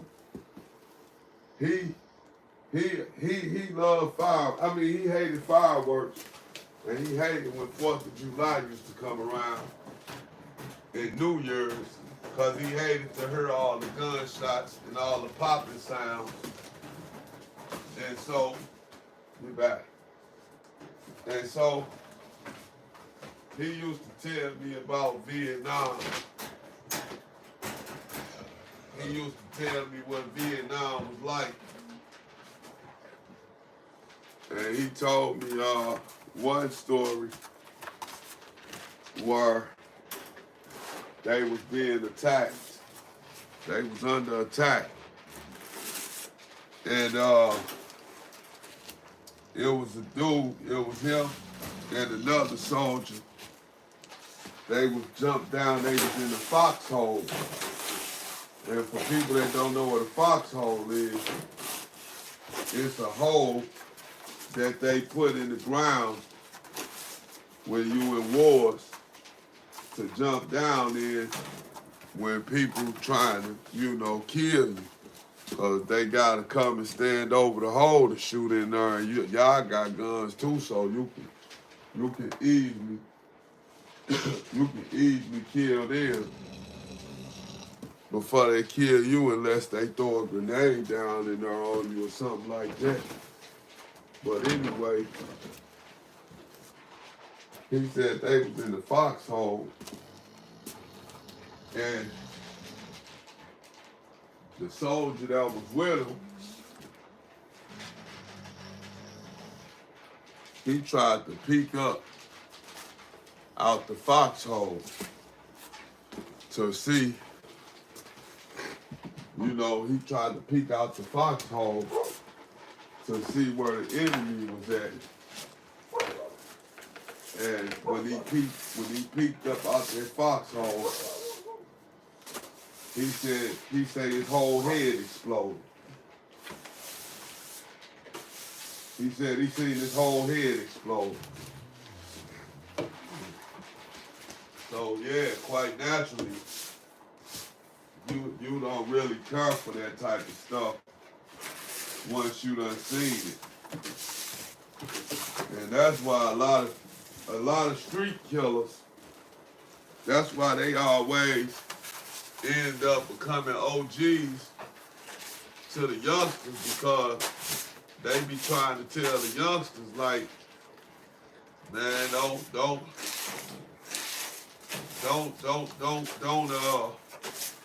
don't negotiate your soul, man. You know what I'm saying? When you start taking lives that God gave, you know, even though in the Bible, you know, I think it was David that was a killer. I believe it was David that was a killer in the Bible, and it was either David or Peter, whichever one it was.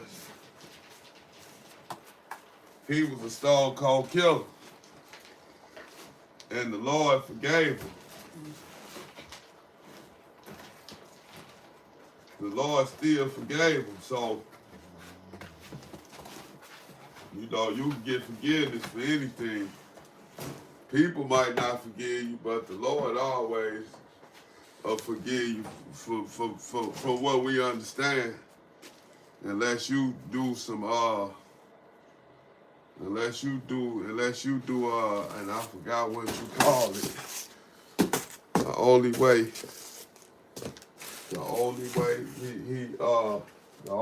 he ain't gonna give you no forgiveness is if you,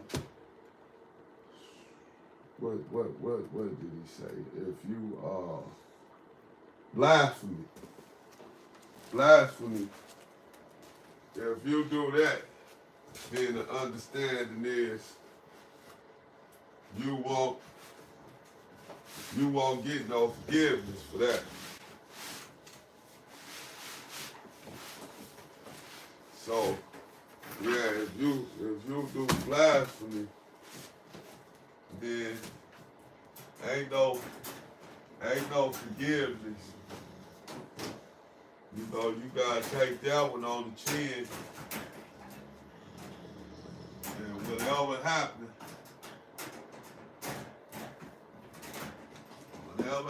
happened. But you know, you gotta wish for the best, but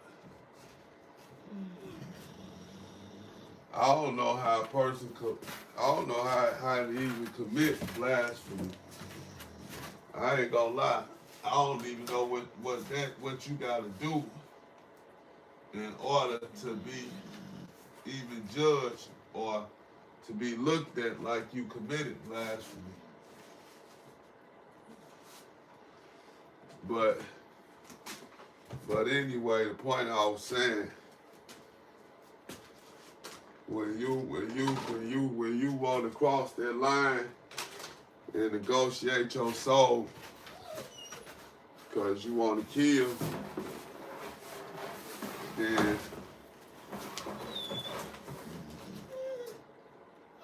and you want to negotiate your soul,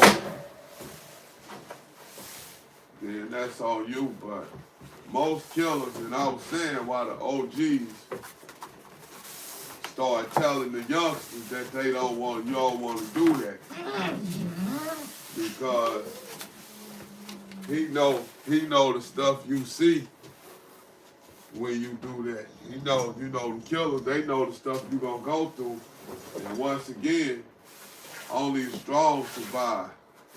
You might kill a person, and you might get away with it, but that person might hunt you for the rest of your life. Might always be in your thoughts. And I know when you first do it, especially if you look at a man in his eyes before you kill him. I know when you do it the first time, it really eats you up. I know it makes you cuss. All you gotta do is look at the people that you done seen in real life that's done it. You had people that kill folks. You had police that killed people and they just couldn't live with it on their conscience. And they went and admitted to it. They went and turned themselves in for it. Because it was eating them up. And I don't know why they did that. Because it's still going to eat you up. But some people just can't take it. They done had police officers, do stuff like that. Killed an innocent boy, and they know they did it, and the cop turned himself in. I done seen that happen before on TV, and then just being around when you from somewhere like where I'm from. If you from somewhere like Chicago, you from somewhere like St. Louis, LA, even Atlanta starting to get rough. But then what really blew me was when I seen them dudes in Canada.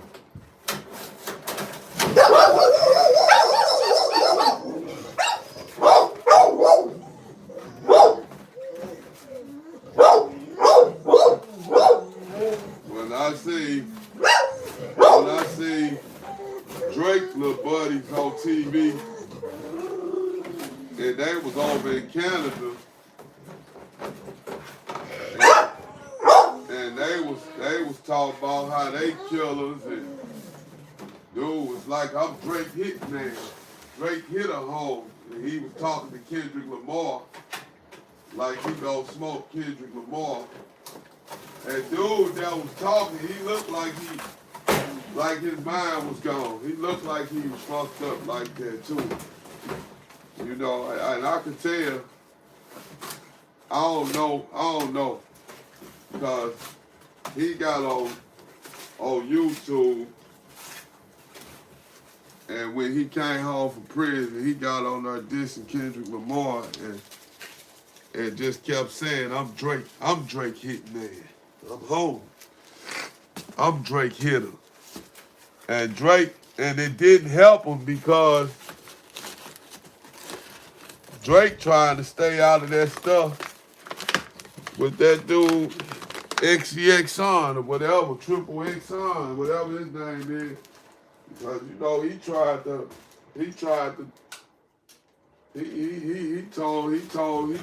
everybody that if I die, Champagne Poppy did it. So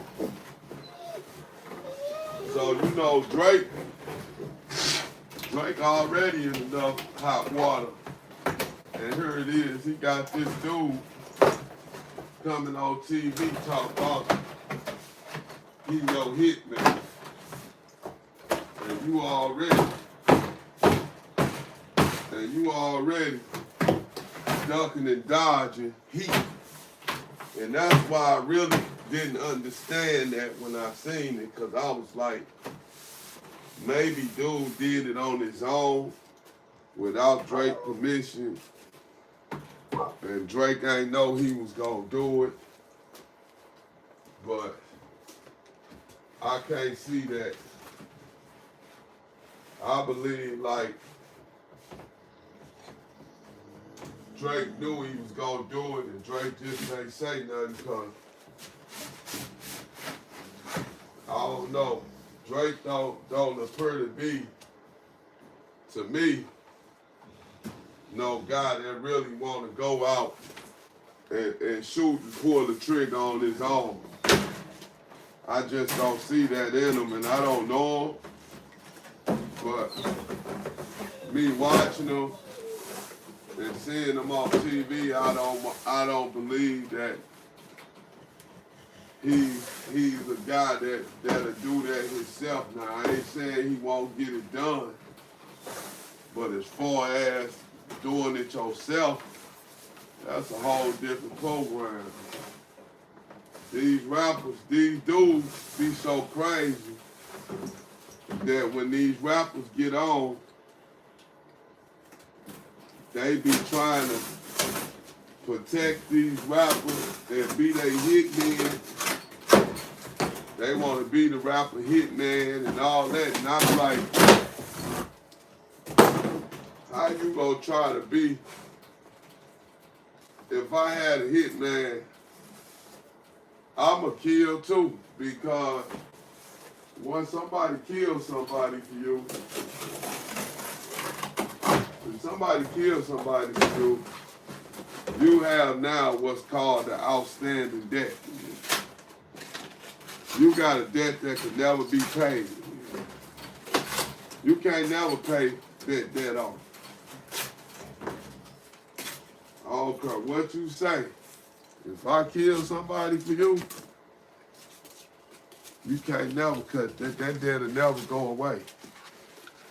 Especially a person like that that's got a whole bunch of money. You're gonna forever be in debt with me. But if I know you a shooter, and I know you done put work in, and you ain't scared to nail something, and you came up and got the bag, I'd be your hitman then, and you wouldn't owe me nothing, because I know you got the nuts to put some work in yourself. So, with me knowing that,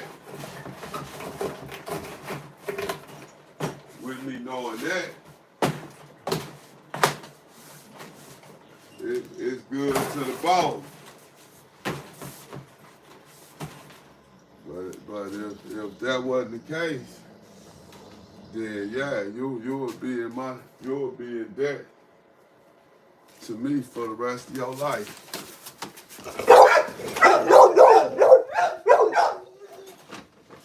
But dude got on there.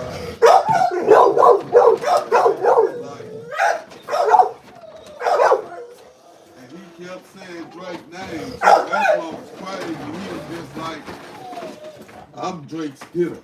I'm Drake's hitman. I'm his shooter. You know, he had his little Canada tone going. And he like, I'm Drake's shooter. That's all he kept saying. I'm Drake's shooter. I'm Drake's shooter. And I was just like, this stuff crazy. This stuff get crazy about a day. Like these dudes don't think the police watch this stuff, or you really that crazy where you don't care. That means he went to jail and did that time, and he ain't learned nothing in there. He ain't learned nothing. It made him worse. Cause if you don't rehabilitate your own self in jail, then you gone, man. It make you worse. It just make you feel like you slicker or you thinking more. Come on, Miss Mulatto. Go on in there. Get in there. See, that's why you always get in trouble. Get in there and sit down. Get back. Your little jumping self. You just jump all over everything, didn't you? Here I come, colors. You know it's your time. Chill out. You on your way out. And you know you ride solo dolo. And everything paid for. Ain't no solo. Come on, boy. Come on. Come on. Let's get in there and eat. Come on. Ready? 1, 2, 3, up. Good job.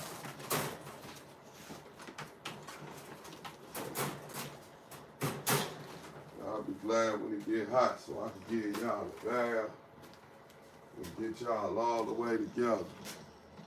Go on to eat, man. I'm gonna take your food. You better eat. You quit playing with that food. Let me go see some water.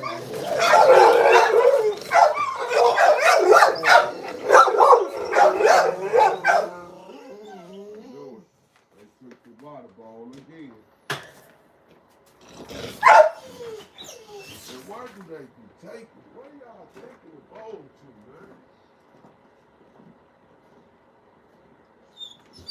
They done took the water bowl. They done took the water bowl. Ain't no telling where. That is like God.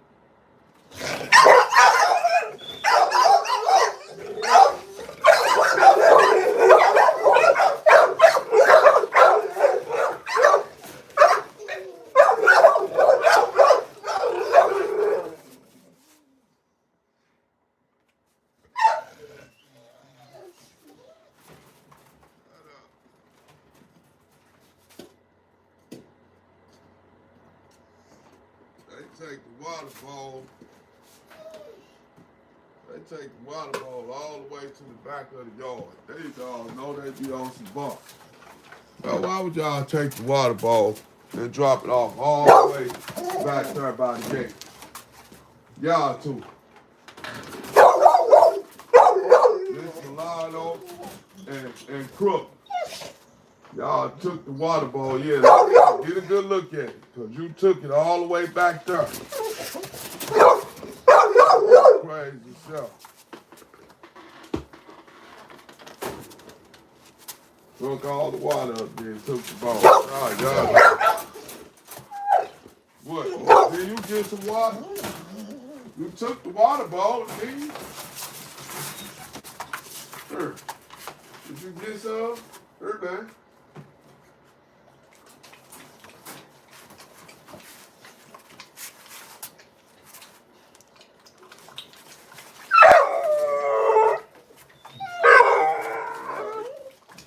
Yeah, you got some, because I know I filled it up before I let you out.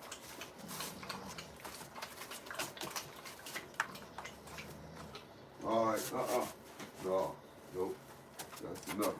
Because you would be in her, you can't hold it. Eat your food. Go on to eat, man.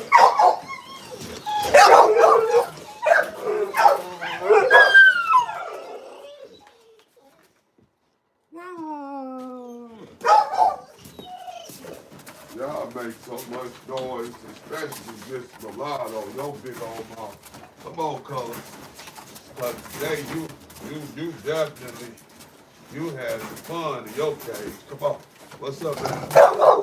Don't worry about it. Say, what's up, world? Yeah, I gotta pick them up and carry them out, because these two are good at it. And they'll be fighting through the thing. That's all you heard. They'll wake up the whole, I'm telling you, they'll wake up the whole neighborhood and stuff.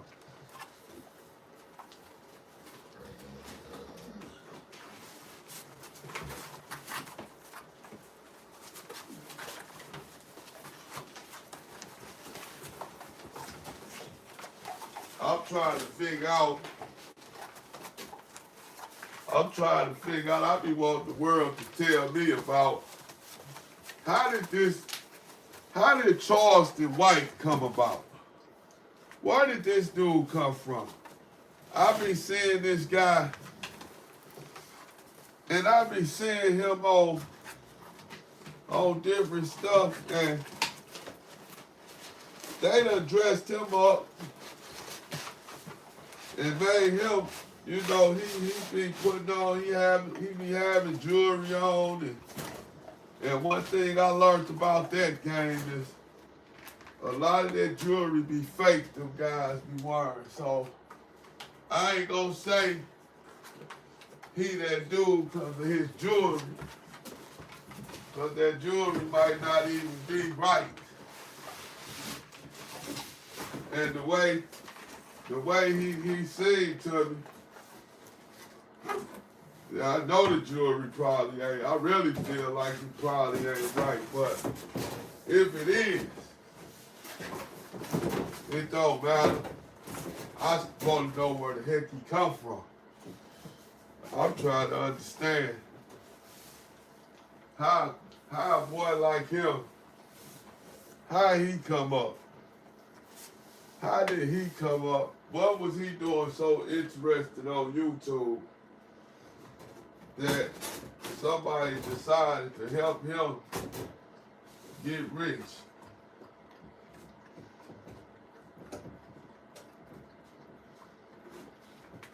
Somebody decided to help him get rich.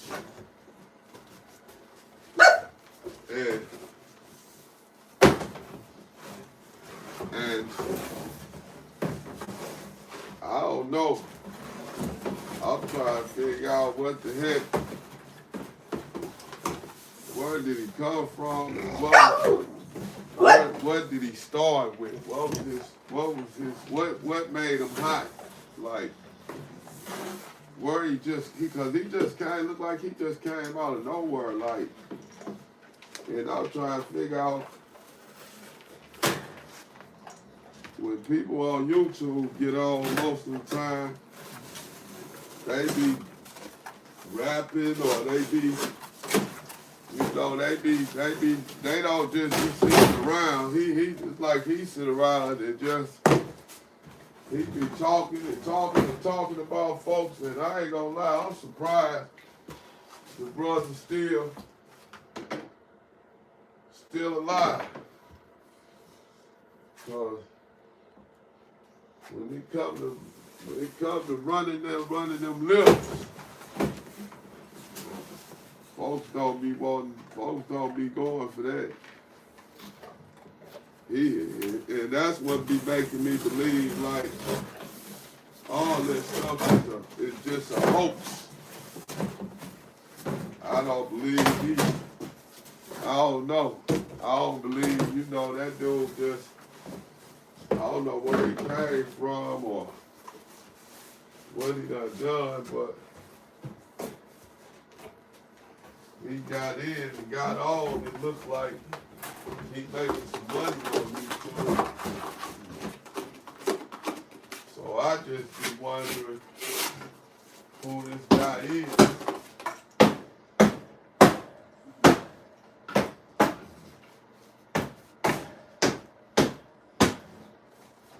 And where in the heck did he come from? What was his big, what gave him his big jump? Like, what made him so known? What type of video did he make on YouTube where people recognized him and then viewed him enough to where he done made a lot of money? I don't believe he no millionaire or nothing like that. But I think he made, you know, he making a few dollars. Let me say that. I don't think he making no millions. I think he hit, you know, I think he probably hit a couple of, you know, probably more than that. He probably doing about 10 10 a month, 10, 20,000 a month. Or when he first started doing YouTube, I would say he was probably making that then when he first started, but after the people got on tour, I don't know. But no, I can't say that because, hey, I just seen a video he had, and dude did like, he did about 70,000 views.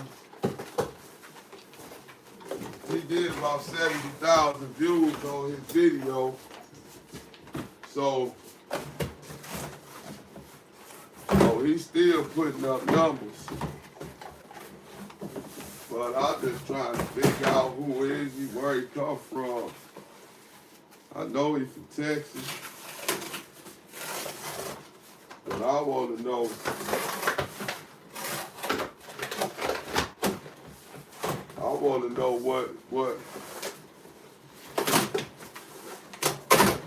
what pushed him. What pushed him. What's up, man? You all right? You all right? I gave you too much food. You don't want to eat the rest of it? I'll take it back. You want me to take it back? I'll get it back. Hold on.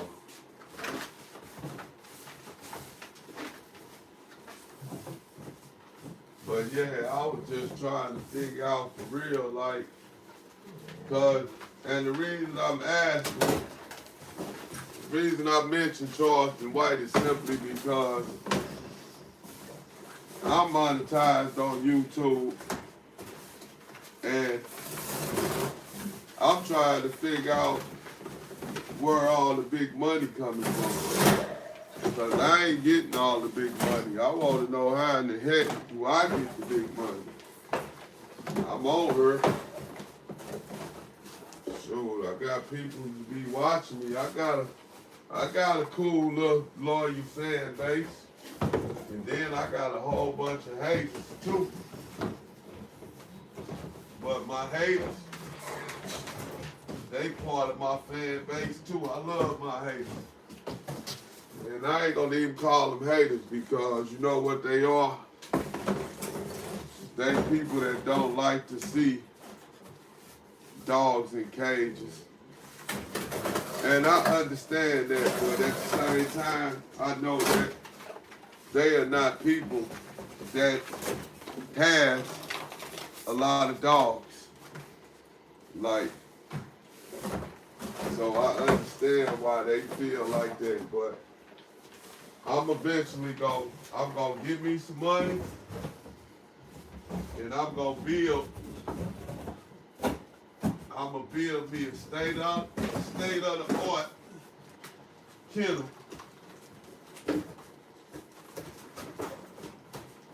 Watch.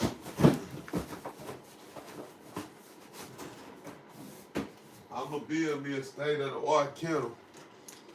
Watch what I tell you. And I mean that my kennel gonna have heat and air conditioning.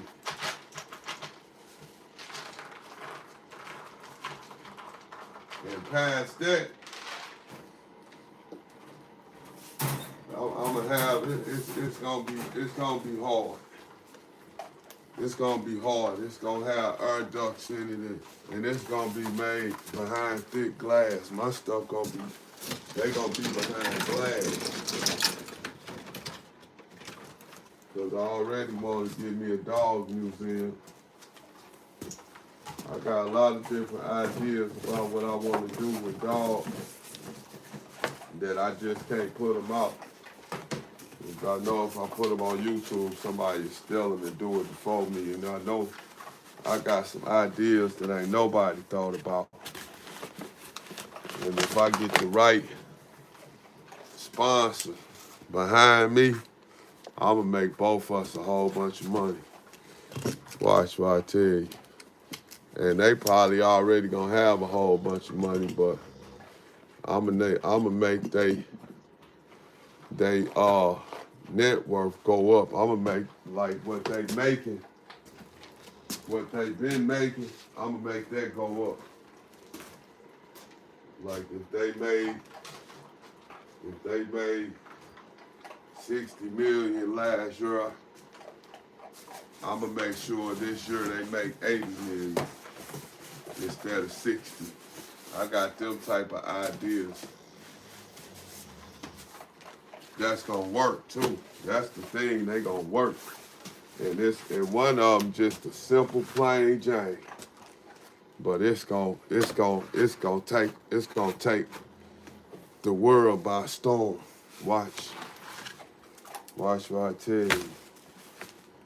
When I bring it out and you see me on me, you're gonna say, wow, that's Mr. Platinum Paul's right there. That's dude that had the dogs all in the cages, man. Yup, it's me. And I got something for the people, y'all. I'm telling you, I just need the right person. I just need the right person behind me. Just need the right person. That's it. I need that one right person. I wish I knew Donald Trump ass right now. I'd get the money from him, shoot. I'd call him, hey, Donald, I need you, buddy. Yeah, and Trump gonna be like, I sent it to your account. Them dudes got so much money, man. I don't understand how they be having problems. And they got all that money. If I had all that money, man, I wouldn't have no problem. I don't care what nobody say. You could say more money, more problems, and sing the song to bull crap. Shoot, I ain't gonna have no problem. I'ma be happy. And it ain't the money that's gonna make me happy. I'm just gonna be happy. Because if you look at life, most people in the world, biggest problem is their finances. Their finances be more of a problem than they marriage.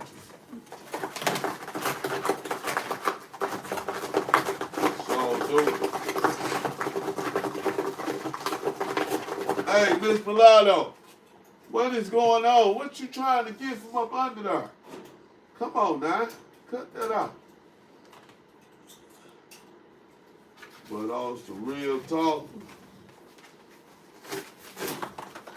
dang. But yeah, on some real deal, Holyfield.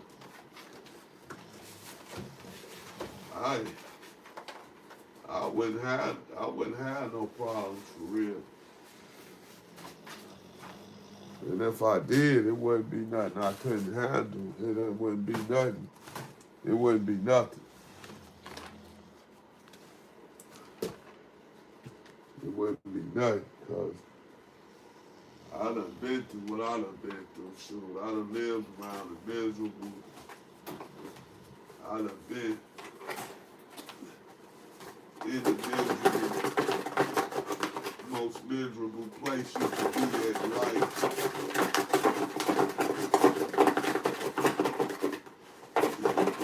And once again, everybody know where that's at. Everybody know. Prison. I know y'all already said it. Prison. Yup. Man, I'm telling you, one of the worst places you could ever, one of the worst experiences you could ever encounter in your life is prison. I'm talking about when you go and you stay. Not when you go and you get a number and come back home. I'm talking about sometimes you gotta be in prison for some years before you see something crazy that you be hearing about happen in prison. It may not happen for your first 3 or 4 years. I know I did my first 2009 all the way up to 2009 all the way up to 2012. No, 2009 all the way up to 2015. My bit was smooth. My time was smooth. No problems. I had punched one dude from 2009 all the way up to 15. I only had one fight in prison, and there wasn't no fight. I punched one dude. I punched him so hard, he ran in the cell and closed the door. I thought he was going to get a knife. I took my shirt off and told him, come on. I fight nice too. And he ain't come back out there cell. He stood in the window looking at me with that, oh, I'm gonna get you look. But he had life without the possibility of parole. And so he kept looking at me through the window like, I'm getting you. I'm getting you. And I'm looking at him like, come on and get me. Come and get me. And that was the only problem I had from 2009 all the way up to like 2015. After that, in between the rest of them years, my bit was smooth. No problems. I ain't had no enemies. I wasn't in no fights or nothing. And then all of a sudden,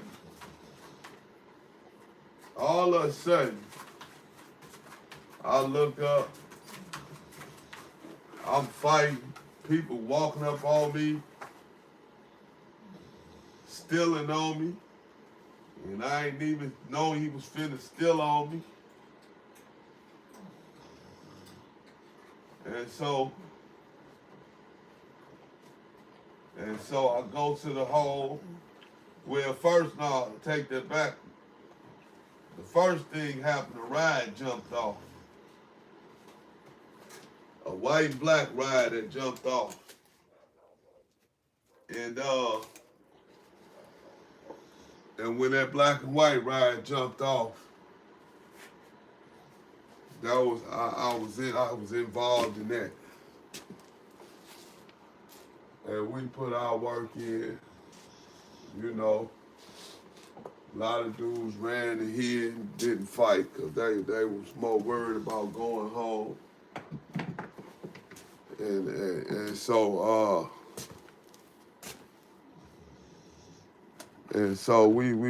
that when that happened, I ended up going to the hole for 90 days.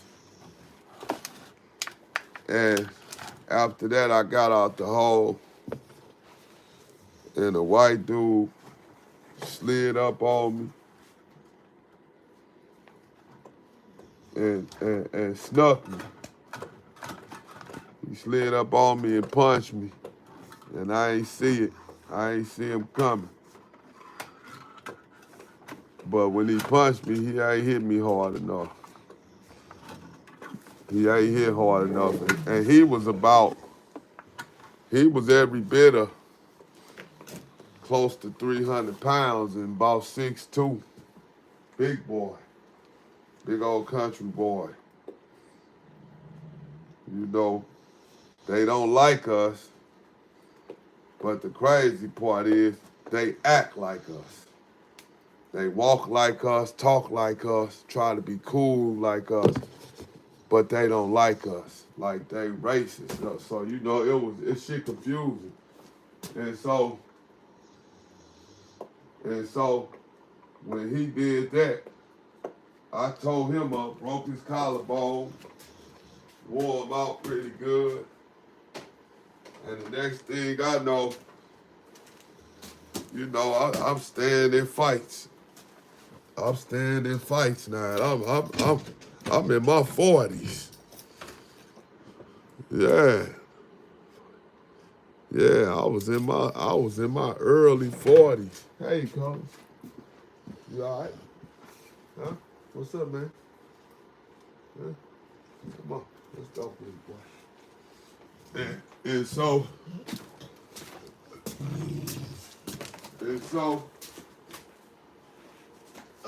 hold it there. And I was in my 40s, man, and all of a sudden I'm having way more fights than I done had since I've been in this place.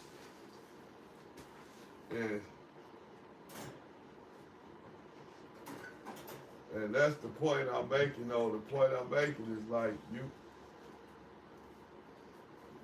stuff will be cool, and then everything will change, and you will be all the way mixed in it.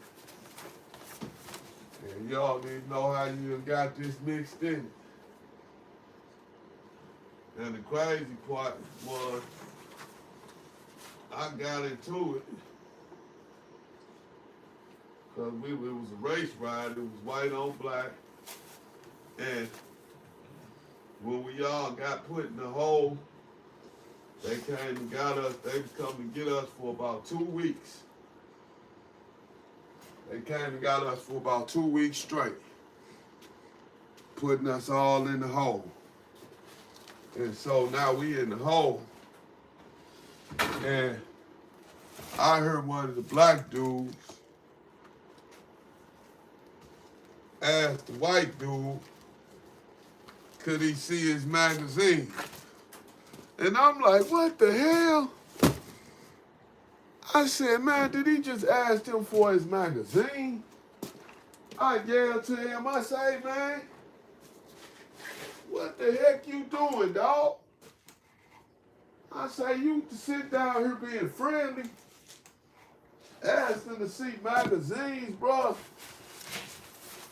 After we done got into a fight with these people, you want to see a magazine? Oh, man, that he got? Oh, boy, I was hot. Because I wouldn't have got in it. That's the point I'm making. I wouldn't have got in it. If I knew they was gonna do some stuff like that, I would have stayed to mind my business. But no, I'm living by the prison code. And to tell the truth, it wasn't even about living by the prison code. I just had came from a level 5 institution. And when you up there, see, a lot of them black dudes would have got stabbed up that didn't help. A lot of them would have, at level 5, they'd have been in trouble. Because they was around when it jumped off, but they didn't do nothing. See, so, yeah, we've been in maximum level facility, them guys would have been in trouble. Straight up.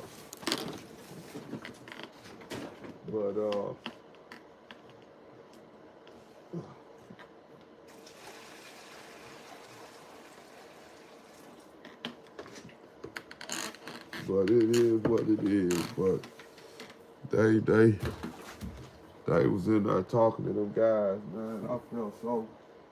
I felt so disrespected. Because I was the oldest dude in this crap.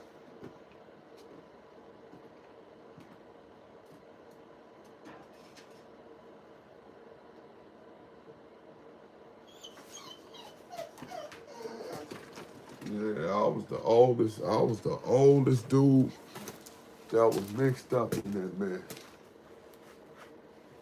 And they ended up trading off magazines. I said, boy, I said, these dudes know they heck of disrespect. So now, what we finna do, I'm finna move. I'm finna do something a little different. Because Red Dot ready to eat and come out. Now, I know he is, but I'm finna go in here and go get Queen and Selena. Bring them outside so Red Dot can run with them.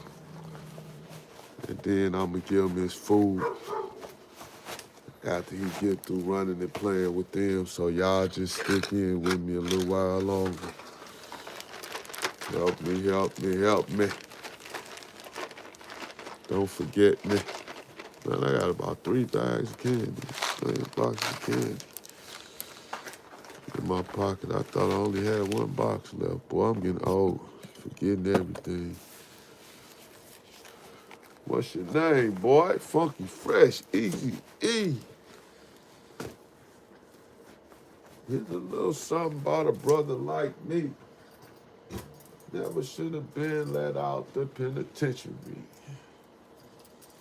I'm Tim Hoosier, and I like to say I'm a crazy young brother off from Park Way.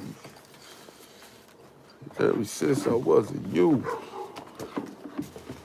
Now, I'm the type of dude that you read about, taking a life or two. That ain't not what I do. And if you mad cause I ain't killing my own kind, then bump you. Yeah. Remix. Remix. But yeah, so that's what I'm gonna do. I'm gonna go in here now. And I'm gonna go and get Queen and Selena. And I'm gonna get Red Dot out here so he can get, he love running with his little girls. And his little gals. I'm gonna do them first. Then I'm gonna let the Boerboels out because I can close the door on the Boerboels and they'll be all right. So matter of fact, I'm leaving something. Hold up. Finna leave the STL. Finna leave the STL. Back in the bank. Man, my uncle was in the hospital today.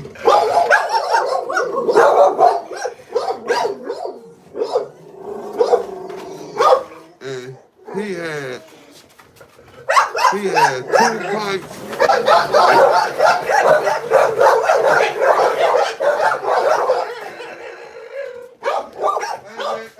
Hey, cut that shit out.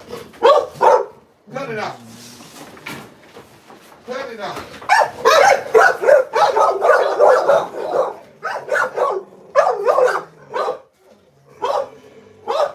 Cut it out. Cut it out. He only had 2 pints of blood in his whole body. They said they ain't understood how he survived that. Could you imagine that? He only had 2 pints of blood in his entire body. That's dangerous. That's real dangerous. Y'all see me representing the 314. That's where we at. With the bullies and the Boerboels. America's most hated. But nah, we finna finna do what it do. We gonna finish this thing off. We gonna finish this. We gonna finish this thing off. And I'ma give Red Dot. He gonna get the run. Here I come, Dot. But I know Diego gonna be right here. I blocked the steps off. So I know I blocked the steps off, so I know he ain't gonna be at the door, unless he knocked the thing down. And he normally won't be disrespectful like that, so I'm pretty sure he ain't did nothing like that. But he was ready to go a long time ago. Told you.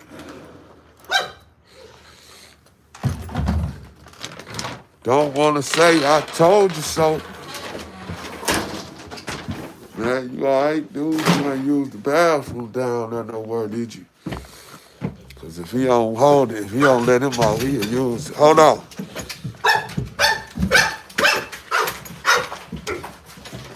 No. See, and that ain't how that was supposed to go, but that's how it went. He pushed this little weight right out.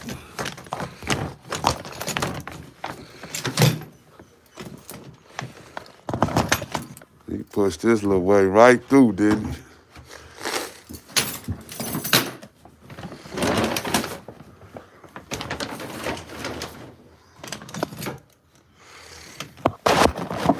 I dropped my keys out there in the snow the other night. When I was doing the video, I dropped my keys in the snow. You talk about, man, I was so mad. I couldn't find them for nothing in the world. Now, let's see if she used the bathroom or did she hold. Mo, what you do? She looked like she used it. Yeah, she used it. Let me see. Yeah, she used it and pushed it out the cage, but she ain't pissed. I don't guess she peed. She might have. Queen, why you moving this thing over? What I tell you, see, she's supposed to be sitting straight on the cardboard. And she ain't. She pushed it over, but I readjusted the way I put the weights on her so she ain't push it far. She normally push it all the way over there by the steps. With these same weights on it.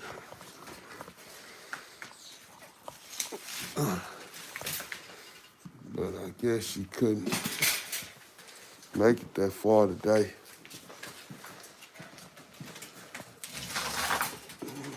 So, a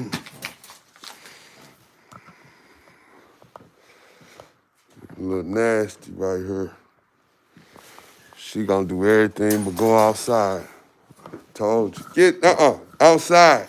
Go.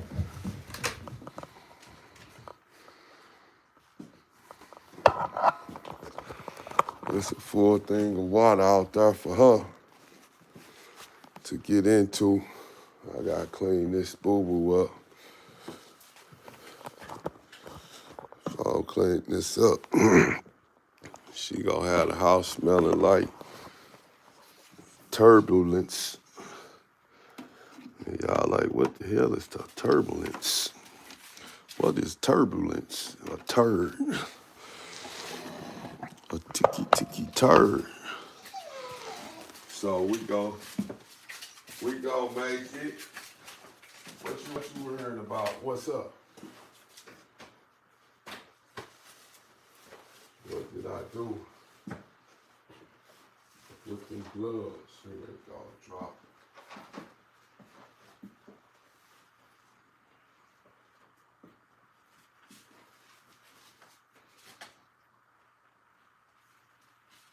I gotta take that water from out there because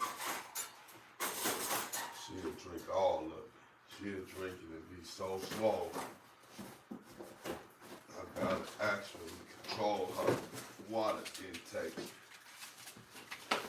at nighttime. If I don't, she'll be sleeping.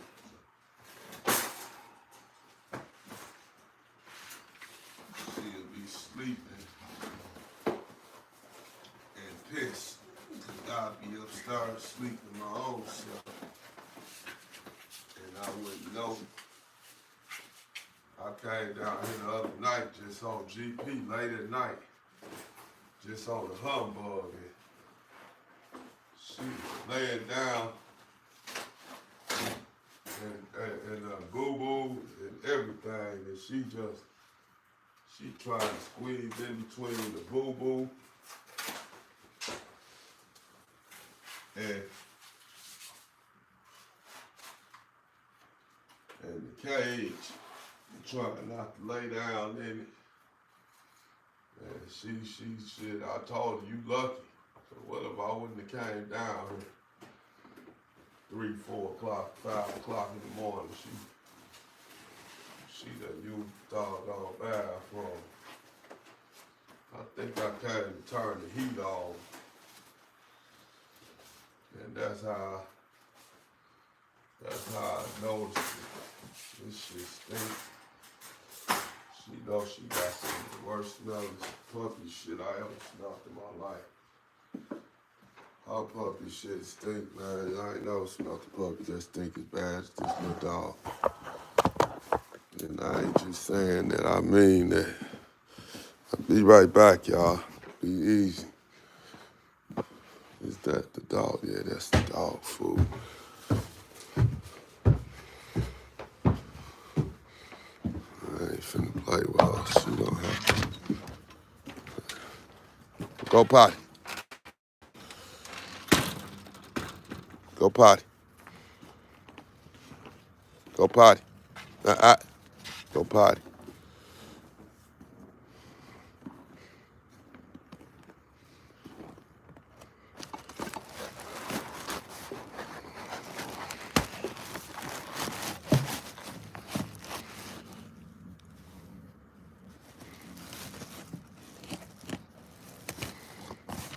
Why don't you go potty, girl? Here these Boerboels go, y'all. I know y'all been waiting to see them come out. The Boerboels out tonight. The Boerboels is out. Go on. Go on and quit trying to go in the house. And go potty. Let me close the door.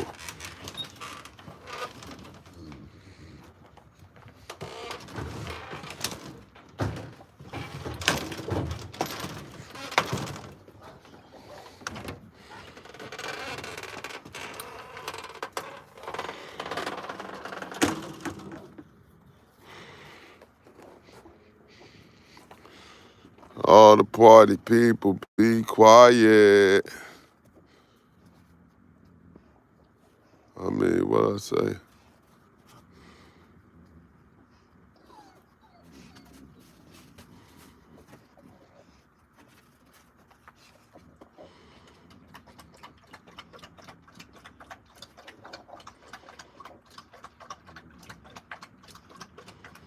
What should I say? All the ugly people, be quiet.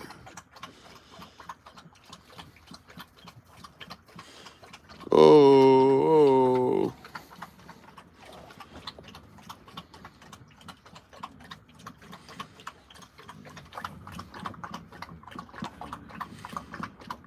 Because you drink the water. All right, come on. That's all you get. That's enough.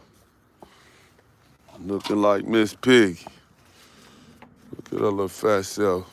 I'm glad that's all puppy weight, though. She gonna get it right. She gonna get it right and get it tight. I know she is. She gonna knock that water over too, watch. She gonna knock that water over, watch. I set it up so it could fall right on top of her. Soon as she do it, it's gonna fall right on her little crazy self. She gonna be drenched. She gonna get drenched.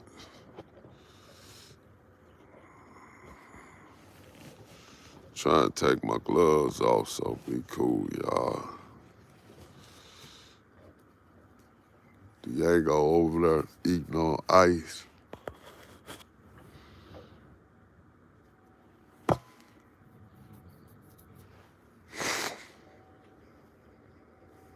What she got? Did you go potty, little girl?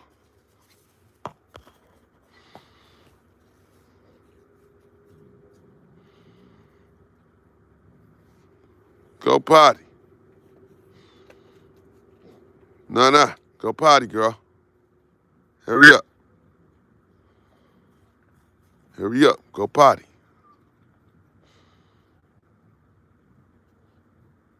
Come on, let's get out of here. There go that van. Let's go, man. Run. That's the dog catcher. Man, I ain't running from him. Man, you ain't got no collar on. You ain't got your rabies tags on. Man, you better run. They gonna take us to the pound. I'm out of here. Tell that crazy bitch to come on. Come on, bitch. Let's go. We out here. Good girl. You did that. You made that movie tight.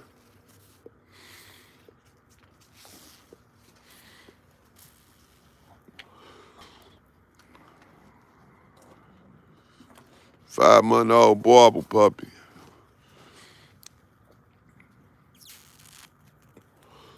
Gonna be huge.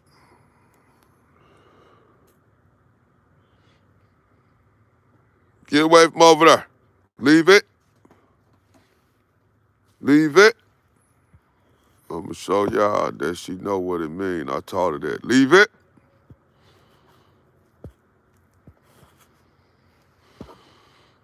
See, she was over there messing with that doghouse. And if she get to pulling on it, she'll mess it up to where her getting to it.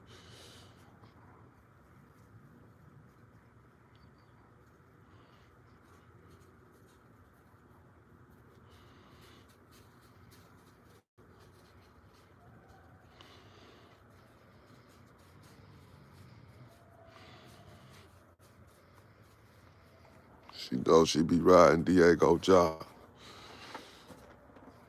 Wherever Diego go, she going. They gonna be tight. When she get older, they gonna be right.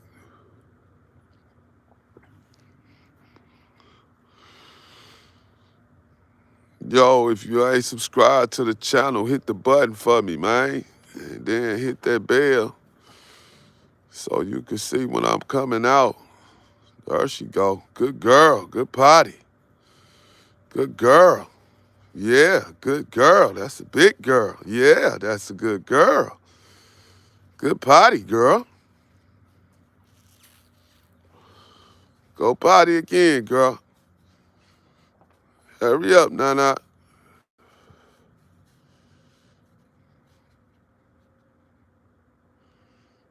Go potty.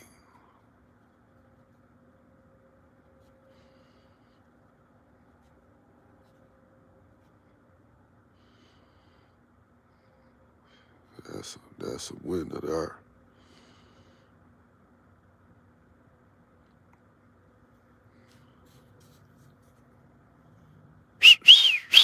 Good girl. Good girl. What's up? Good girl. Good potty. Good potty, mama. Good potty, mama. Good potty, mama. Good potty, mama. Good potty, mama. Good potty, mama. Good girl, mama. Good potty.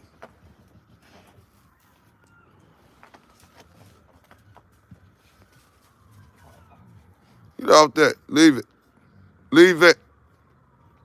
I said leave it. Leave it. Ah, leave it. Didn't I say leave it? Leave it. Leave it.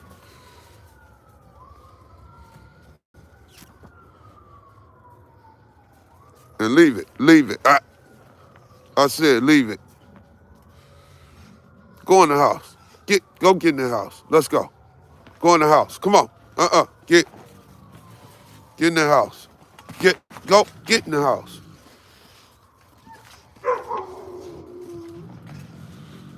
Come on. Let's go. Come on, y'all. Come on. Come on.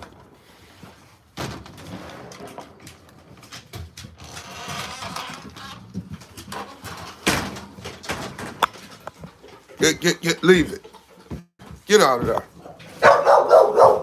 Hey, don't start all that noise. Come here, little girl. Get over here. Come on. Get over here. Leave it. Come here. No. Come on. It's Queen in there, child. They gotta use the bathroom too. Yeah, go. Go to your room. Go.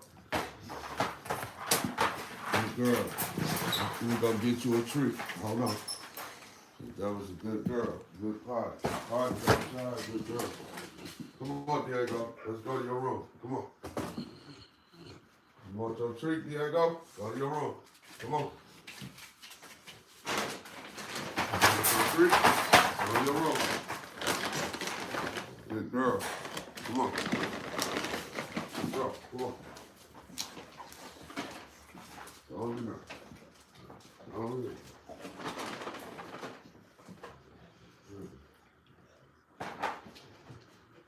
That's the deuce, man. That's two of them. Yeah, Queen is sleeping.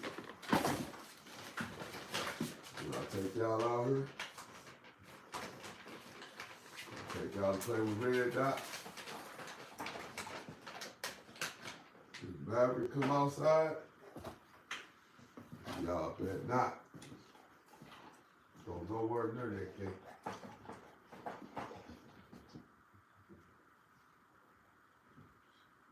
If you come out, you stay away from that gate. Do you understand? Do we have an understanding here? Because if we don't, then we don't need to go.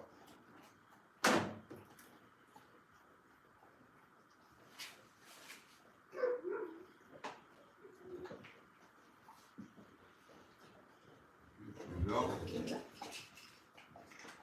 You ain't got to understand it. Then you don't need to go. Lost?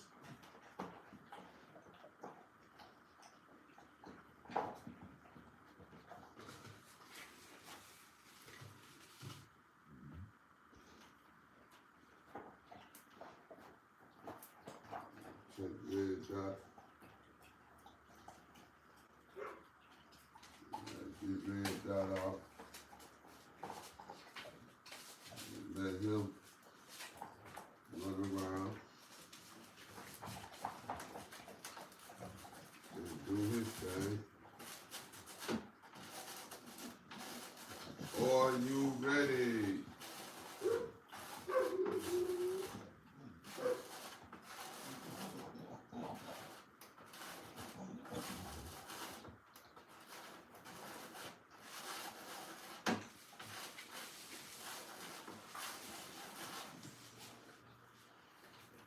please. Stop turning that up. What did I tell you about that? Stop that. I said stop. Leave it. Leave it. I'll tell you about playing with me. What did I tell y'all about playing? What did I tell y'all about that? I gotta take a leak. Diego, stop bumping into that door like that.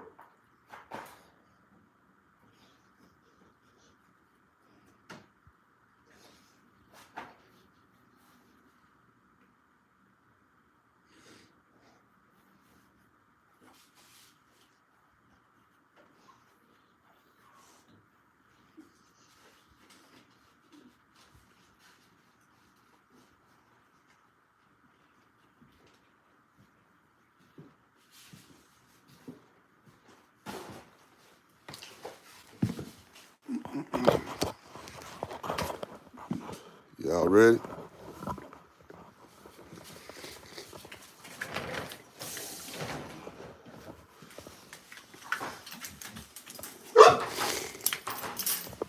Come on out of there.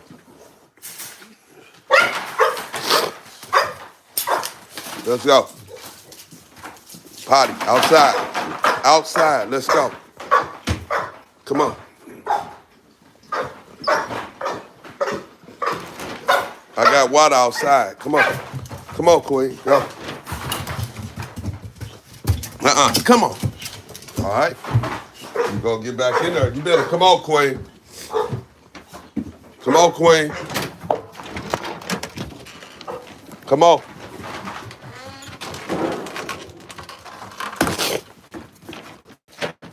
Here, I got some water right here.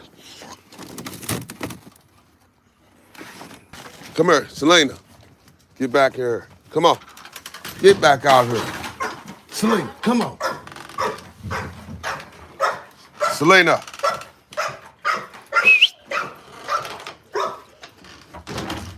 Finna go get red dot, Selena. Come on.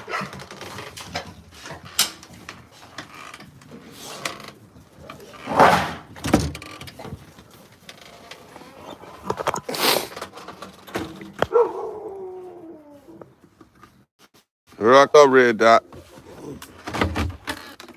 Here I come. Let me. Be quiet. Hey. Nigel, sit. I said sit down, sit. Sit, girl. Sit your butt down. Sit down.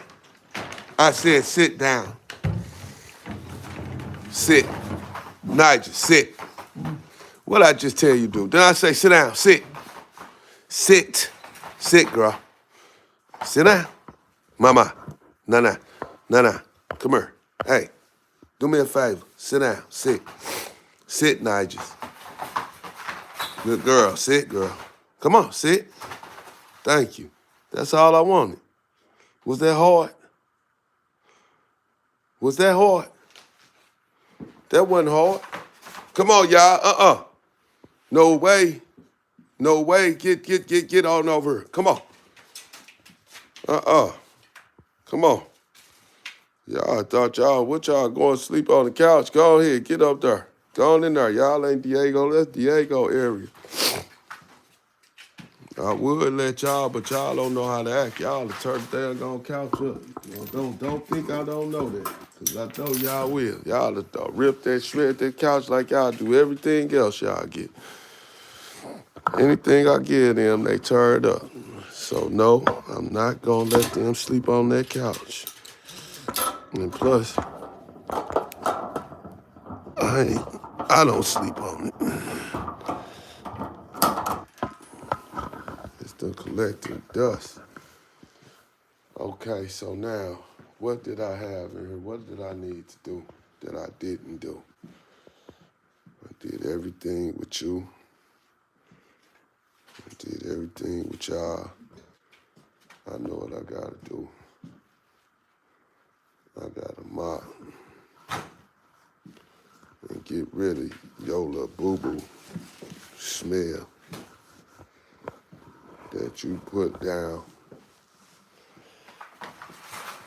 that you make the neighborhoods, the whole neighborhood smell your boo-boo. That's a big cage.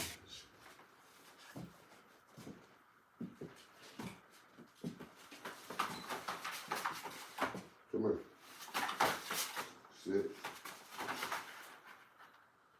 Down. Down. Here. Come on. Down.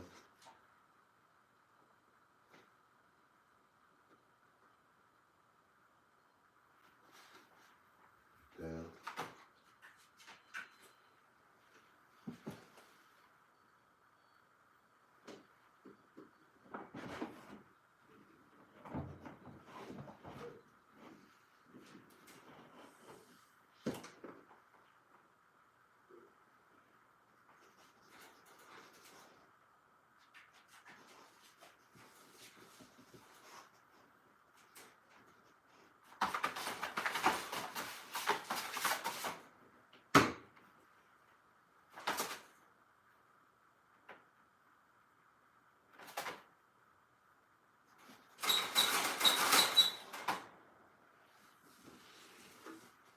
What you picking all on that for?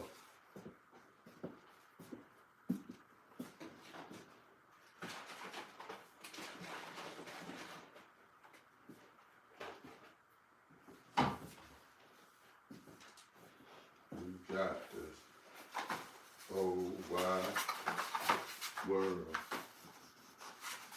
in your hands. You got the whole wide world in your hands. Yay! So of course, you know I gotta do my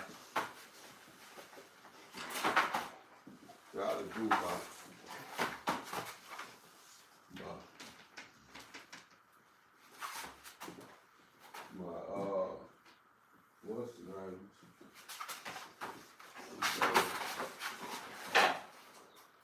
My air freshener.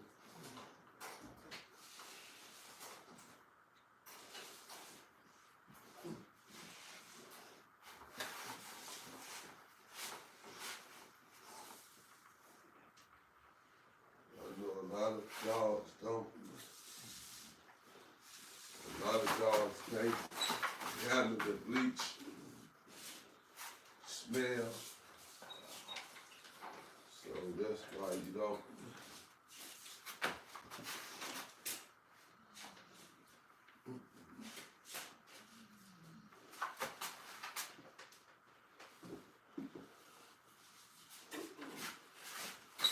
That's why you don't use a lot of, you don't ever use a lot of bleach around your dogs, but you're welcome to use a small, especially good bleach, Clorox bleach. You don't need nothing but a dot. If you don't get nothing but a dot and they Clorox, as long as you just use a little bit, it ain't gonna hurt them.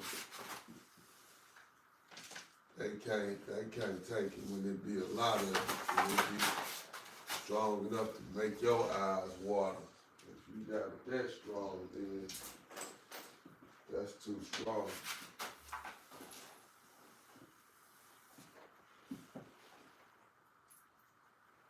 The hell is this?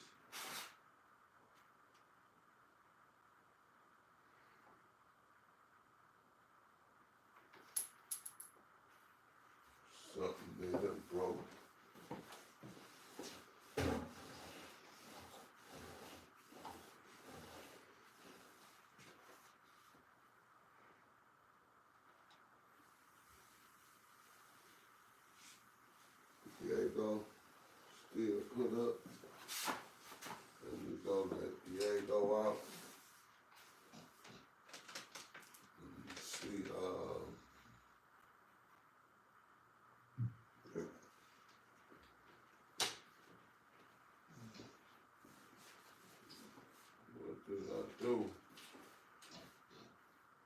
make it so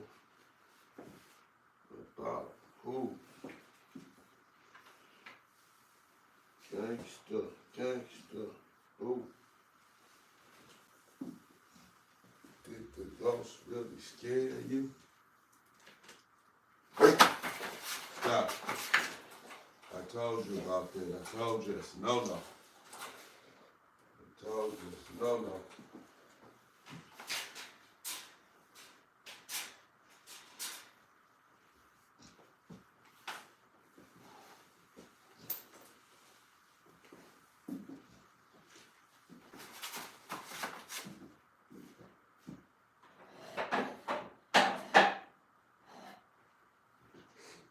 Y'all bet not.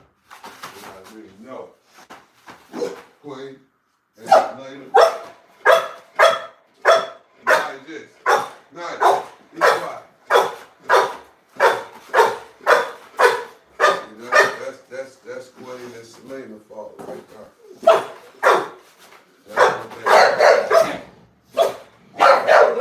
Hey man, cut that shit out.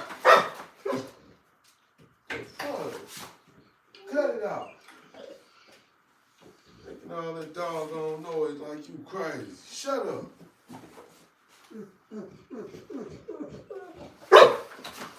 Hey man, you better get somewhere to sit down. You just came from outside.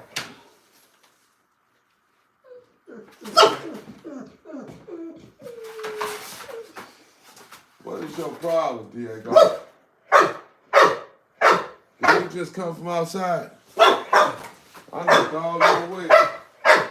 Hey, cut it. I said cut it.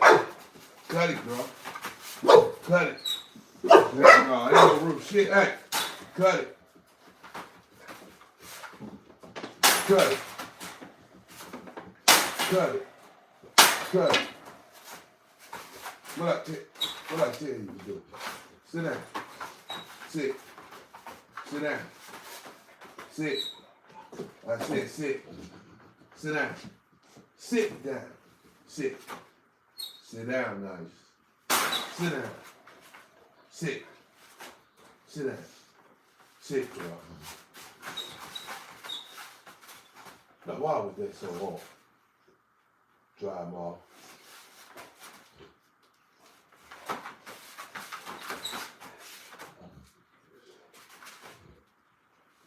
Every time you start doing all this stupid barking, you start foaming.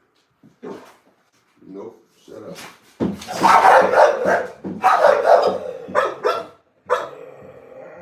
There you go. Stop bothering me, man. Queen. If you keep making that stupid noise, if you keep up that stupid noise, and now, you two, you need to cut it. Be quiet.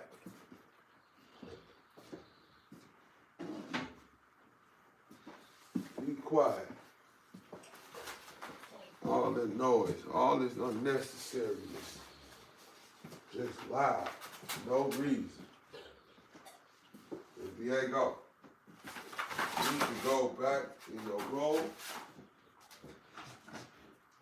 because you're not going outside. Outside is over with. You've already been out there. And I'm telling you right now that ain't no going back out there.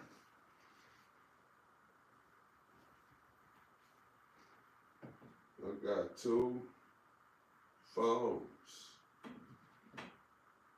One for my, other for my, and I'm in this, you know it.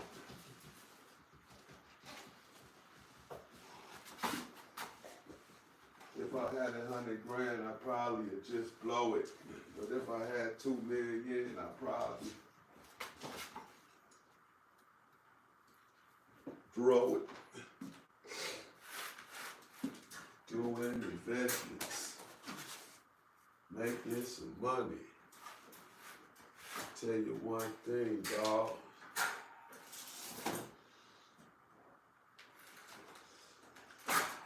If my people die, we ain't going to do no GoFundMe. Because we already paid.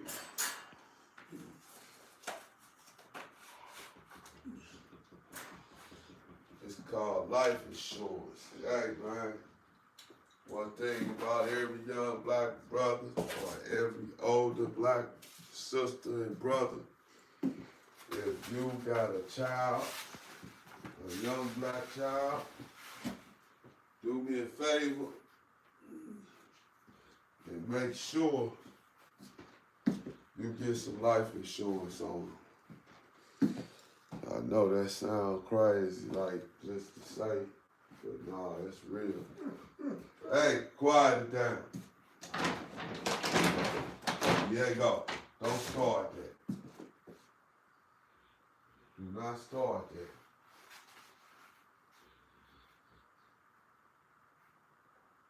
Cause what's your problem? What you doing it for? What is causing you to do it? What's up?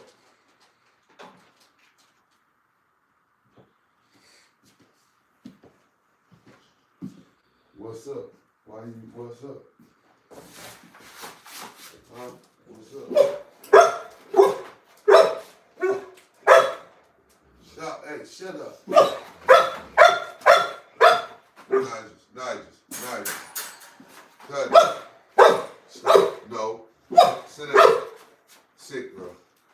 Sit down. Sit. Good girl. Now take it easy.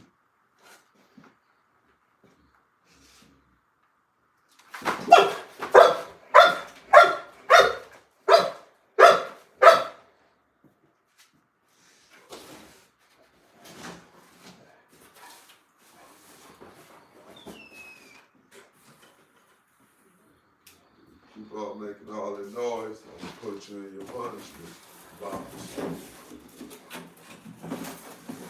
Keep making all that noise, you're gonna go in this small little block box right here and put you back in this little cage. You gotta behave. Cause you know what it's for.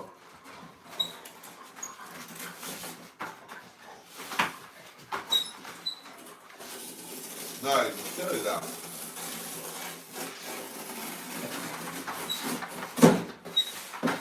Yo, if you ain't subscribed to the channel, do me a favor and go and subscribe. You hit that notification bell. I go live every day. Hey.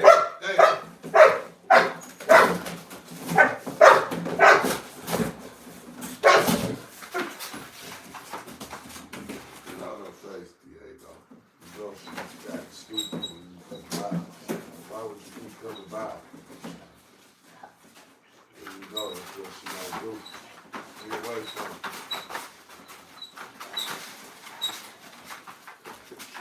Diego, I'm gonna need you to go lay down. Go find somewhere to lay down. Go. Go find somewhere to lay down. Go ahead. Go. Go find somewhere to lay down. Go ahead. Go on over there and lay down. Go. Go find somewhere to lay down. And go now. Yeah, go. Ooh, where you hard here. Man, go find somewhere to lay down. Hurry up. Quit playing with me. You ain't got to go in your room. Go over there and lay down. No. No, Diego. Come here. Come on. Go over there and lay down. Yeah. Over there. Go lay down over there. Shut up. Now just. No, this. Hey, cut this shit out. Shut up. Hey, shut up. No, sit down. Sit. I said sit, bro. Sit down. Sit down. Sit. No, sit. Sit, mama. Sit. Come on, sit. Sit, mama. Nigel, sit. Go. Sit, girl. Come on. Hey, hey. Come here. Come here. Hey. Come here. Big head. Big head. Get this junk all off your face. All right, do me a favor now. Sit down. Be a good girl. Come on, sit. Sit. Come on, mama. Sit. Sit. Nigel, sit down. Sit, girl. I said sit. Sit down. Sit. Nigel, sit. Sit down.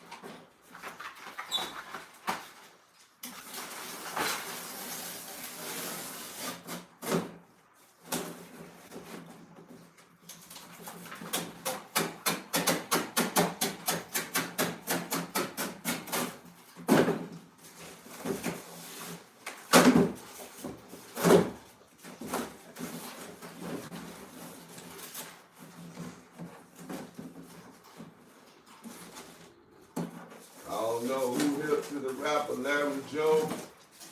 I don't know how long he's been out, but Larry Joe got some fresh music. He's old school. He reminds me of Too Short.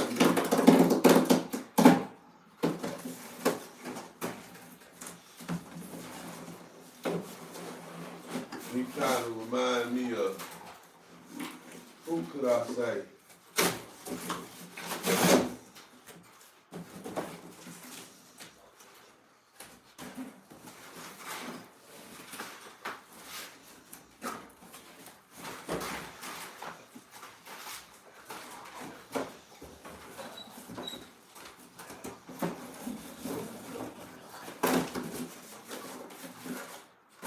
I'm trying to think who he remind me of back in the old school.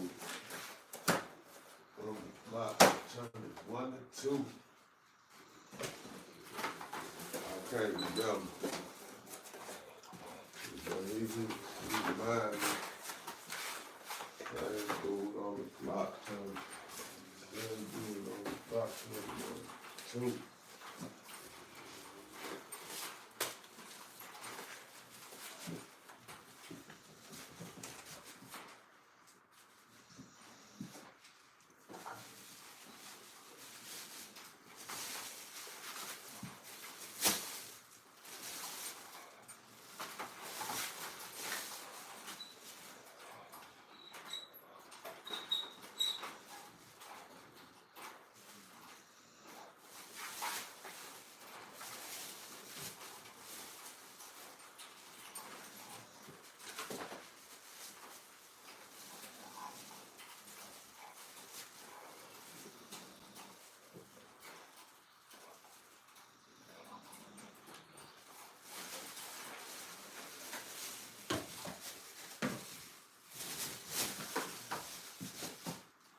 Lost without you, can't help myself.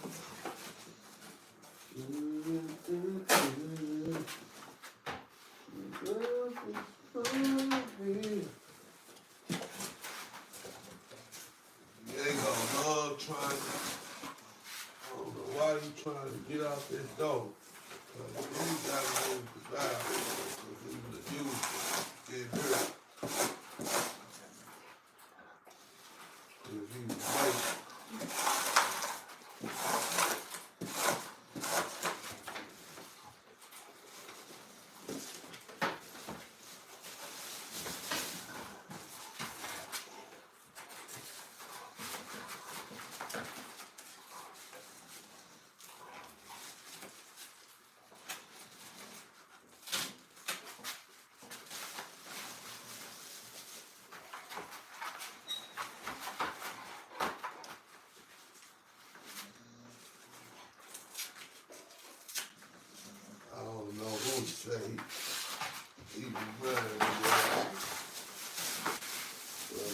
old school. He reminded me of somebody. I just don't know who. Hey, y'all, I appreciate it, y'all. This one, we're going to wrap this one up. And I'm glad y'all came through. And y'all came through pretty strong tonight. It's highly appreciated, believe me. Love you for it. Come back tomorrow night.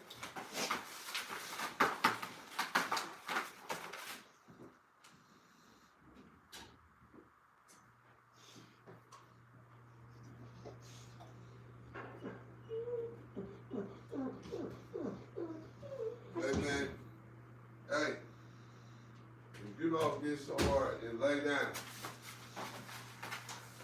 because you ain't got to use the bathroom that bad, and you were just out there, I just don't believe that.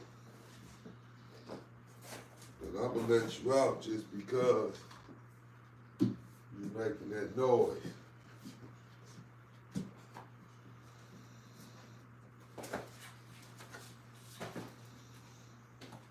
Keep on crying. And don't be out there all night, man. Go out there, try and come back, okay? Don't stay out there all night.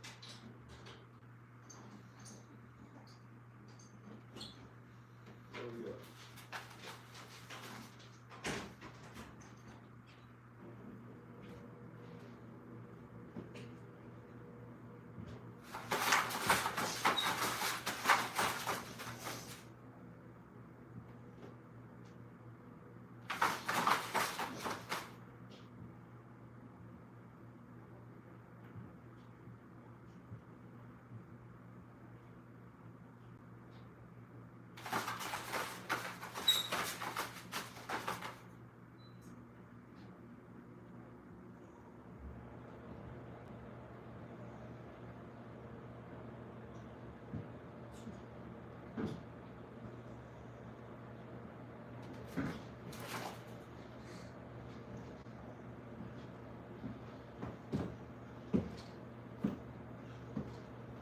They go went outside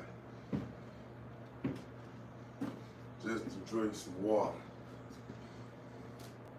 He made all that noise.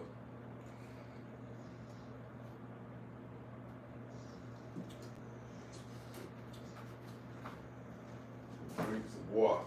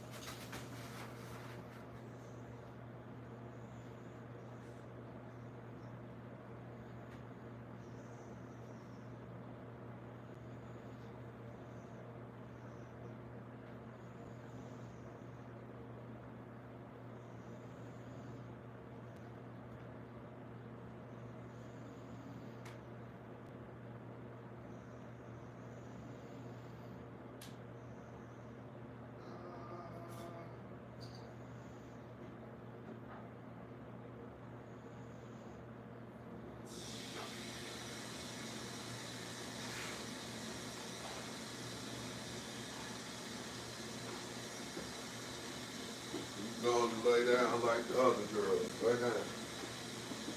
And relax yourself. Everybody laying down except for you. Lay too.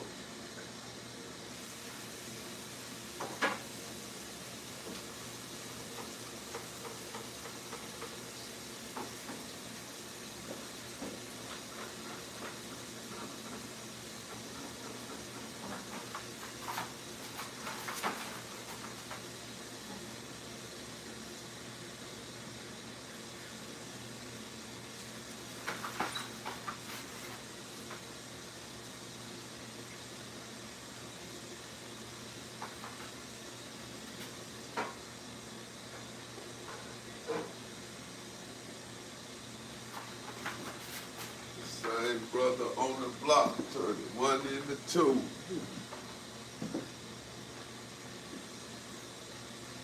Hey.